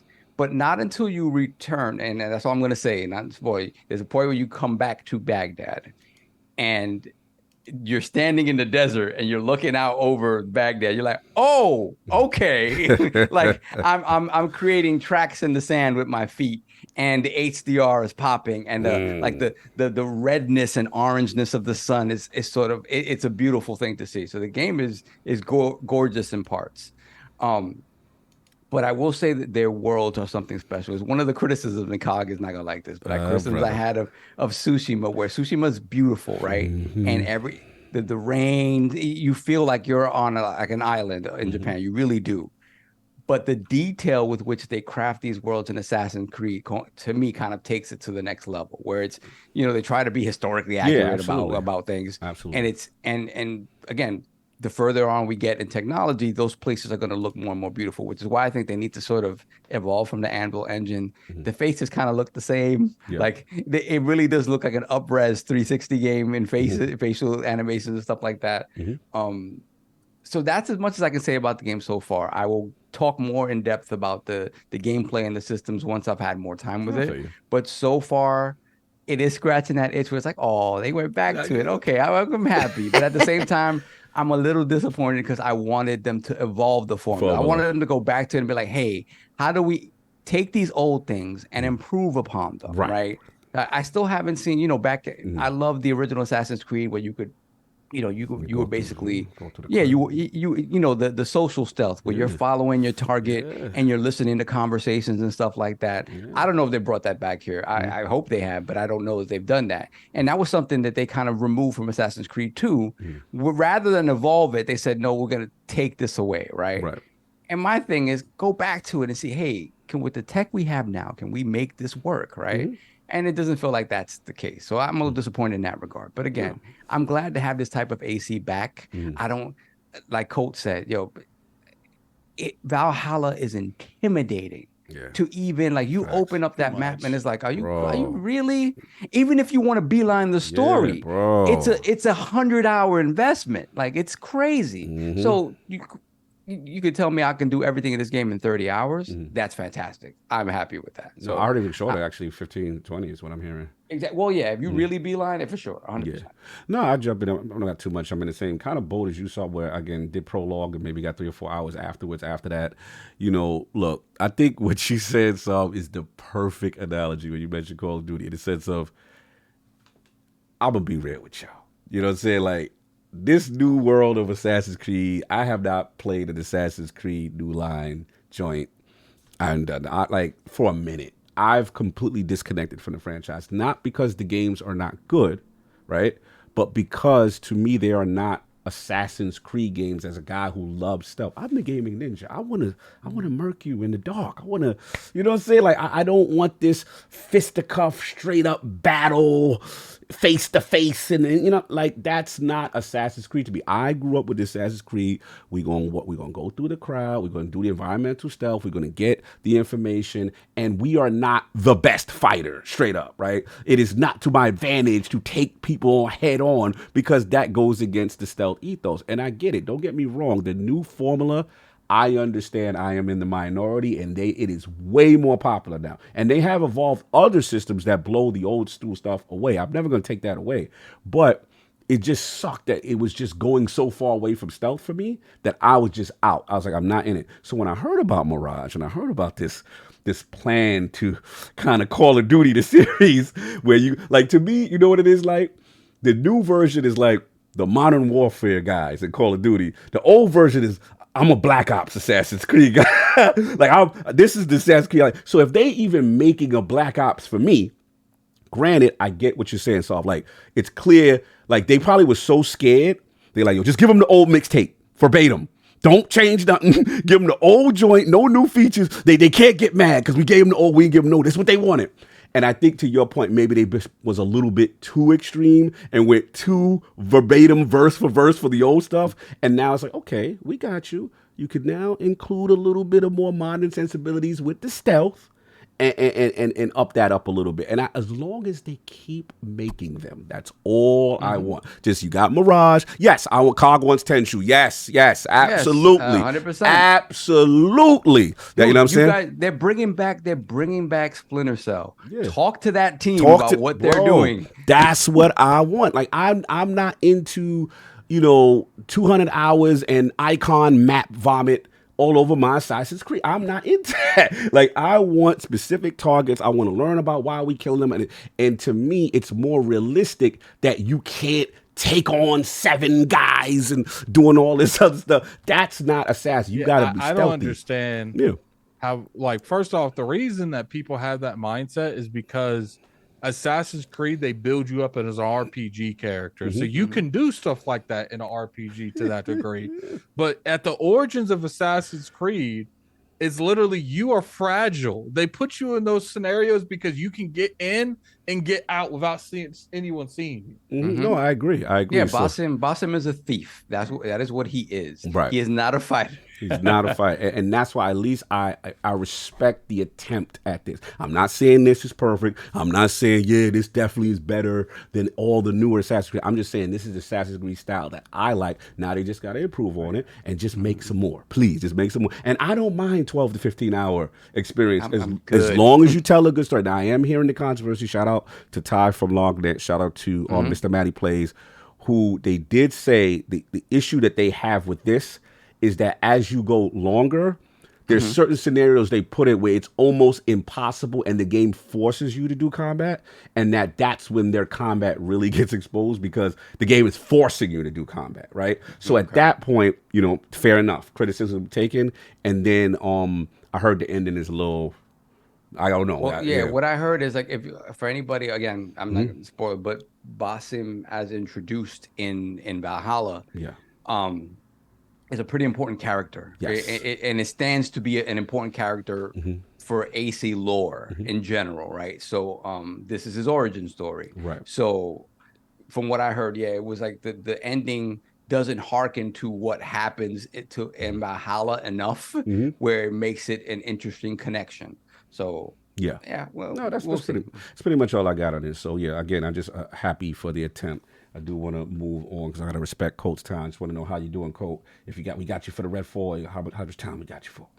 I got to talk about the Redfall before I leave. Yeah, right, no doubt. How many super chats? Super chats are crazy. We got a couple real quick. Okay, get this because I'm dying here. Got Alvin, $2 super chat. Charger is kind of like a Mustang. Stares into Marika. America. Then we got PK Thunder. Whoa, $5 super chat once again. FYI, Starfield did not start slow for me at all. What is going on here? Starfield, it started kind of quick for me. Like, I don't know, it wasn't slow for me because they throw you into the mix pretty quick. Then we got family, Lord Valakan. What? $5 super chat. Man, I can't wait for Mirage, and having WoW come to Xbox will be huge. So I mean, look, we hope. We gotta see how the integration is. You know what I'm saying? But we hope. Shout out to Sinister and Valakan, OG Channel 5 members, the crew. Yes. You know what I'm saying? BX represent. You already know. Then we have Spectre Bull, $5 super chat. Could not stand Valhalla as an SC newbie, but Mirage has my full attention. It may actually encourage me to boot up Ezio collection. Yes, Ezio. Listen, I love Cassandra. That is my second heart. But Ezio Auditore da Firenze, that is the man. Colt Eastwood agrees. Colt Eastwood agrees. That's a tough choice between Cassandra and Ezio. They're both stellar characters. Exactly. But No love my for friends Desmond? like Dealer and Zocker were playing as Lexios. And King we were so as well. mad. We never let it up on him, man. You picked the worst character. Like Cassandra is supreme. Yeah, Cassandra it was dude. yeah, night and day. I gotta and say, day. You good? and I don't often check the Lord, especially in the cycles when I'm at church while you guys are Yeah, doing the normally show, it's but- rare. That's what's rare we get Like you. when you're giving the shout out to the chat, I gotta make a little speech. Let's go. Like, Let's go. These people, these friends of ours, they're on.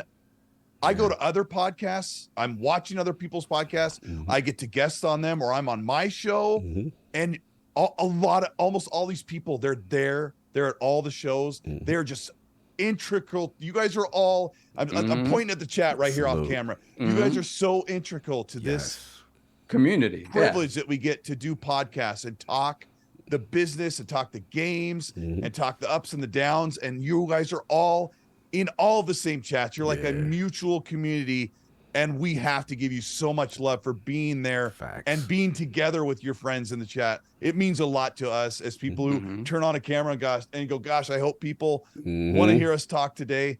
Just big love to you guys in the chat, and I wish we could just 100%. name every name. No, well said. They move as a unit. That's They for move as sure. a unit. Now that's love. We wouldn't be who we are without them, right? So For sure. absolutely. Exactly. But, yeah, so One last one. We got put the crest in the chat for KJ Wars 85. Remember for 4 months, Lord Gold. Thank you. Appreciate it. no doubt, you already know. So this is the last one. Bonus. I'll grab this. Yeah, Redfall's in the news. Very surprising. You know what I mean? Shout out to Clover. I was the one that saw his tweet, and obviously Bethesda Arcade Austin. Huge update now available. Dropped this week. 60 FPS performance mode on Xbox Series X S. Stealth takedowns added, increased open world enemy population and new encounters, new controller settings, gameplay and combat changes, and so much more. So this was definitely a surprise. It hit the webs. So Colt Eastwood, we seem to have experience with this title, both of us, in its early iteration. There's a lot of controversy, a lot of talk, and obviously, you know, I wish Parris was here, did mention it. You know, this was kind of it kind of preceded one of the what preceded this was one of the kind of the famous interviews with Phil on Kind of Funny, and talking about, you know, obviously the state of Redfall was a big discussion at the time in the community. So what are your thoughts? Redfall now with an update. Horror Arcane zipping their lips while they got this update already. Like they would put like about once a week or every 2 weeks, they would put out like some little like, hey, remember Redfall is here, or, you know, Layla can do this or whatever, and they would get roasted in the replies. Where's the update? Why aren't you speaking up? Where's 60 FPS? Why didn't the game run on console properly? And they put their heads down and they just got this ready, and they just dropped it on a, I don't know, Friday or whatever it was. I think it was a Friday. And yeah, that had to be so rough for them. And some of it, you know, it comes with the territory when you can't get, you know, when you're a bit underbaked. But I have no reason to replay it. I have like almost 100 hours into it, but yeah, I mean, I have like 60 some hours, but Xbox says I have 100. But I played a lot of it on most of it on PC. The experience. And I remember the PC experience when we could see it versus console. For me. I played it mostly on PC because of that, and it even didn't hold 60 properly on PC. So for me, and I have a 3080, you know, it was just like, well, DigiFoundry explained it had problems. So I loaded it up on the console, and it looked kind of like a PC version. And then I'm looking there, and there's a field of view slider. It goes all the way up to 120, I think, which is really surprising. Like, not only do you get it to 60, but they're going to let you push it even harder at 60. And then it has dead zone changes, which were big complaints for people in first-person shooters. And they absolutely did add more enemy encounters. I can't walk past 2 houses without seeing a new group of enemies, and that was not the case. Correct. You had to walk an entire block with nothing to do. That's a fact. Shout out to them, man. Yeah, shout out to them. Now, Now, here's the question I got for you, Cole. We got to really get into the weeds now. Mhm. You know, obviously, we're all surprised by this. We didn't see this one coming, but I don't know if you caught Pete Hines's comments maybe earlier in the year, and he was kind of talking about how obviously they knew they didn't hit, you know, the targets, what they wanted to do with Redfall, and you know, he was very animate. The 60 frames per second pouch is coming, but he also was kind of like, we expect this to be around, and he used the term Fallout 76. Now, I don't know if you saw the Steam numbers and the increase in what's going on, but you know, do you feel it's realistic, possible? The Steam numbers for Redfall, you mean? I mean, we saw that. Is that what you were talking about? Well, the three, the grand, you know, total of Steam guys. But I guess I really want to get into the Steam part because it's kind of funny. But those 3 people was Arcane probably on Steam testing the patch. Was gonna give a good touch that. But, Sorry, go ahead. Nah, you good. That was funny. We're having fun. We having fun.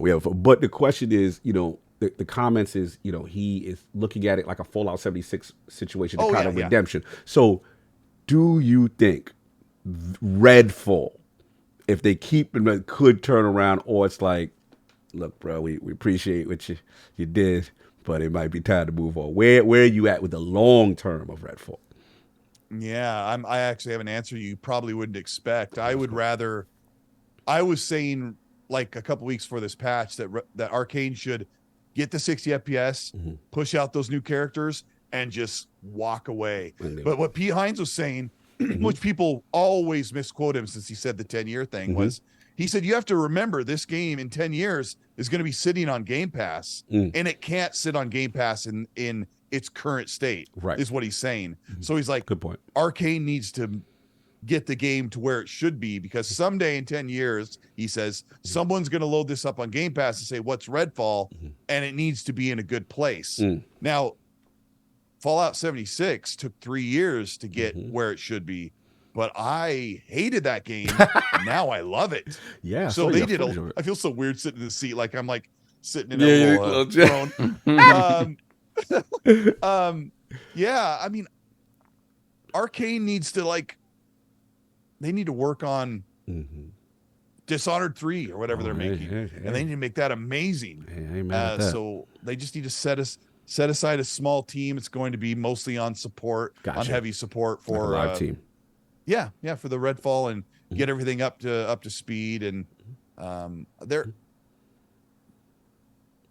I don't know. I mean, you could they made big changes to Fallout, but what Redfall needs is their mechanics that they put in the open world, but they only did them 1 out of 3 times, or 1 out of 3.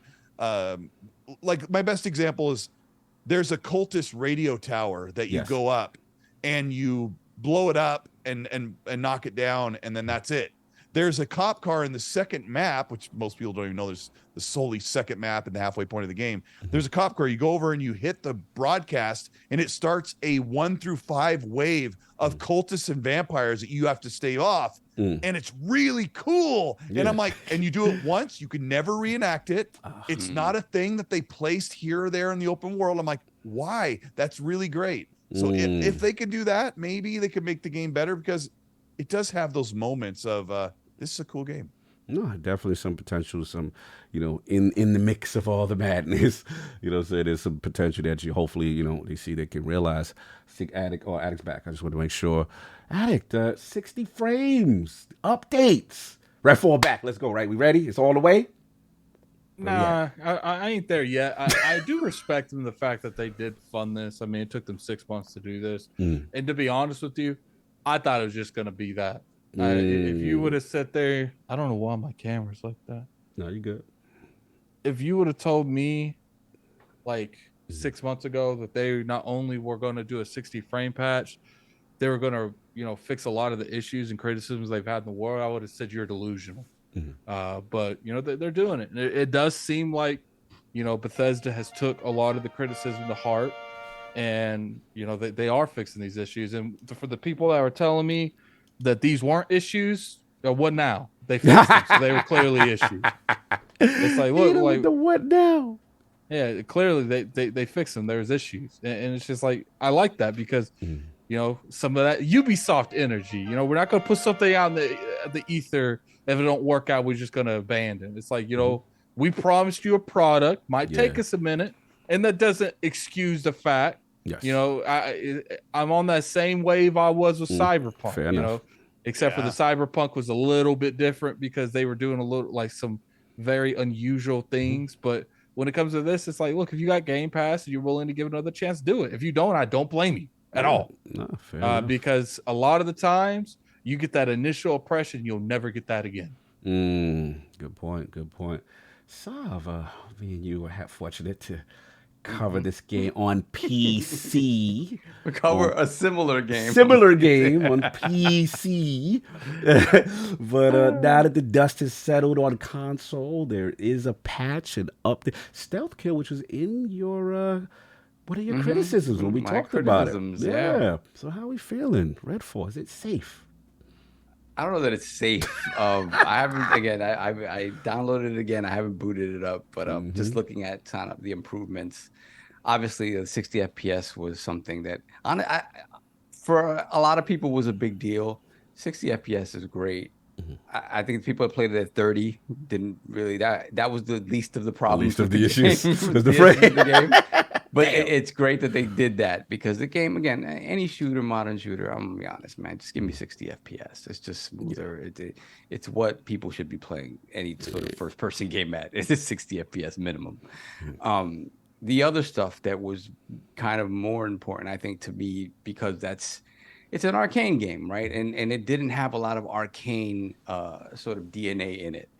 And one of the big things was the fact that when you sneak up on people, there was no sort of animation for a stealth kill. Facts. It was just you sneak up behind them and shoot them in the back of the head or whatever it was. It was nothing else. Yes. And sometimes they didn't turn around when you did it. Sometimes When they get mad, yeah, exactly. It just hit them with the gun, butt of the gun. So the fact that that's there is cool. I'm hoping that it's not one per character, or it's just they added one and they all have the same one. But again, it's good that they went back and addressed these sort of criticisms that people had of the game. The biggest one, I think, that it kind of makes or breaks the game is the AI stuff, right? Yes. And AI stuff and the density of the world, where the density of the world that we played in that preview, in that vertical slice, was it felt alive. It felt alive in that it populated with a bunch of dead things. But it felt like everywhere you went, there was some form of danger that you could be in, whether it was cultists, whether it was one of those vampire mini bosses sort of holding down a specific area. There was always something, or there was something in the realm of story beats where you would, enter a space, something happened there, and like you could, the environmental storytelling would tell you kind of what happened there, and then you could jump off of that. So, I'm anxious to see what they did with that, right? Because they did say they improved the density of the game in the console space, and I'm hopefully the PC as well. So I'm excited to see if that is true, because that is kind of where the game just did not feel like there was any sort of synergy between the world that they created and then the gameplay they created to sort of function within that world. And then on top of that, the idea of synergy. When you talk about this game, I think one of the things that we talked about was the fact that, hey, if you put all of the powers together from all of these characters, you get one Corvo from maybe. So the hope is that, and it being mostly a multiplayer game, right? The hope was that the powers of each of these individual characters synergized in a way that made the gameplay fun when taking on these enemies, right? And none of that sort of came to pass in the final game. So my hope is that they continue to improve in that regard. It was like, hey, whatever or at least address it, even if they roll it back and turn it into something else and be like, okay, how can we arcanify this even more and forget about the synergy between the characters because it's too difficult? Well, then give each character more sort of immersive sim style moves. Yes. So they can function. They can all be sort of unique within this world, but they all have a plethora of tools that they yes, can attack that these bigger skill scenarios tree. with. Preach. Exactly. Not That just would be the amazing. same ability, but you get a little bit more faster recharge or the same Exactly. thing. I agree. More deeper into the skill tree. Exactly. Because to me, this is it. If you're going back, you're continuing to work on this game. I commend that. I'm so grateful and happy that they're doing that, because this idea is cool. This idea was always cool, especially with Arcane behind it. It's just the game that they released doesn't have Arcane DNA. It really doesn't. It's very little there. So Arcaneify the game and really put the work in to do that. Yes. And make it a better product. I'm not expecting it to have a No Man's Sky turnaround, right? Or a Cyberpunk, Phantom Liberty turnaround. You're not gonna do okay. All right. I'm hopeful. I'm not expecting it, but hey, who knows? But the thing about it is that the core game here, the core game they released ain't that great, right? So they would have to rework the whole thing. We've seen it. We've seen it, right? Because they went back to the drawing board on Cyberpunk and gave us, at its core, it kind of functions differently. So it's a possibility. I just don't know that that's what they're willing to do on this title. But if they are, do it. Go all the way, and let's not have the final word on this game be, they went back and sort of addressed some issues, but it still sucks. I mean, but to Colt's point, what if from a resource standpoint, doing that prevents you? Let's say, no, go to Dishonored 3. You don't want the Cyberpunk. Thank you for the 60 FPS. Thank you so much. Let's go. You to don't Dishonored want 3. Redfall, Phantom Liberty. You don't want the comeback story. I'm good, homie. There's a big difference. Cyberpunk. And I'll say this controversial thing. Let's go. Cyberpunk was always a great game. Yes. And replaying it right now in the opening I'm in the opening quarter of the game, so not really any new content. It really reaffirms that Cyberpunk was always a really great game and is worth redeeming. Redfall is worth fixing. Yes. Why we gotta stop? Said. Why we can't have a comeback story? Y'all don't want to see that. Well, y'all don't want to see Dishonored on hold for a little bit. Listen, if it can be done without removing resources from the next project, yes, whatever that may be, sure, 100%, I'm all in, and I will be there to support. If that is not the case, and if that is not the case, and said new project happens to be Dishonored 3, yes, or a new IP or whatever it may be that is very much in Arcane's wheelhouse, what we expect from them, we're gonna let Harvey do what he want to do. We're gonna let Harvey do what he want to do. Let's move on. All right. I mean, I guess. Look, man, I agree. Why Dishonored can't be on hold and we get Redfall between giving Redfall less resources and trying to fix giving Dishonored 3 resources and trying to fix Redfall. Redfall had its opportunity. Dishonored doesn't need to have less of a less of a potential to thrive. It's like, look, I get it. They gave us a 60 frames, and I didn't think that was going to happen to a degree. Man. So it's just like, to me, we're already in the W range. Let's take this small W we have and let's ride off into the sunset. Man, you try to stop me from getting my Harvey interview part 2. That was the highlight of my life. It isn't always what the fans, like a segment of fans want, because we know that the Arcane team really wants to move forward.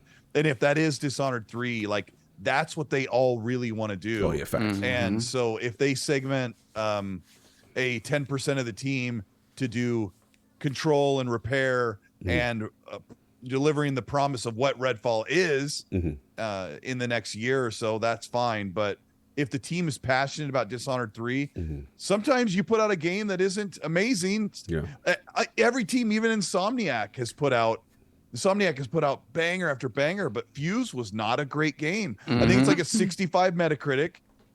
Nobody ended up playing this 4-player co-op cover shooter. It just didn't land. And what did Insomniac do? They moved forward and they did a small game, and then they put out Sunset Overdrive.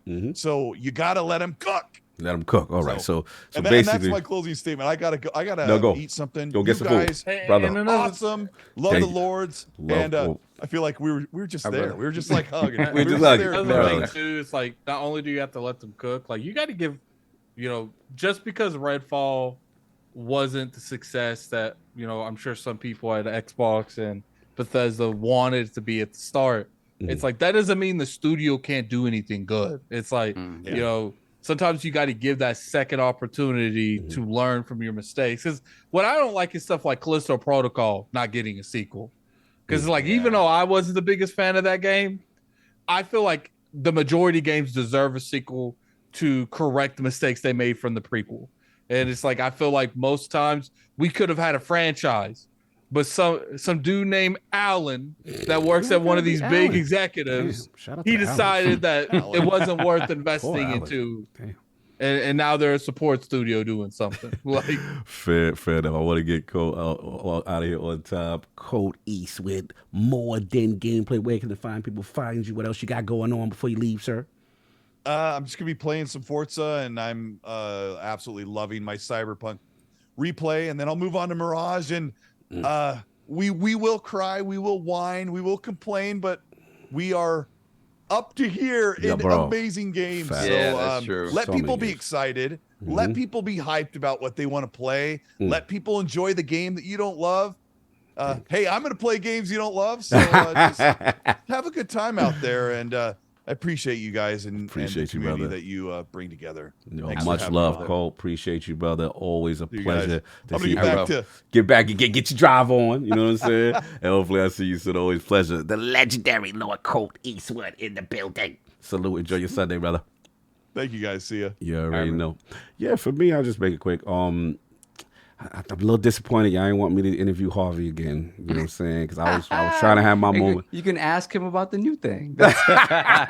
Look, just for the record, that Redfall interview with Harvey is our number 1 video now. It is, bro. It is our number 1 video right now. That couch has sold thousands of that couch has sold so many. Here's the thing, though, is that our number 1 interview for good reasons. Listen, I think people really like my reporting with Harvey. Let me stop. All jokes aside, look, I get it. You know what I'm saying? I do think it's interesting. Look, Pete had said, they had a long-term plan, and they're not going to give up on it. The question would be, like you said, the extent. Is it just to not give up, to fix it, to get it to a playable state, the functional state, and then kind of move on with just a live maintenance team, or is it a full-fledged? We are revamping and doing kind of what maybe Saw suggested if they were going to do, which is skill trees, all that other stuff. My issue. Look, I played the patch, 60 frame. Yes, thank you. Yes, it looks good. It moves good. I love the stealth kill option. I still got issue though. I mean, I still sort of popping on console was still a little rough. You know what I'm saying? Also with the mobs. The AI is better, but I still a couple of instances where certain mobs weren't reacting to other emergent events. So I was like, all right, still a ways to go there. What sucks is the premise of the game in Vampires is so cool, and you just want it to succeed. But there could be a point when it's like, hey, get it to a point of playable state. Maybe that's where they stop it at, and then they move on, to the other, the majority of the team moves on to the big project. I am curious, though, if they truly commit to fixing. That would be very interesting. Not that I would be mad. It would just be interesting to me, if they did it. So, look, one thing about live service, if you put enough effort, it could come back, but we'll see. Me personally, I'm with you guys. I rather a Dishonored 3 at this point. You know what I'm saying? I rather them give the fans, what they truly want and have a team that's really dedicated. Because my understanding with Redfall is, internally the reports came out that some of the team they was hoping this would get canceled, and there was some of the team that was thinking they was going to make a classic arcade game. Then they left saying, "Hey, we didn't really kind of sign up for that." And I'm very curious to see what Harvey wants. You know what I'm saying? That's why I would love to interview him again, because it's just like, hey, what do you want to do? And if he's afforded a team to make another game in his vision, why you laughing? Because it's funny, obviously he had to do this, right? Yes. In that interview, he's all in on this. On he was spitting. He's spitting, and it's just like, obviously, again, you're not gonna crater your product before it comes out, right? You have to support it, and you can't, you can't do a shoot interview like right before it comes out. But this thing is the worst. Don't buy it. Facts. You can't. But it's gonna be interesting to see, what the pivot is, right? Yeah. Yeah, we'll see. Like, again, but more importantly, shout out to Arcade for keeping their word on the patch.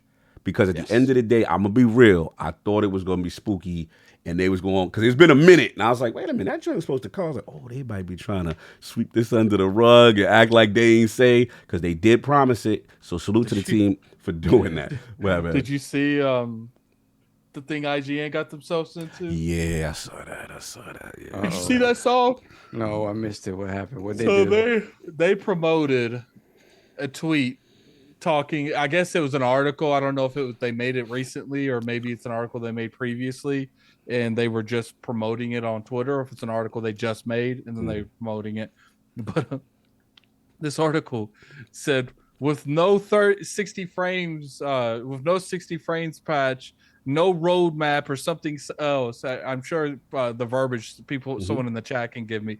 It says I think it's safe to say that like Redfall's dead or something like that. And then like 10 minutes later, they announced the 60 frames. Wow. It aged like milk, right? Yeah, that ain't aged well. And they were getting drugged through the streets of Twitter.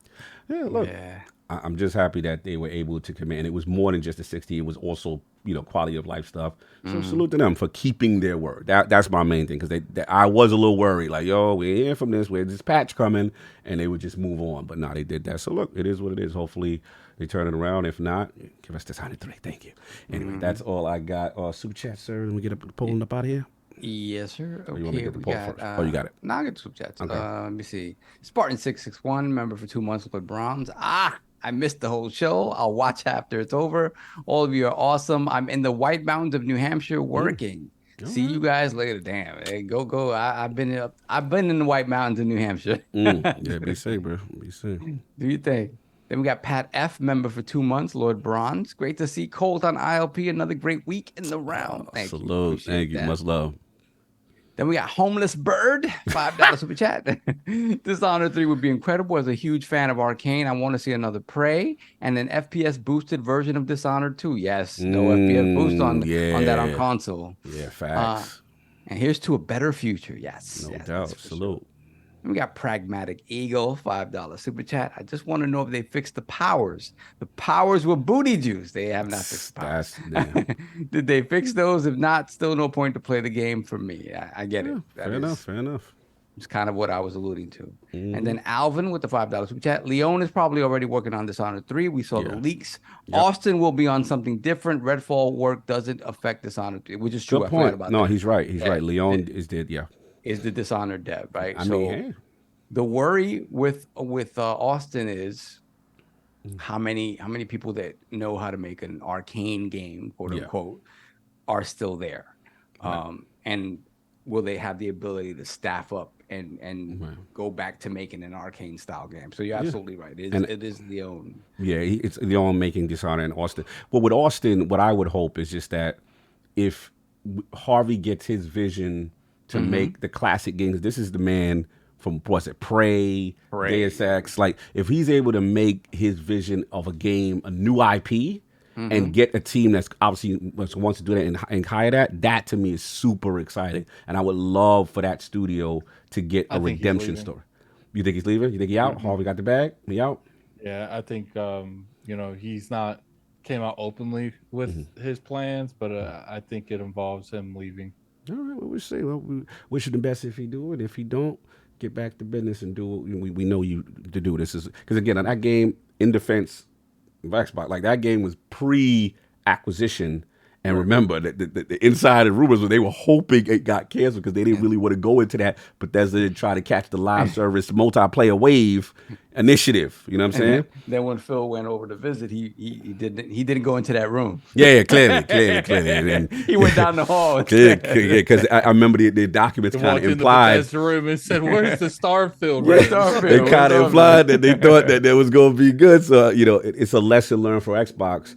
When you acquire, you got to make sure, see how those older, projects are. He's been very transparent about the misstep there. So anyway, so super chat still, sir.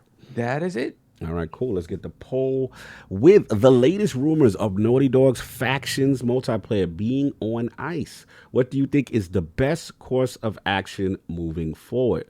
Choices are: A, if the core gameplay loop is not good, Bungie's negative review is justified to cancel Factions. B, Sony should give Naughty Dog more time to refine Factions for review. C, allow Naughty Dog to make an entirely new multiplayer vision with Bungie support. Or D, I don't care, but we gonna flip if we keep getting remasters of Last of Us single player games. Shout out to all those in the chat. It will go up later today. Again, shout out to Parris Lily. Shout out to Colt Eastwood holding us down in the absence of the King. Send King some love. He had some appointments he could not get out of, but he did want to bless the realm with his opinions. Hopefully y'all like that. And his VR, I don't even know what he was doing. I don't even know what to call that. Cyborg King. I don't know what he was doing, but shout out to him for the laughs and again, holding us down in the interim. Lord Addict, where can people find you? What you got going on? You can find me on Twitter, Lord Addict ILP. You can find me on YouTube at Gaming Addict. I will be having a video going live tomorrow. Gonna be these people won't socialize themselves with it, but that's fine. Damn, what are you talking about? There's people in the chat that's gonna love it. But yeah, it's I've been on my exposing the truth triumph that here recently. So tomorrow is another chapter of Addict exposing the truth. So definitely go over to my YouTube channel, Gaming Addict. It's pretty much done. I just have to do a little bit more minor editing, and I will be probably posting it around noonish tomorrow. But I think I'm gonna upset people, and then I'm not gonna upset people. But I upset people all the time, so yes, we're good on that. We get a preview of what the subject was. We gotta wait. Nah, we gonna wait. We go. Not gonna have someone snatch my video idea in 24 hours. I feel that. So yeah, right there. Click on that. Go sub and watch the Salt tomorrow, man. Watch the Salt tomorrow. Clearly Appreciate. We had almost 900 people in the chat. Salute. Very good show. Looks like we're gonna end the show almost 5,500 views. There's still 631 people and 525 likes. I know we can get up that, man, before we leave. Salute. I'm gonna send you guys to, let's see who we going today. There's no one that. See, you have to excuse me because Cog follows people on the ILP channel. I don't. It's between Legendary Jobs, Jade PG, and Sean K. the King. Sean K. All right. And the Young Turks, which they have a bunch of people. We're not sending you there. Yeah, so it's between Legendary Jobs. Who are these people, Cog? Who should I send them to out of those three? We said Legendary Jobs. Who was the second one? Jade PG and Sean K. the King. All three decent, Just tell me which one. Legendary, man. Let's do Legendary. Let's do that. Send you guys the Legendary Drops. Go over there and put in the ILP raise. Yeah, put in the ILP when you get over there. No doubt. Lord Saab, where can people find you? What you got going on, sir? Hopefully playing Mirage in some way, shape, or form. I'm excited to play more of this. I haven't played one of these in a long time, and I got ready for it by playing a little bit of Brotherhood. But Brotherhood on the PC is weird because Brotherhood, every time you shut down, it crashes the whole thing. It bricks. Yeah. So, PC Master Race. It looks nice while you're playing it. It runs nice. Shutting it down is the problem. So. It's another thing. But yeah, it got me ready for this. So I'm excited to get back in there and play more of Basim's origin story. So hopefully I do more of that. And yeah, that's it. What else we got? We got a month coming, man. We got Spider-Man around the corner. Alan Wake. I forgot what it got pushed to, but Alan Wake I'm very excited for. So yeah, look out for that stuff. No doubt. And of course, again, appreciate the love. Appreciate y'all coming through, having fun. Yeah. I'm sorry. That's it. And we will be covering Spider-Man. I saw people asking did we get codes in the chat. PlayStation ain't never really messed with us to that degree, but we will be covering it after it comes out. No doubt. You got to get that on. So, yeah, next Sunday should be good. Again, send some love to the king doing his thing. Deserved break and fun show and stuff that he's doing. Send some love. He is okay. We just mess with him because he hates when I say send some love. The funny thing is we always say King is responsible for the link to the show because of his tangents. We're going on 4 hours and 30 minutes. I feel like when King's not here, we're like, we could speak more. And we end up speaking more. Shout out to King on that. And again, everybody that came through Paris with the love, you know what I'm saying? Of course, Colt Eastwood. And yeah, hopefully we'll see what happens. Should be potential news next week, maybe. We'll see if that news happens. We may have to alter and do things, but yes, Gungriff, we will hold the line. And then the following week will be our Spider-Man impressions. Yes, no doubt. But that's all I got. Everybody enjoy your Sunday. Anything else before we roll up, Addict? Nope, we are good. All right, we good. We up out of here. Everybody enjoy your Sunday.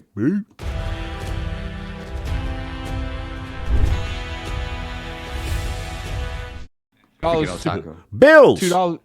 $2 super chat from Nintendo Don the Otaku. You better cover Super Mario Wonder 2. We actually reached out to them. Cog is on that. What? How did you mean? Addict is our Nintendo representative. It won't be. He gets all the Nintendo codes. Pokemon. He is our definitive Nintendo guy. Lord Addict. It won't be the week it comes out, but I will. No, it's just. We gotta wait for the game to come out, but it will probably be. It comes out the day of Spider-Man as well, so. Oh yeah. Okay. It did release. It did release. Then it did release. All right, so it will be most likely when we talk about Spider-Man. I'll probably try to play both of them as much as possible. I do want to in depth on the RPG one, the Mario RPG coming out at the end of the month. I think. So this the one with the mushrooms or not? Which one? No, this is the one with the new mushrooms. The getting high, Mario. I think Mario RPG is November. If I'm not. And I asked for a couple codes so we can all play. And they ain't push it back because it came out with Spider-Man. They ain't push it. Nah, Mario ain't budging the Spider-Man. So Mario's outselling Spider-Man. Oh yeah. Oh. Yeah, Mario's outselling Spider-Man. Big Mario outside. Okay. Yeah, that Mario is going to sell 10 million in 2 days. Over Spidey with the tool with the Venom. Yeah. Well, there ain't nothing else to play on the Switch, so damn. There's something about 2D Mario. Bro. Just think about all these games that's come out: Starfield, Assassin's Creed Mirage, Resident Evil 4. Ain't none of that on the Switch. I mean, they do got Tears of the Kingdom in this giant. Yeah, and it's been a couple months, so I'm sure they feed in the tube, man. They want a little bit more. Anyway, so you heard it here first. Nintendo, Lord Addict got you on the Super Mario joint. We all got you. And now we out.